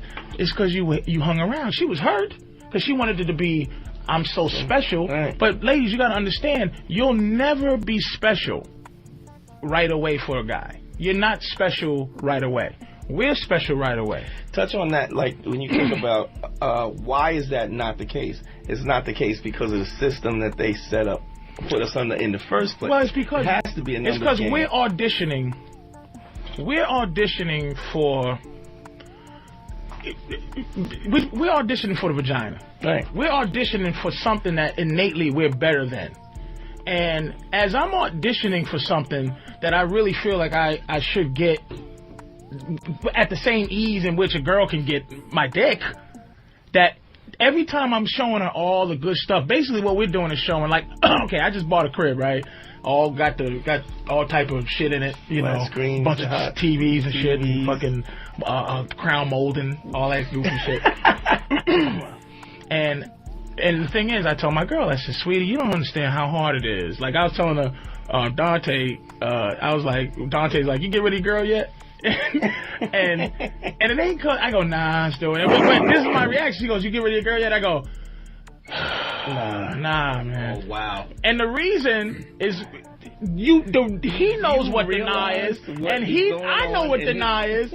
It's, nah, man, I ain't got no other bitch fucking making him feel magical in this goddamn house that I didn't make good for me. I made good for bitches. Fictitious bitches. Now, mind y'all, this is not how regular guys think, but players, before the internet got into what it is today, this is how a lot of them thought or was moving, And honestly, while this was going on, this is where the pickup artist stuff was going on, to tell y'all the truth too. So it's kind of in the middle of that shit. With the quote unquote incels or the nerdy guys, quote unquote society's rejects, they actually found something to do. Actually chalked it up and actually went outside and started pulling women and started adding a different type of quote unquote science behind it. It wasn't like a whole math or a wheat waffles, like a guy could just sit down and just draw all fucking day. No. That guy actually went outside instead of came up with theories. Now, I don't know what YouTube is doing with my stream, but we're gonna do another stream after this because I wanted to show you this debate with Pearly Things and this feminist that she got into this debate with. And I really wanted to play that on today's show, but the viewership is low on today's show. YouTube is playing with my viewership at 9:16 p.m. Can you believe it?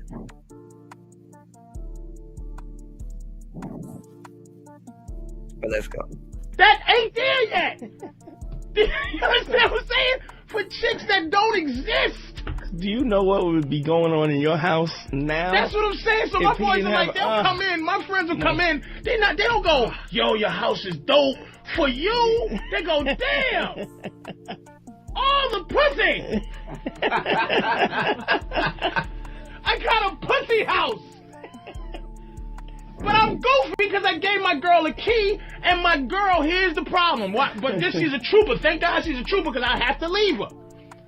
She likes girls. Thank God. So we will do a little this and that. Yeah. But the thing is, I tell her, if she wasn't a trooper, she would have to leave, dude, because I could not. Look, I told her, and she goes, what? She got mad. I tell her, yeah, my friends come in there. You got to understand, sweetie, that when I walk in my bed, I can sleep on an air mattress.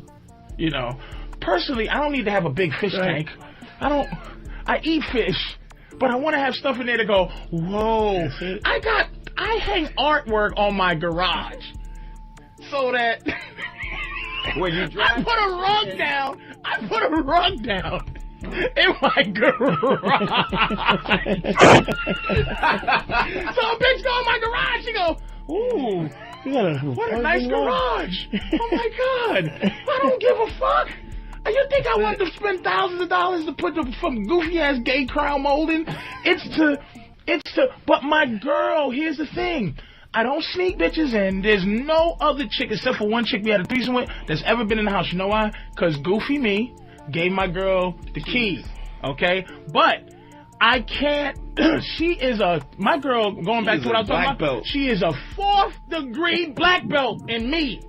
So I can't do the dumb shit. I can't just dismiss her with shit. Because, for real, when she kicks at me now, it takes 2 or 3 blocks. You better be ready. After I fight the bitch, I'm sweating. Because she knows. She knows you. She knows shit.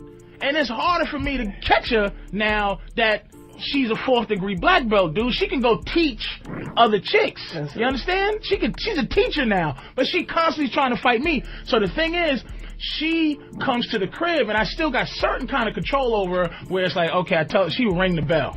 But it's almost like this pseudo ringing the bell to be, if anybody's in there, I'm on the way. But basically, she just unlocks the door. So it's like right now, I can't tell her. See, another thing, fellas, truth. See, honesty doesn't exist in a relationship. It doesn't exist. No. It's routine exists. You understand?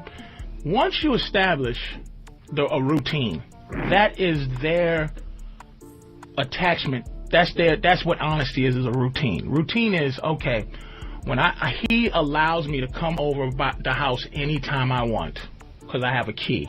Now, if I tell my girl, yo, don't come over here tonight. You know what I mean? Don't come by here tonight. She gonna be like, why? I can't say no shit because I have a downstairs and upstairs. So I can't say no shit like I just want to be by myself. Because there's places in my house where I can be by myself without her. I got a whole downstairs that she's really not allowed to come fuck with. I got 2 chairs in there. It's just for me, and like when my boy come over, we can talk some shit with a big goofy TV and the whole thing. If she goes upstairs, I really could be alone. So if I say some shit like I just want to be in my own space, and she gonna know it's some bullshit going on. It's gonna be some bullshit going on. If she goes for it, she goes for it. But if I say some goofy shit like I want to be in my own space, this is what I'm saying about lying. Me and this motherfucker, I mean, y'all will learn a lot about us, man. Because like, if people don't know, the reason Dante's up here, because we powwow about a lot of shit, dude. Like, we go back and forth. Dante has an idea that you should lie. I had this idea that you should be completely honest, because it's like, look, so you got girlfriends? No, but I got a bunch of bitches. You know, I do. But anytime I meet a girl and tell her I got a girlfriend, I got a girlfriend. So the thing is, I don't know how to lie. So if I say some goofy shit like I just want to be in my own world, or what other lie? I tell you, here's how hardcore my girl is in terms of a belt system. My car got fucked up the other day. I told her, look, I got to drop my car off at the garage. I ain't gonna have it for a couple of days. They said I need a new something on the wheel and shit. So she goes, okay. All right. So next call she made, I answered the phone. I'm at the mall. She's like, hey, what's up? I'm sitting here worried about you, thinking you need a ride to pick you up at the garage. Where you at? I'm at the mall. Well, you know that 10 seconds of silence. Well, how'd you? I thought your car. What the fuck how are you at the mall? What? Now let's say I was with a bitch. I'm caught because first of all, I can't not answer the phone. That's rule number 1. Yeah. Once you establish you answer. Don't answer the phone. All right, hold on, guys. All right, I was gonna do this, but I'm gonna save this for the next show, cause I don't know why YouTube is squandering my viewers at this time of the day. I know I was talking about feminism, but damn. But on the next show, we're gonna get into this. This is what I wanted to get into. I want to understand your.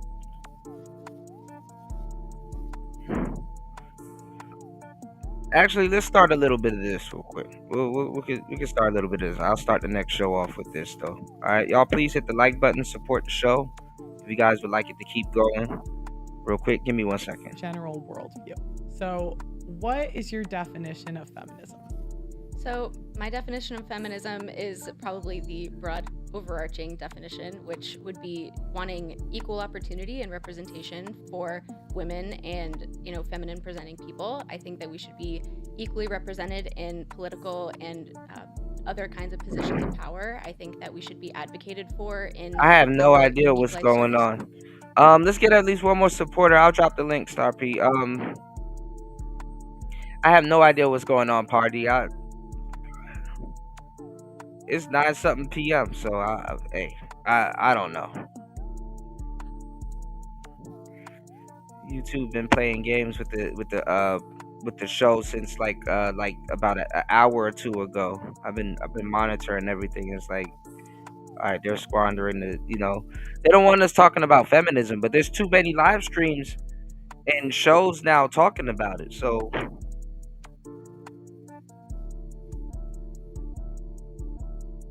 hey, stances and the things that make us, uniquely feminine. Now, the reason why I wanted to play this show or this, this video is because I wanted to show you guys what would have happened to that jazz chick talking to Pearl, since at this point Pearl denounces feminism. You know what I'm saying?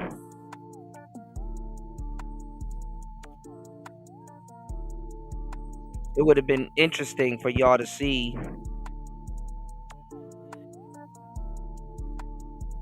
if the sisters was gonna fight for feminism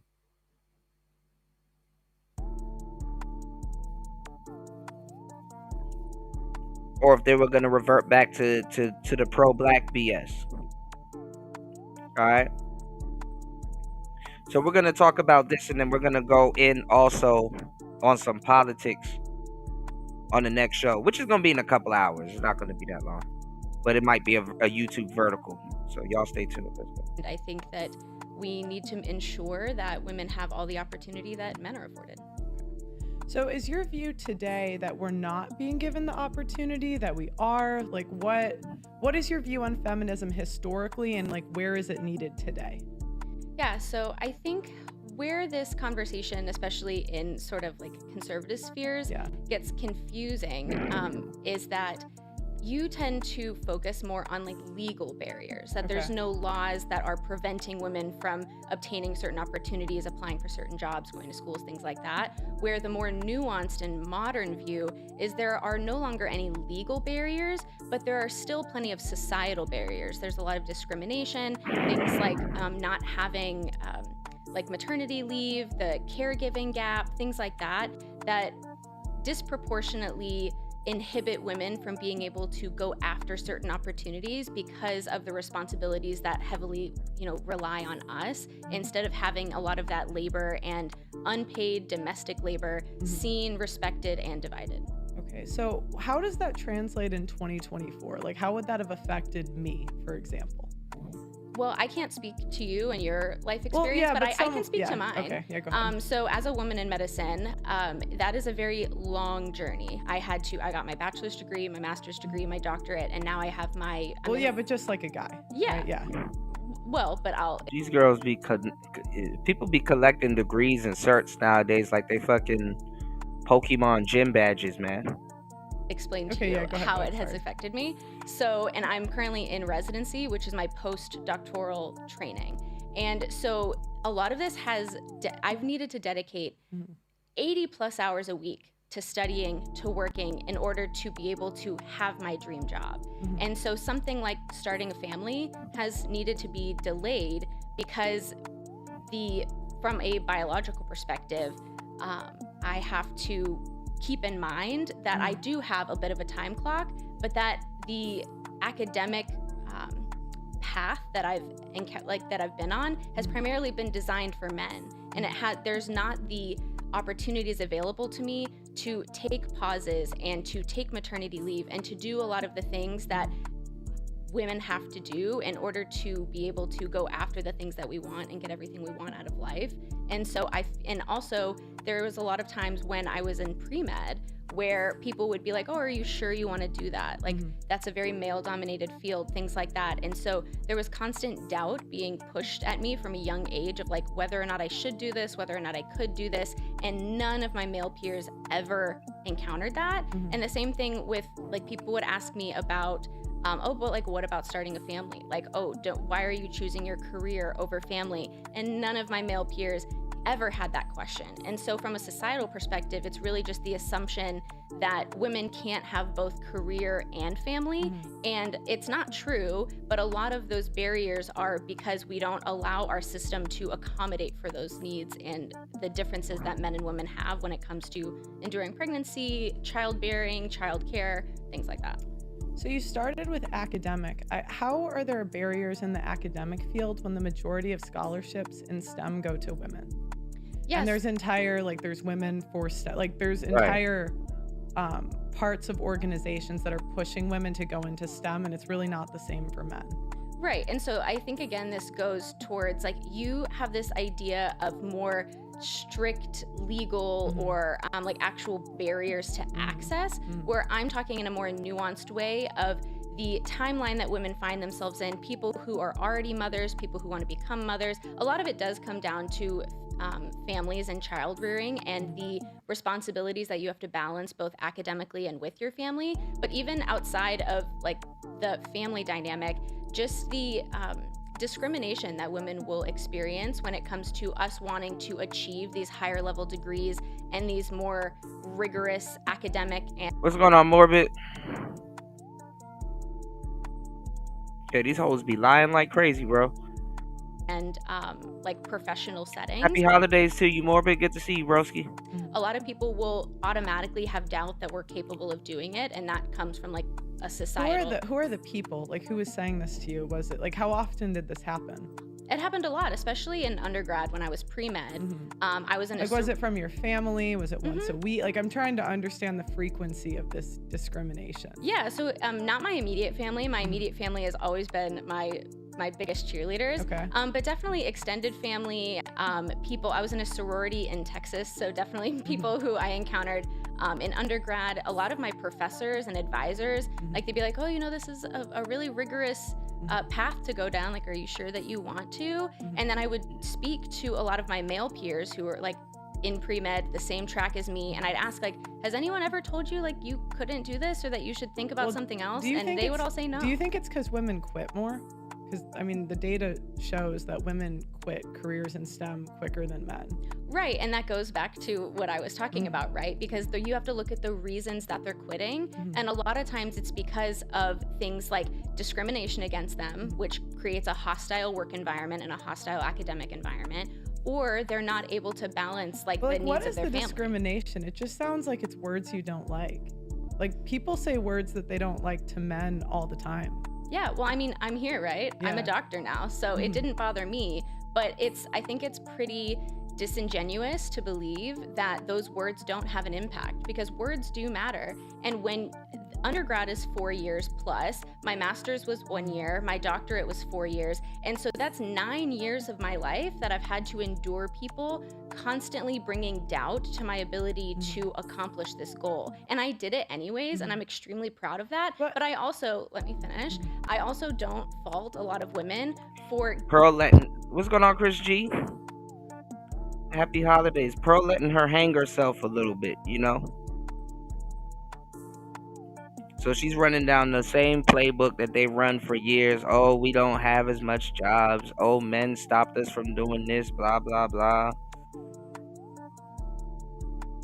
He said, I got something on this kind of topic. My mom's one of these high-paying jobs. I've never once heard her complain about male-dominated fields and all this kind of millennial era talk. Yeah, it's goofy. Everything is rooted in what some man did to them or what some man didn't do for them. Pay attention, guys. giving into that pressure and having those years and years of people pushing that doubt onto them, of course it's going to seep into a lot of them, and they're going to have that self-doubt because of all of the external doubt that's fed their way. Yeah, but I think the world doesn't care. And men understand when they go into the world that the world does not care about their problems and how they feel. And the problem is women go into a man's world and think that the world should care about how they feel and their problems. For sure. See, and I think of it as the opposite way. I don't think that it's good that men's feelings aren't cared about. I think that we should care about everyone's feelings. I think that we should realize that our words matter, and the way that our words impact people matter. And it shouldn't go to like, oh, well, men don't care, so we should just say whatever we want and you shouldn't care. I think it's the opposite. I think that we need to be more compassionate, and we need to understand the way that we impact people. And that's totally great if we have a wish list, but this is the real world and not the way that we want the world to be. And the problem is women go into a man's world and they have no idea how harsh it is and how mean they are to each other. And if you've ever been in a male-only dominated environment, like, it's not even how mean they are to each other. It's just, it's the world. Like, what the fuck? Like, where it's pretty much all men, there's only one or two women. You know, they're harsher than women are. They're more direct. They speak in a different way. And the problem is women go into these spaces and they think that men should talk like women talk, and they don't. Right. Well, again, I'm a dreamer, right? Yeah. I think actually men are more lenient in a lot of cases and not as harsh to a certain degree when how other people are. I mean, of course, it's every man for himself or itself, right? But there's a cruelty.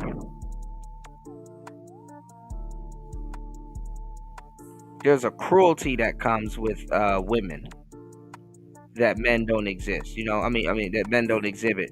Of course, men are cruel to each other also, but there's levels to this shit, you know. Jem said, Kuda, I was thinking about this the other day. Women are stepping stones today, kind of where it begins. Well, I wouldn't necessarily say stepping stones, but each relationship you get into, you're supposed to learn from it at some point. You're supposed to, learn. And relationships are kind of just like 9 to 5 jobs to a certain degree. It's a stepping stone for something better, Your relationships should get better. You understand what I'm saying? relationships should be getting better, but that's not necessarily the case. That's what hypergamy, quote unquote, is. For men, it kind of, they kind of get better. But people in a lot of cases, especially in the West, just date what they get. You know what I'm saying? So this is why hypergamy isn't like really a big thing being practiced. Because relationships should get better. They don't actually get better. You know what I'm saying? Some people will entertain anything. But if you're dating right, moving right, not just letting anybody into your life, your relationships should get better. Which kind of would make it a stepping stone. Because you'd be stepping up. But it's not realistic is the point. And I disagree. I think it's completely realistic to take people's feelings into account. It's called empathy. I think that we need to promote empathy. I don't think that we should promote such a callous, harsh world. I think that we all need to be more kind and compassionate to each other. And I also think that the mental health outcomes of men proves that that's not a good way to endure the world. Right, but good is not hope is not a strategy. The way that we want the world to be isn't how it is. So it's really. And if there's men not out here enduring today's world and how it is, she wouldn't be able to live the life that she lives right now and likes. And wouldn't be able to think the way that she thinks nowadays. Let's go. Really nice and dandy to say. Party said they ain't trying to start families, so none of this shit matters. Hey, that's some real shit. They want to be independent boss babes. They're not trying to start families. Yeah, the woman is God. The womb man is God. Yeah. The world should be this way, but it isn't. And men have an understanding of how the world is, and they don't complain. So the thing is, you keep talking about. Oh, we can complain, but nobody's gonna listen. Nobody cares. Like it's cute to hear somebody say, "Oh, people should care." Yeah, should.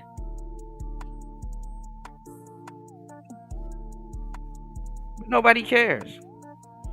Complain all the time. So I'll give you an example. So you're talking about. And we definitely can't complain to women. What are you going to do? Change the world? FOH. All this stuff that you endured in your career, and that's fine. I think it's really great that you're a doctor.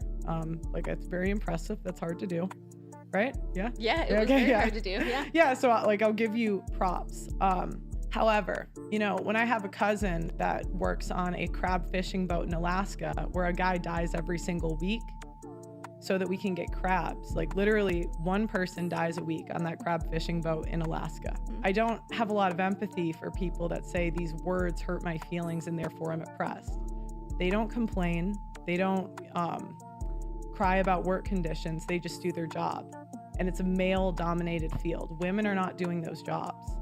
Yeah, so that's called the fallacy of relative privation. So saying that somebody else has it worse off means that we shouldn't be able to talk about smaller problems. Like, that's a fallacy. Both things can be problems and both deserve to be talked about. I don't think that it's right that one person dies a week on crab fishing boats. I don't eat crab. I don't think it's necessary. And I'm not saying that we should fish for crab, like whatever, but we shouldn't say, oh, people die all the time in this career, and just because your feelings are hurt, I don't have to care. Like, that's not an appropriate way to look at I the think world. what I'm getting at is how spoiled it makes people that complain about those things seem. When there are men dying to do jobs, to give us crab and put different food on the table, or even the #1 workplace fatality for men in the Midwest is logging. So, when you're sitting on a chair that's made of wood that a guy died to get here, it makes you look pretty spoiled when we're saying, oh, but people said mean words to me in my career. And it's not just you. Like, I think it's just overall females' careers. We're not really dying to put food on the table. We're not dying to build the buildings. We're not dying to do any of these things. And so I don't think we really have a right to complain that we're so oppressed when men are doing most of the hard jobs in society. Yeah, I mean, you're allowed to have that opinion. It's the wrong opinion, but you're allowed to have it. I don't think that anybody should die at their job. I think that if we really want to talk about the way that men enter into these dangerous career paths and the way that their lives are just seen as fodder, like they are just seen as expendable, and I think that's wrong. I think that there is space for both conversations. There's a space to say that men don't deserve to be harmed in their workplace the same way that women don't deserve to be harmed in their workplace. But men understand that that's the only way things get done. I don't agree with that. Well, you cannot agree, but how else has it ever been done? Men have always died to protect and build civilizations. Yeah, and civilization is supposed to progress. Civilization is supposed to improve on itself. If we stay stagnant, then we're doing it wrong. If we're looking at these careers and saying, hey, people are dying, we should look at why they're dying and we should address it and we should fix it. We shouldn't just accept it. You don't think we've ever thought about that? You think this is a brand new idea? Yeah, just bend over. Like, God damn it. Just bend over. Like, fuck. Just bend over. That's it. Yeah, and I think that's a very female way of looking at things because you've never been in that position where you have to pragmatically solve those types of problems. The same way I'm not going to know how to stop the men dying on fishing boats. You're not going to know either. Right, that's not my job. But there are people who have jobs. It's easy to say, oh, this shouldn't happen.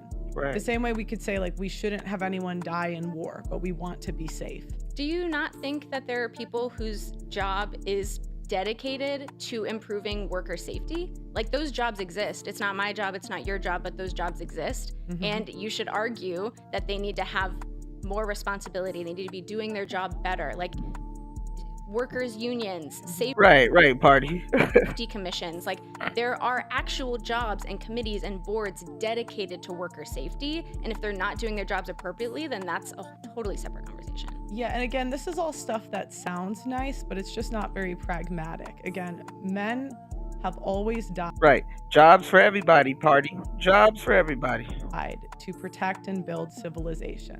The difference is in the past, they used to get thank you and an appreciation, and now they don't. Because feminism has convinced women that our jobs are equally as important to men's, and they're not. Yeah, and the only reason society exists is because it is built on the backs of the unpaid and unrecognized labor of women. Oh my God. Men have died in war, men have died in She did not just say that. I'm gonna start turning into Booker T, y'all. Tell me she did not just say that. That's egregious. Jobs, and I would argue that if women were in charge, we would have less war and we would have less death. But oh my God, women have waged more war in the last 500 years when they were rulers.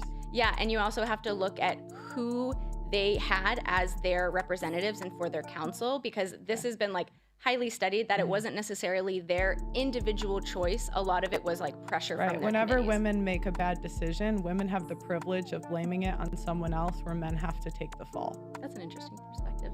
I disagree. She knows. So, going back to, do you agree that men do most of the most difficult and needed jobs in society? No. Okay. How would that with a straight society face. keep running without men doing the Said that stupid shit with a straight face, y'all. infrastructure jobs like logging, fishing, trucking? Oh, do you mean like in the World Wars when men left and women took over those positions? Oh my God. Now here we go with the World War thing. Again, fellas, women have always worked. They didn't start working when the World War happened. This woman is dumb as hell, bro. And entitled and ungrateful. You don't have to be pro men, but you can tell the truth. Positions, and we ran the entire country and took over the jobs that you say that we couldn't. Said they took over the jobs and ran the entire country. Get the fuck out of here, man. No, they didn't take over the majority of the jobs. We did. They did. They took over factory positions. We took over the. She wasn't even alive for all of this shit. This is what I'm trying to tell you. It is 2026. Why are you hearing about not having bank accounts again, fellas?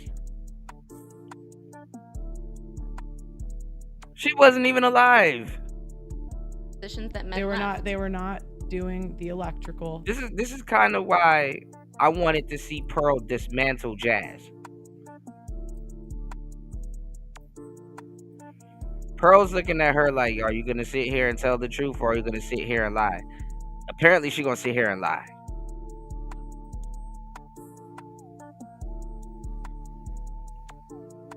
And I like to see white feminists get dismantled because that's how you know there's some potency in this shit. That's why I like some of the white women that kind of went on that side of the fence, even if they got done dirty.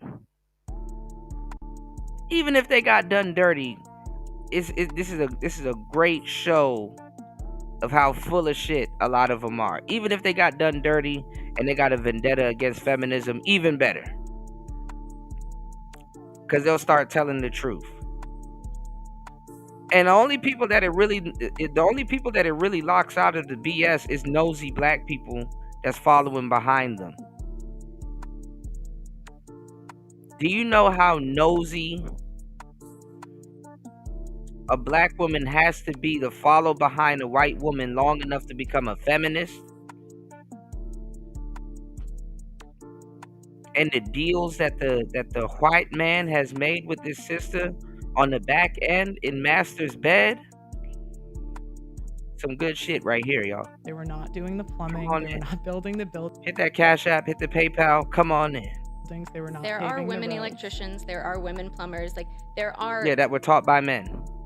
Females in all of these positions. There are Is female... it the majority? No, because okay, so historically, it's not the majority. Because you have to take into the historical perspective. Yeah, you wasn't there. What is stopping a woman today from being a plumber and electrician? As I said, discrimination. Her nails. Why there's hostile workplaces, because they are made to feel as if they don't belong in those spaces. And why would you want to exist in a space where you're constantly made to feel like you shouldn't be there by the men in those positions? So men will make women feel like they don't belong there and then complain that women aren't there. So what's your evidence for that? I don't think men complain that women aren't plumbers, bro. But let's go. What's my evidence yeah, for what's that? your evidence for that? Oh, they've studied it. They've studied like workplace discrimination with women in in male-dominated fields. Yeah. And they've said that the women feel like they're not wanted. Yes. And that's why they're not doing it. Not just not wanted. They went to Princeton, Kuda. They went to Princeton. Prestigious colleges, y'all. Not welcome. That's very convenient. You know, here's the thing. Men don't care if they're not. And Pearl made her walk herself down to the lies that she's telling, by the way. Real eloquent. Welcome. They don't expect people to just accept them into a group like women do, because again, men live in the real world. Women do not. We live in this pretend world where we're given more credit for what we actually do than we do. Mm-hmm. So I've seen you speak many times about the detrimental effects that all of these things have on men's mental health, and that they have a higher rate of suicide, they have all these things. And so I think that it's really interesting that you care a lot, seemingly, about men's mental health, but then at the same time you'll say, oh, men don't care if you're mean to them. Now listen, if you want to see if Pearl is fake over time, you will have to look at her debates with feminist women. And see if they will catch her, see if they would catch her kind of playing both sides of the fence in her logic. So this is why you have to observe stuff like this. Let's go. Men don't care if they're not welcomed. You say all of these things that have an impact on men's mental health. So I think to care about one, you have to recognize how it impacts the other. What I'm saying is men for sure, party, understand that that's the real world, and they know there's nothing they can do to change that. Women go into a man's world and they expect to be given special treatment and privileges. They expect to be the new guy in a company and feel welcome. It's not abnormal for men to haze somebody in a new group. You might say that's wrong, but it's not abnormal, and they don't complain, they don't strike, they don't protest. They just accept it, and they accept the world as it is instead of doing a wish list that will never become true. I mean, do they really accept it, and are they really okay with it when the statistics behind men's mental health proves that it does impact them? They just internalize it. Women make sure that we prioritize empathy. What's going on, Link? Welcome to the show, man. Happy holidays, brother. Shout out to everybody here. Please hit the like button on the way in. Let's go. And communication. So when we feel like we're not being welcomed, when we feel like we're being wronged, we want to improve the communication to improve the We're circumstance. better at complaining. I would say we're better at communication. We're better at complaining about the stuff we don't like, where men don't complain. That's what I said. Right, they don't complain because they internalize it, and then instead they don't just complain. unalive They don't themselves. complain. That's not they a don't proper complain coping because strategy. the world doesn't give them sympathy. Pretty young women get a ton of sympathy on the internet, complaining about their problems. It's why they're given 10 times the funding for breast cancer research instead of prostate cancer. It's because people care about women's issues. People do not care about men's issues. I disagree. Why? Why do I disagree? You can say you disagree, but that's not an argument. I mean, your arguments are just like, oh, that's silly and I live in reality. Like, you're not giving me any realistic responses either. Well, I'm giving you realistic responses. I said men do the majority of infrastructure jobs. They're the majority of workplace deaths. And so based on those two stats, they have a harder work environment and they complain less. Yeah. If you look at the industries that strike and complain, it tends to be female-dominated industries because women are better at complaining. No, they because want to we do care- less of the work and they want more of the credit. We care about how we're treated, as men should care how they're treated. And they do care, they just internalize it. Just because they don't take action doesn't mean that they don't care. No one cares. So the next topic I think we're going to go into is, do you think society discriminates more against men or women, or do you think it's equal? I think that they discriminate more against women, but that's not to say that men aren't discriminated against in some aspects. Okay, how are women more discriminated against?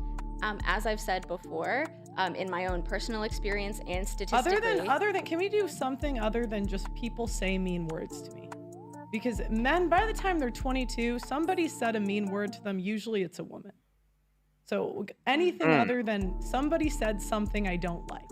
Abortion bans. Can you name a law that controls what men can do fuck? and access healthcare and the healthcare that men can access? Is there any laws that control men's healthcare access? Well, if you want to talk about men's body, men are required to go into selective service. So if there is a wartime, they are required to be drafted. I already know the talking points Pearl gonna go for. Yes, men go to war. So we don't have no bodily autonomy there. What about men bodily autonomy when them AK bullets are ripping through our bodies? Then I get on here and I show y'all a black woman talking to a black man saying that, he's too busy going to war for the white man and killing women and children in other countries so that she's not going to listen to him when he's trying to do any type of correction or disciplining in the black community. Literally the last show.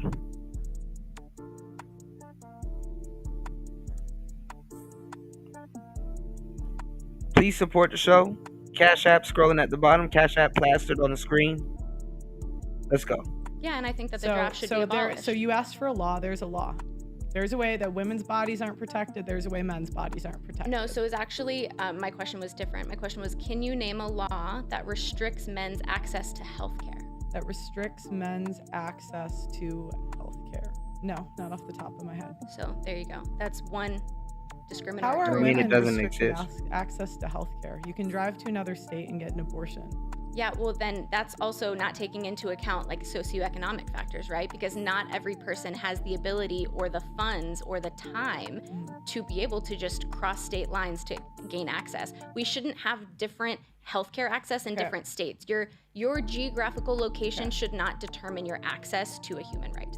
Okay, well again, luckily for women, we have access to birth control, abstinence, And even you can even track your cycle and not get pregnant. So I think there's plenty of options beforehand that it really isn't an excuse if you have an unplanned pregnancy.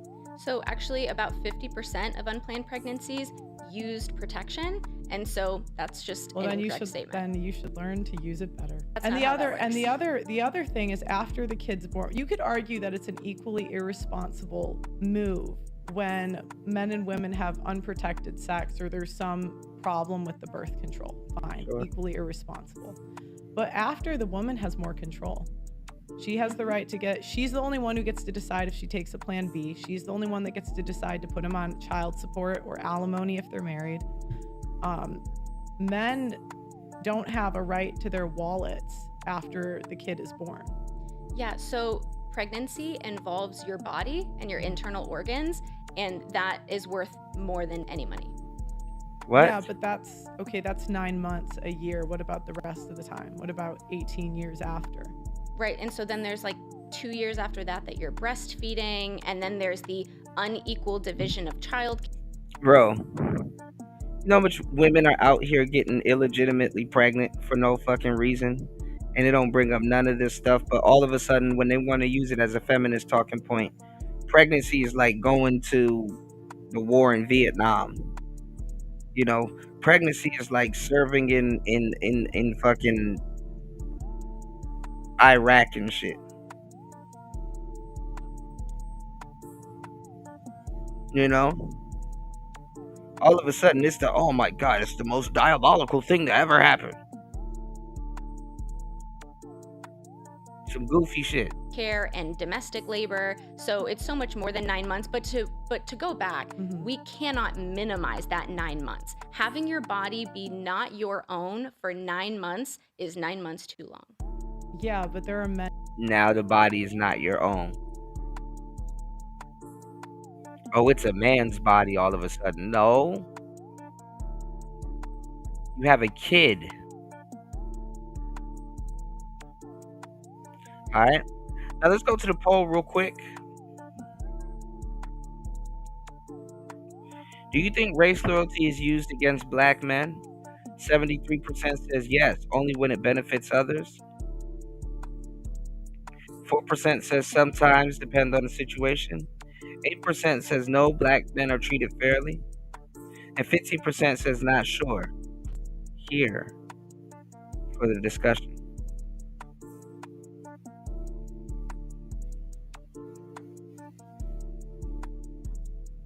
What's going on, Fusion Pop? Fusion Optic TV, my bad. Shout out to Fusion Optic TV in the building. Let's go. And dying when they go and do their jobs. And They they're can get a not different job. complaining about it. They can get a different job. No, Say they could just get a different job. Girl, get the fuck out of here. because men understand that somebody has to do it. Yeah, they don't have to do it. They understand. Well, that's why it's admirable that they do it anyway and they don't complain.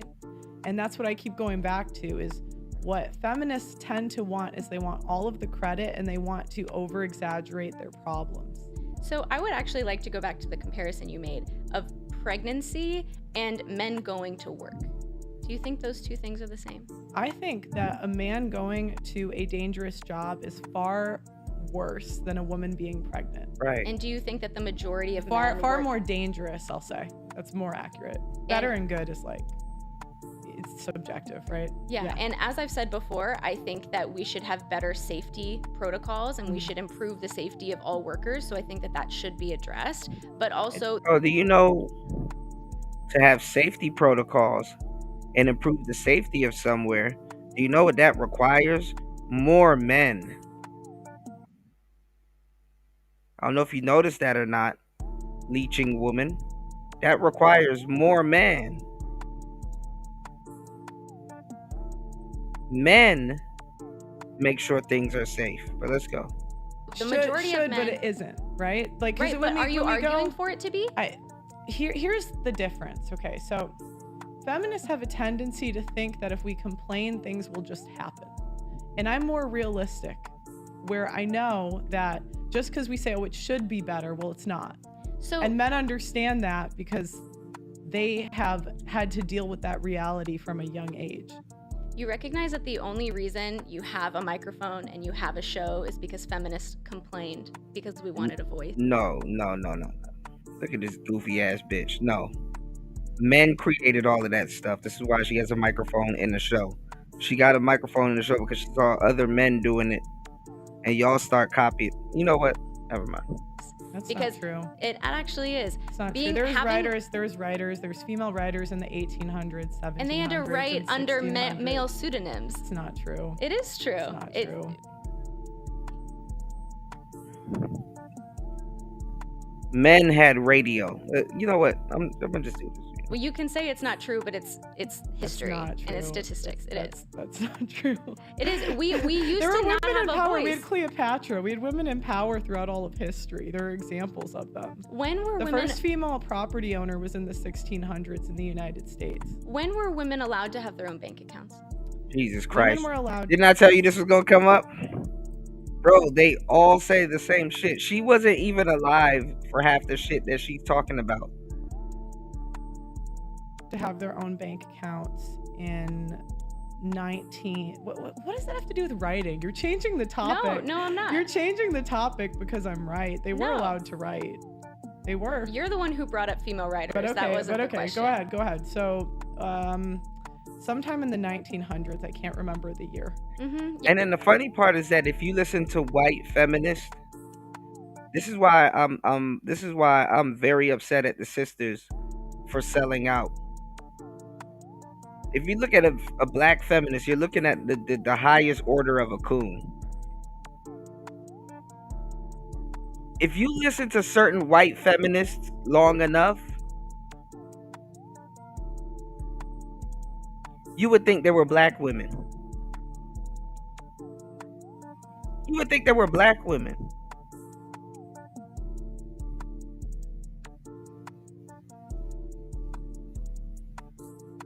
Even Maya Angelou was writing.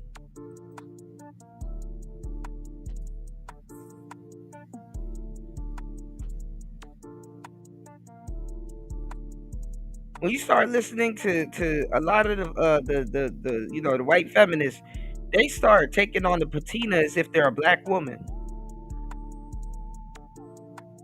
Well, we never had the rights to do all of this stuff. Oh, you mean what black women actually never had the right to do? You would think they're a black woman.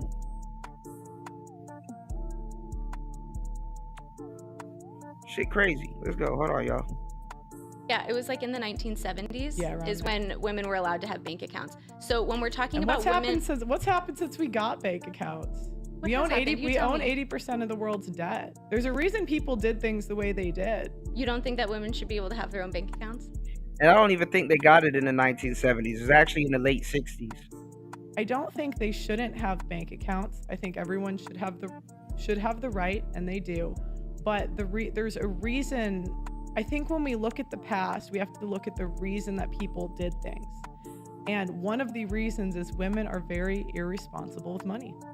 They own 80% of the world's debt, even though they make less money than men.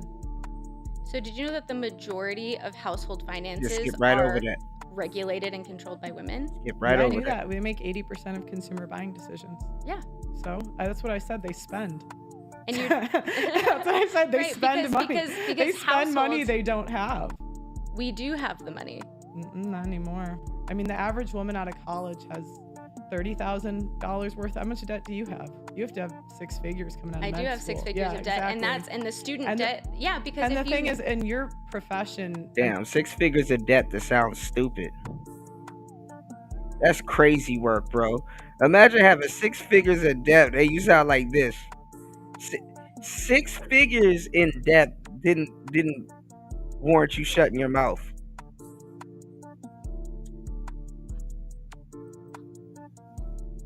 Six figures in debt and you still haven't learned to shut your pie hole for a little bit.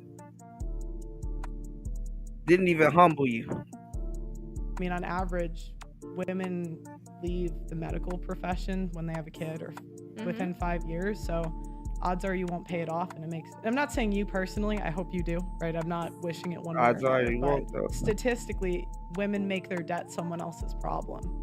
Men do the same thing. No, they don't. So they looked at No, we don't. We don't have the luxury to do that. women paying off their debt and men paying off their college debt, and men have been making payments towards it the last 5 years, and women haven't. So it's funny because you just go ahead. mentioned how Get right women over it. will leave their careers because they have to take care of children, and that probably plays a large role into why they're not able to pay back their student debt. Pearl been catching her in so many lies. And she doesn't even acknowledge the lies that she gets caught, and she just skips right over it. Compared to men who continue to be a part of the work. I keep telling y'all, women be just spraying and praying. This shit is spray and pray.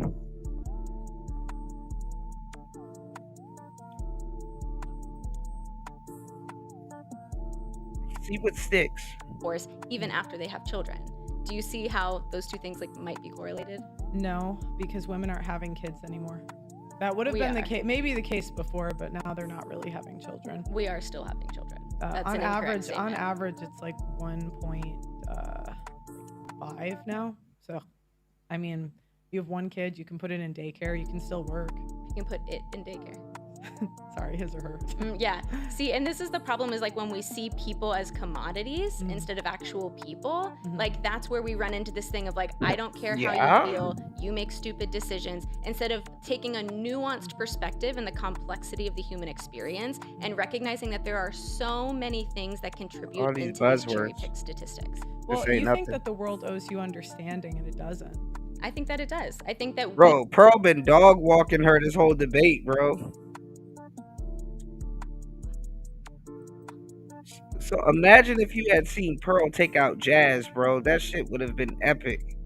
we owe everybody understanding. I think that in order for me, so you know what? I think that this is something we need to clarify. Because it's like this goofy girl would dismantle Jazz, and she's not even smart.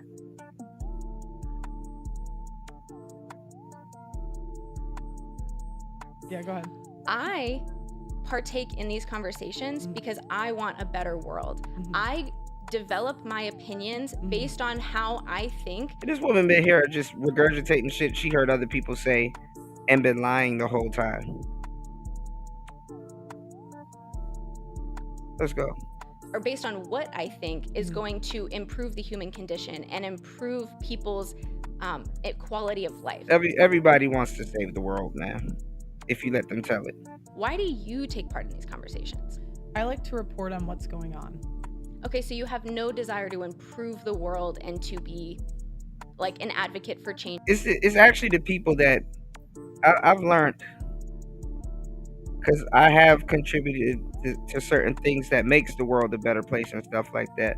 It's people that I've noticed and realized that don't even set out to do this. They actually are the ones that end up, not even vicariously, but they're actually the ones that actually end up saving the world or saving certain aspects that contribute to it, you know? To save the world nowadays, or just even of yesteryear, or just in general, quote unquote, don't set out to save the world. And you'll be surprised you actually do. All right? Y'all, please hit the like button. Please support the show. Hit the Cash App. Let's go. Progression. It would be nice, but I don't expect it. See, and for me, one of my favorite quotes is, the people who are crazy enough to think they can change the world are the ones who do. And you can In call my me a dreamer. experience, they're the ones who do not. Who does not? I Like mean, what? historically, you're wrong. Like what? Yo, that's funny as hell. I just got done saying this shit. Man, I'm a fucking beast. All right, y'all. Let me know if y'all are enjoying the show. Let's try to get at least one more contributor. If not, we'll pick this up. I'll end it in 10 minutes and we'll pick this up later. All right, player talk. Let's get it. I don't think so. Martin Luther King had a dream, didn't he? Oh my Okay, God. but how many guys? See, they always refer to black people. Let's go. Tried to be Martin Luther King and failed. I'm not Right. saying. I'm not saying there And aren't people. that's a but societal issue because we resist progression, and you're one of the people who is allowing society to resist progression instead of allowing progression to happen. How am I allowing society to? What does that even mean? Yeah, so Okay, no, go ahead, it's fine. Yeah, because you say, I see the reality right now and I report on the reality right now. And when I say, yeah, we should recognize what's happening now and improve on it, you say, oh, men are dying in the workplace. And I'm like, okay. A bunch of dumb blondes, y'all.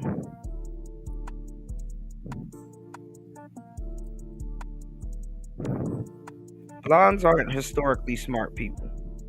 Let's address that. Let's see why they're doing that. Let's see how we can improve on that. And then you're like, yeah, that's not realistic. I live in reality. Where you see how I am advocating for progression. I'm advocating for improvement. Where you're just like, yeah, you know what? That's not the world we live in. And I don't have any idea or any desire. This is spray and pray. Oh, I'm going to just throw something out there. And the person that actually has done change and trailblazed, they're like, yeah, it doesn't work like that. And but you're not even giving it a try. But I'm not even going to say you're not even giving it a try, because I think you didn't even try at all. And what it really is saying is I'm just going to say that you're not for progression. I'm going to just skip over that and just say you're not for progression. And these are people that think that they're the first to do something that a lot of people has done.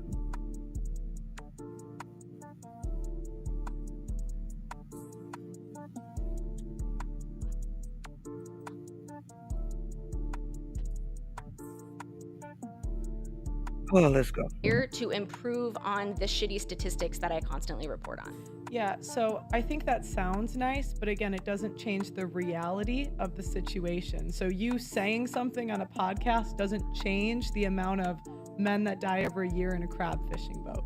But what I like to do is be as accurate as I possibly can. And that is why I say that women do not do as useful or as needed jobs in society as men do. If men's jobs disappeared tomorrow, society would crumble. If women's jobs disappeared tomorrow, society would be fine. Oh, really? Who's going to raise all the children? Women aren't even raising their own kids. They're in daycare. Men can raise children, ma'am. That's actually incorrect. They're in daycare and public school. It's a $1 billion industry. It is a $1 billion industry, Yeah. but statistically, women have the majority of childcare burden. And not a lot of people can afford daycare nowadays. Well, who is the kid spending the most time with if the mom's at work? Most mothers work nowadays. So the kid is spending more time at school or at daycare. Yeah, because usually school gets out family. at like 2:30. It's not the norm. People don't really have extended family. School gets out at 2:30 or 3. They go to daycare for 2 or 3 hours. What about before school? What about before daycare? Because a lot of Just grasping for straws. It used to be a time where young people used to ask educated questions instead of acting like they know. times, Okay, especially like in that 45 first minutes in the morning. No, the first 2 years of at least. A lot of people aren't sending newborns and like what's up with all the guessing? Uncommon. No, it's my not sister uncommon, but works it's at also my sister works at a daycare. They get newborns like Yeah. within the first couple but months all the we're time. talking about like populations, right? We're talking about like statistics, and the majority of people are not Can I sending look up their the average age? Do you care if I look? I'm just No, you can curious. look it up. What is the average age kids go in daycare? No, that's I not- actually don't know the answer to that question. That wouldn't be the Kids. question that I would ask, but I'm curious what that answer is. Okay, I'm just curious. We 'cause you just recommend threw it kids out there and start you didn't daycare know. as early as 6 weeks old. Doesn't give me an average. Just says kids can start daycare as early as 6 weeks. That's all I got. Yeah, well, I mean, again, that would because that wouldn't Yeah, be the question yeah, that I I would know. Google. Go ahead. Like, it would be because, right, we're talking about breastfeeding, we're talking about like bonding, Mm-hmm. a lot of these things, like especially in the first 2 to 6 months of life at least, Mm-hmm. like women bear the majority of that labor. Sure, but I say so what? I could say that to any- men bear the majority of labor of running society for a lifetime. And On average, women have 1 to 2 kids. So okay, you could say that's 4 years. Men work 50. 50 in a difficult job that gives us the food that we have, the chairs we're sitting on, and the microphone we're talking in. And who set that system up? You should say thank you. Men did. Thank God for them. No, you seem to have a problem with the amount that men work and the responsibility that men bear. And so I don't have a problem with it. I'm acknowledging what it is, and women should be thankful to men for doing it. instead of complaining that they're not doing enough to make women's lives comfortable. We live in one of the most privileged times to be a woman ever. Right. I mean, you have even the fact that you're saying the biggest problem is that they have to raise their kids in the early years. You know how privileged that is? I mean, you have the option to put them in daycare. You have the option to delay motherhood. They made IVF for us. They gave you birth. Like, we have so many choices now. And we're still going to say they're not doing enough? That's bullshit. Do you know how much work it takes to raise children? Oh my I'm God. one of 10. Yeah, so you should be I'm one of 10 kids. Okay, so here's my next question. Are your parents still married? Yeah. And wasn't your mom like a feminist on the UN who fought for women's rights at a global level? Here we go. Me and my mom don't agree on everything. What's your point? Yeah, that she had 9 children and she's happily married as a feminist. So it seems like you should be fully aware and She's fully not a feminist. She took me to Sarah Palin rallies when I was a kid. Okay, I went to like pro-life rallies when I was 12. Yeah, I mean, this didn't come out of nowhere.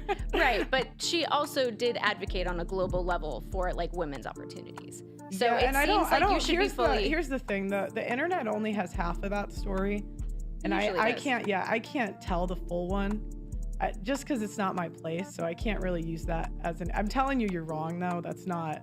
If you had the full story, I just can't talk about it here. Yeah, you say that a lot when people bring up your family, which is fine. But my main point is that you are not ignorant to these ideas. You are not ignorant to these arguments. Like you on a. That's the whole point. That's what I've been saying. That's the whole point. She knows what the hell is going on. She's just not going to throw her family under the bus like most people on the internet would like her to. Even you. This is how I tell you, women are full of shit when it comes to each other. Because literally, she really wants her to throw her mother, who's a fellow feminist, so she thinks, under the bus in this conversation. Dirty work. Global and personal level, like, are aware of them. So to say who cares, like your mom cares, to say who cares, a lot of us care.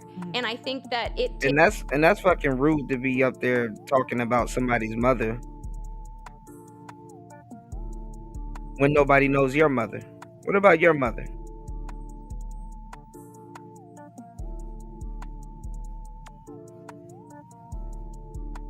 takes a lot of strength to care, and I think that it actually, to say, oh, I don't care, stop complaining, that's the easy way out. I don't want to take the easy way out. I think that being passionate about empathy is really like the strength. It takes strength to be sensitive. It takes strength to be vulnerable and transparent. I think that it's really easy, and it's the easy way out, to just be callous and to say we can't make change and I don't care about your feelings. Okay, well, again, you can say that, but it doesn't change the reality of the world. And the thing is, if you want to be in a man's world, then be in it. And what women try to do is they go into a man's world and tell them how it should be different. Yeah, because as you've even though they've done none of the work, it seems like you are you interviewing me, or are we? Even though they've done none of the work of building the society. No, she's not interviewing you. You just put yourself in a bunch of circles and you just kept running circles around yourself and you sound stupid. You're not being interviewed. You're just talking and sounding stupid. Go ahead, sorry. I would argue that our society would be better off if we did have a part in building it. Our society has been stagnated and has been held back because women have been held back. Imagine the prosperity and imagine the opportunity that the world would have if women weren't held back and women weren't stagnated. What were women gonna do if they were? Women have been held back. Okay, here we go. And you continuously complain about these things that men have to endure, and then simultaneously call it a men's world that women should be grateful to be a part of, but we should also be sensitive towards the things that they've built that are detrimental to themselves. So what do you think men did historically? Like, what do you think their jobs were? Like 1800s, what were your choices as a man to do as a job? Because you always talk about how women were held back historically. So I'm asking, like, what was life like back then? Well, women had to stay home and men had to do all of the jobs. Let's see you explain a world that you read about and didn't live in. Because they didn't allow women to help them. What were their jobs? If you read about it, because some of y'all just be watching a bunch of YouTube videos. That they did. What were the most common methods of employment back then?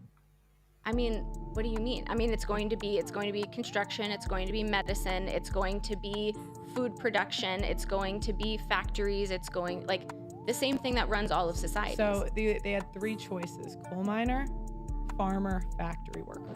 Nothing else happened in society. I'm not saying nothing else. That was the majority of how people were employed. So you guys have this like rewritten history where you guys think that men just had these glamorous, fun jobs, but men did the difficult job. Men know that they didn't enjoy their jobs. Like, do you think of any guys going to a coal mine and saying, wow, this is my passion? And again, who set that system up? It's not about who set it up. It's how would the system run without it? They need coal. At the time, they needed coal. Like the same way now, somebody has to build the buildings. Somebody has to get the food. Otherwise, society does not run. Correct. And we're better off when women participate and when women are able to help men. Like, we talk about all of these like detrimental aspects of these harmful industries, and arguably, if we cared about how people felt, we were compassionate towards their experience, we would put more time and energy to improving these harmful industries. And if women had been allowed to enter into these industries earlier, you could argue that they would be safer industries because we have empathy. No, there would be more dead women that don't listen. And we want to value progression, and we want to recognize problems and address them. We don't just see a problem and say, hey, that's a problem, and then sit on it. Like, no, you recognize a problem, you recognize what causes it, and you fix it. Now you're telling men how to problem solve? Okay, so I told you about the crab fishing today. What are you gonna do now? As I said, that's not my job. There are people Okay, who so are you're on, doing the same excuse thing. me, You're doing the same exact thing. She just, good God Almighty. if I could please speak.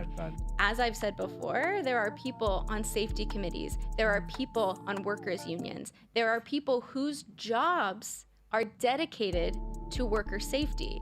So if you're very passionate about that, you should probably invite one of them to sit down in the studio and ask them that question. Okay, so nothing? You're not gonna Because do that's anything not about my it? job. Okay. I'm just clarifying you're doing the same thing.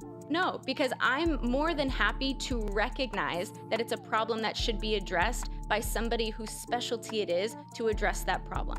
Okay, so the next topic I'm wanting to get into, and we can skip this one if you want, but I wanted to talk about trans and women's sports, or no? You want to talk about? You okay with that? I mean, we can talk about it briefly. That's Okay, fine. okay. I don't want to, you know. All right. Now, remember earlier I told you guys this woman is running off of a different feminist doctrine. And you got to accept the L Gibbet with today's feminism. So let's see how much of a coward she's going to be with this topic. Let's go. Okay, so how do you feel about trans women playing in female sports? I personally have no problem with it. I think that there are advantages and disadvantages to be found in the spectrum of biology, regardless of like gender and otherwise.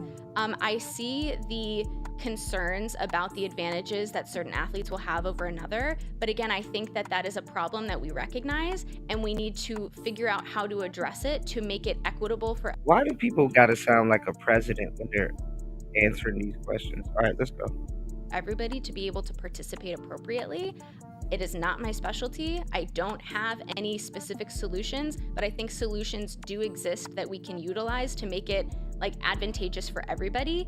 I also think that this is an issue that is largely overblown. And if we want to talk about the issues in women's sports, trans athletes are not the major problem. There are so many bigger problems that should be addressed and should get a lot more airtime. But I think that this is a strategy that is utilized to distract attention away from real problems and to demonize a group, because this is the same thing we see on the political spectrum, right? Where we want to pick a group and demonize them and make everyone believe that this is the root of our problems when they're not. They are just people who want to participate in athletics and sports like everyone else. And I think that it's a really easy way for the sports committees and for media to direct attention to a small group of people and demonize them while ignoring the plethora of issues that female athletes have to endure otherwise. So I actually agree with you on one part. I do think they overblow the issue. I've played volleyball for like 16 years. I told you before the podcast I had one experience maybe.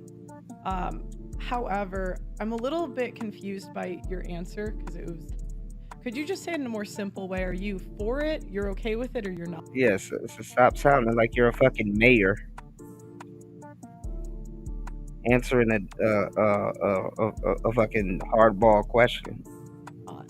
So I like okay. If they said tomorrow, I'm sorry, I do this sometimes, but they said tomorrow, hey, you get the final decision. Are they allowed or are they not allowed? So I would reject that option because it's a nuanced discussion. I think that if you want to turn something nuanced into black and white, you're going to run into problems and you're going to automatically come to the wrong conclusion. Well, but the way these leagues are run, they have a rule book. So when I was playing in England, there was a rule book every season. And so somebody has to write the rules. Yeah. So when it comes to the rule book, it has to be black and white. It really doesn't though, because you could take into account hormone levels, you could take into account like muscle mass, like there are plenty of things that you could do to try to make things more fair and equal. And so I don't think it's necessarily what are your genitals, that's the group you get assigned to. Like I think it's a way more complex and nuanced issue. Do you think that women have a right to feel uncomfortable in locker rooms when men are in them? Sorry, I know you're gonna say it's like whatever you call them, but the guys dressed like whatever. The men pretending to be women. So Sorry. I think I know you're trying to call it something else. You're trying to talk about people who are assigned male at birth, but who identify as women through like societal norms. Like, see, they know about all of this stuff. They just internalize every single piece of it. Look, that is what a trans woman is, like by definition. It's too long for me. I know. It seems like you don't really like complicated thoughts. So it seems to be like trying to call her stupid. I mean, I'm just making an trying to call her stupid. Oh, Pearl picked up on it. All right, let's go. Observation, because anytime that I try to implement nuance into a discussion, you say like that's just overthinking it. That's just too complex. So it just seems not like necessarily. The reason I say that is because I think you do that to evade questions where you can't give a definitive answer. No, because and so I just like to be direct and get like, what do you believe out of this? And sometimes I think you talk in circles.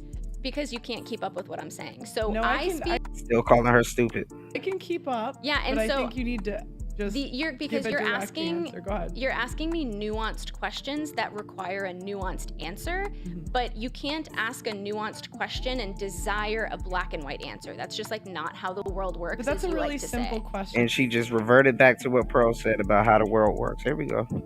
And what would the rule book say? And I answered that. I said that we should be able to take into account different biochemical markers in order to make something more equitable. Okay, so a trans person comes in and they say, I want to play in the women's league. How are you going to deal with the situation? What I just said. Take into account biochemical markers to make the competition more equitable. Okay, so how would you measure it? That's not my job. So there's so many things, as I mentioned previously. Now it's not my job. There's hormone levels, there's muscle mass, there's all these different things that you can measure. If we're really going to say that trans people in sports are this huge issue that we need to dedicate so much time to, then if we're going to dedicate this much time to talking about them, then we should dedicate equally the amount of time. We should dedicate equally. It wouldn't be that long of a conversation if you just got to the answer. Are they allowed or are they not allowed? Because it's not a simple answer. If they're allowed, what exceptions are we making? It's not a simple answer. You want a simple answer to a complex problem, and that's not how the world works. It is how that works, because I've played in sports and the rules are generally pretty simple. Just because you desire a simple answer does not mean that the answer is simple. Okay, well, that one is pretty simple. All right, so you see when Pearl is talking about men working and stuff like that, the girl wanted a simple answer. But now when you start asking her about her L. Gibbet friends, there's no simple answer.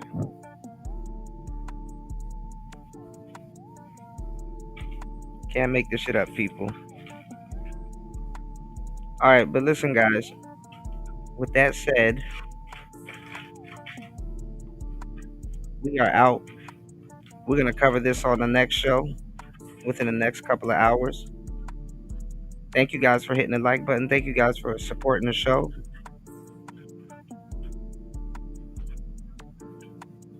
It's Player Talk Radio. I am your gracious host, DJ Kuda. Right back at the helm of today's show. 6 hours into the madness. We out. Peace.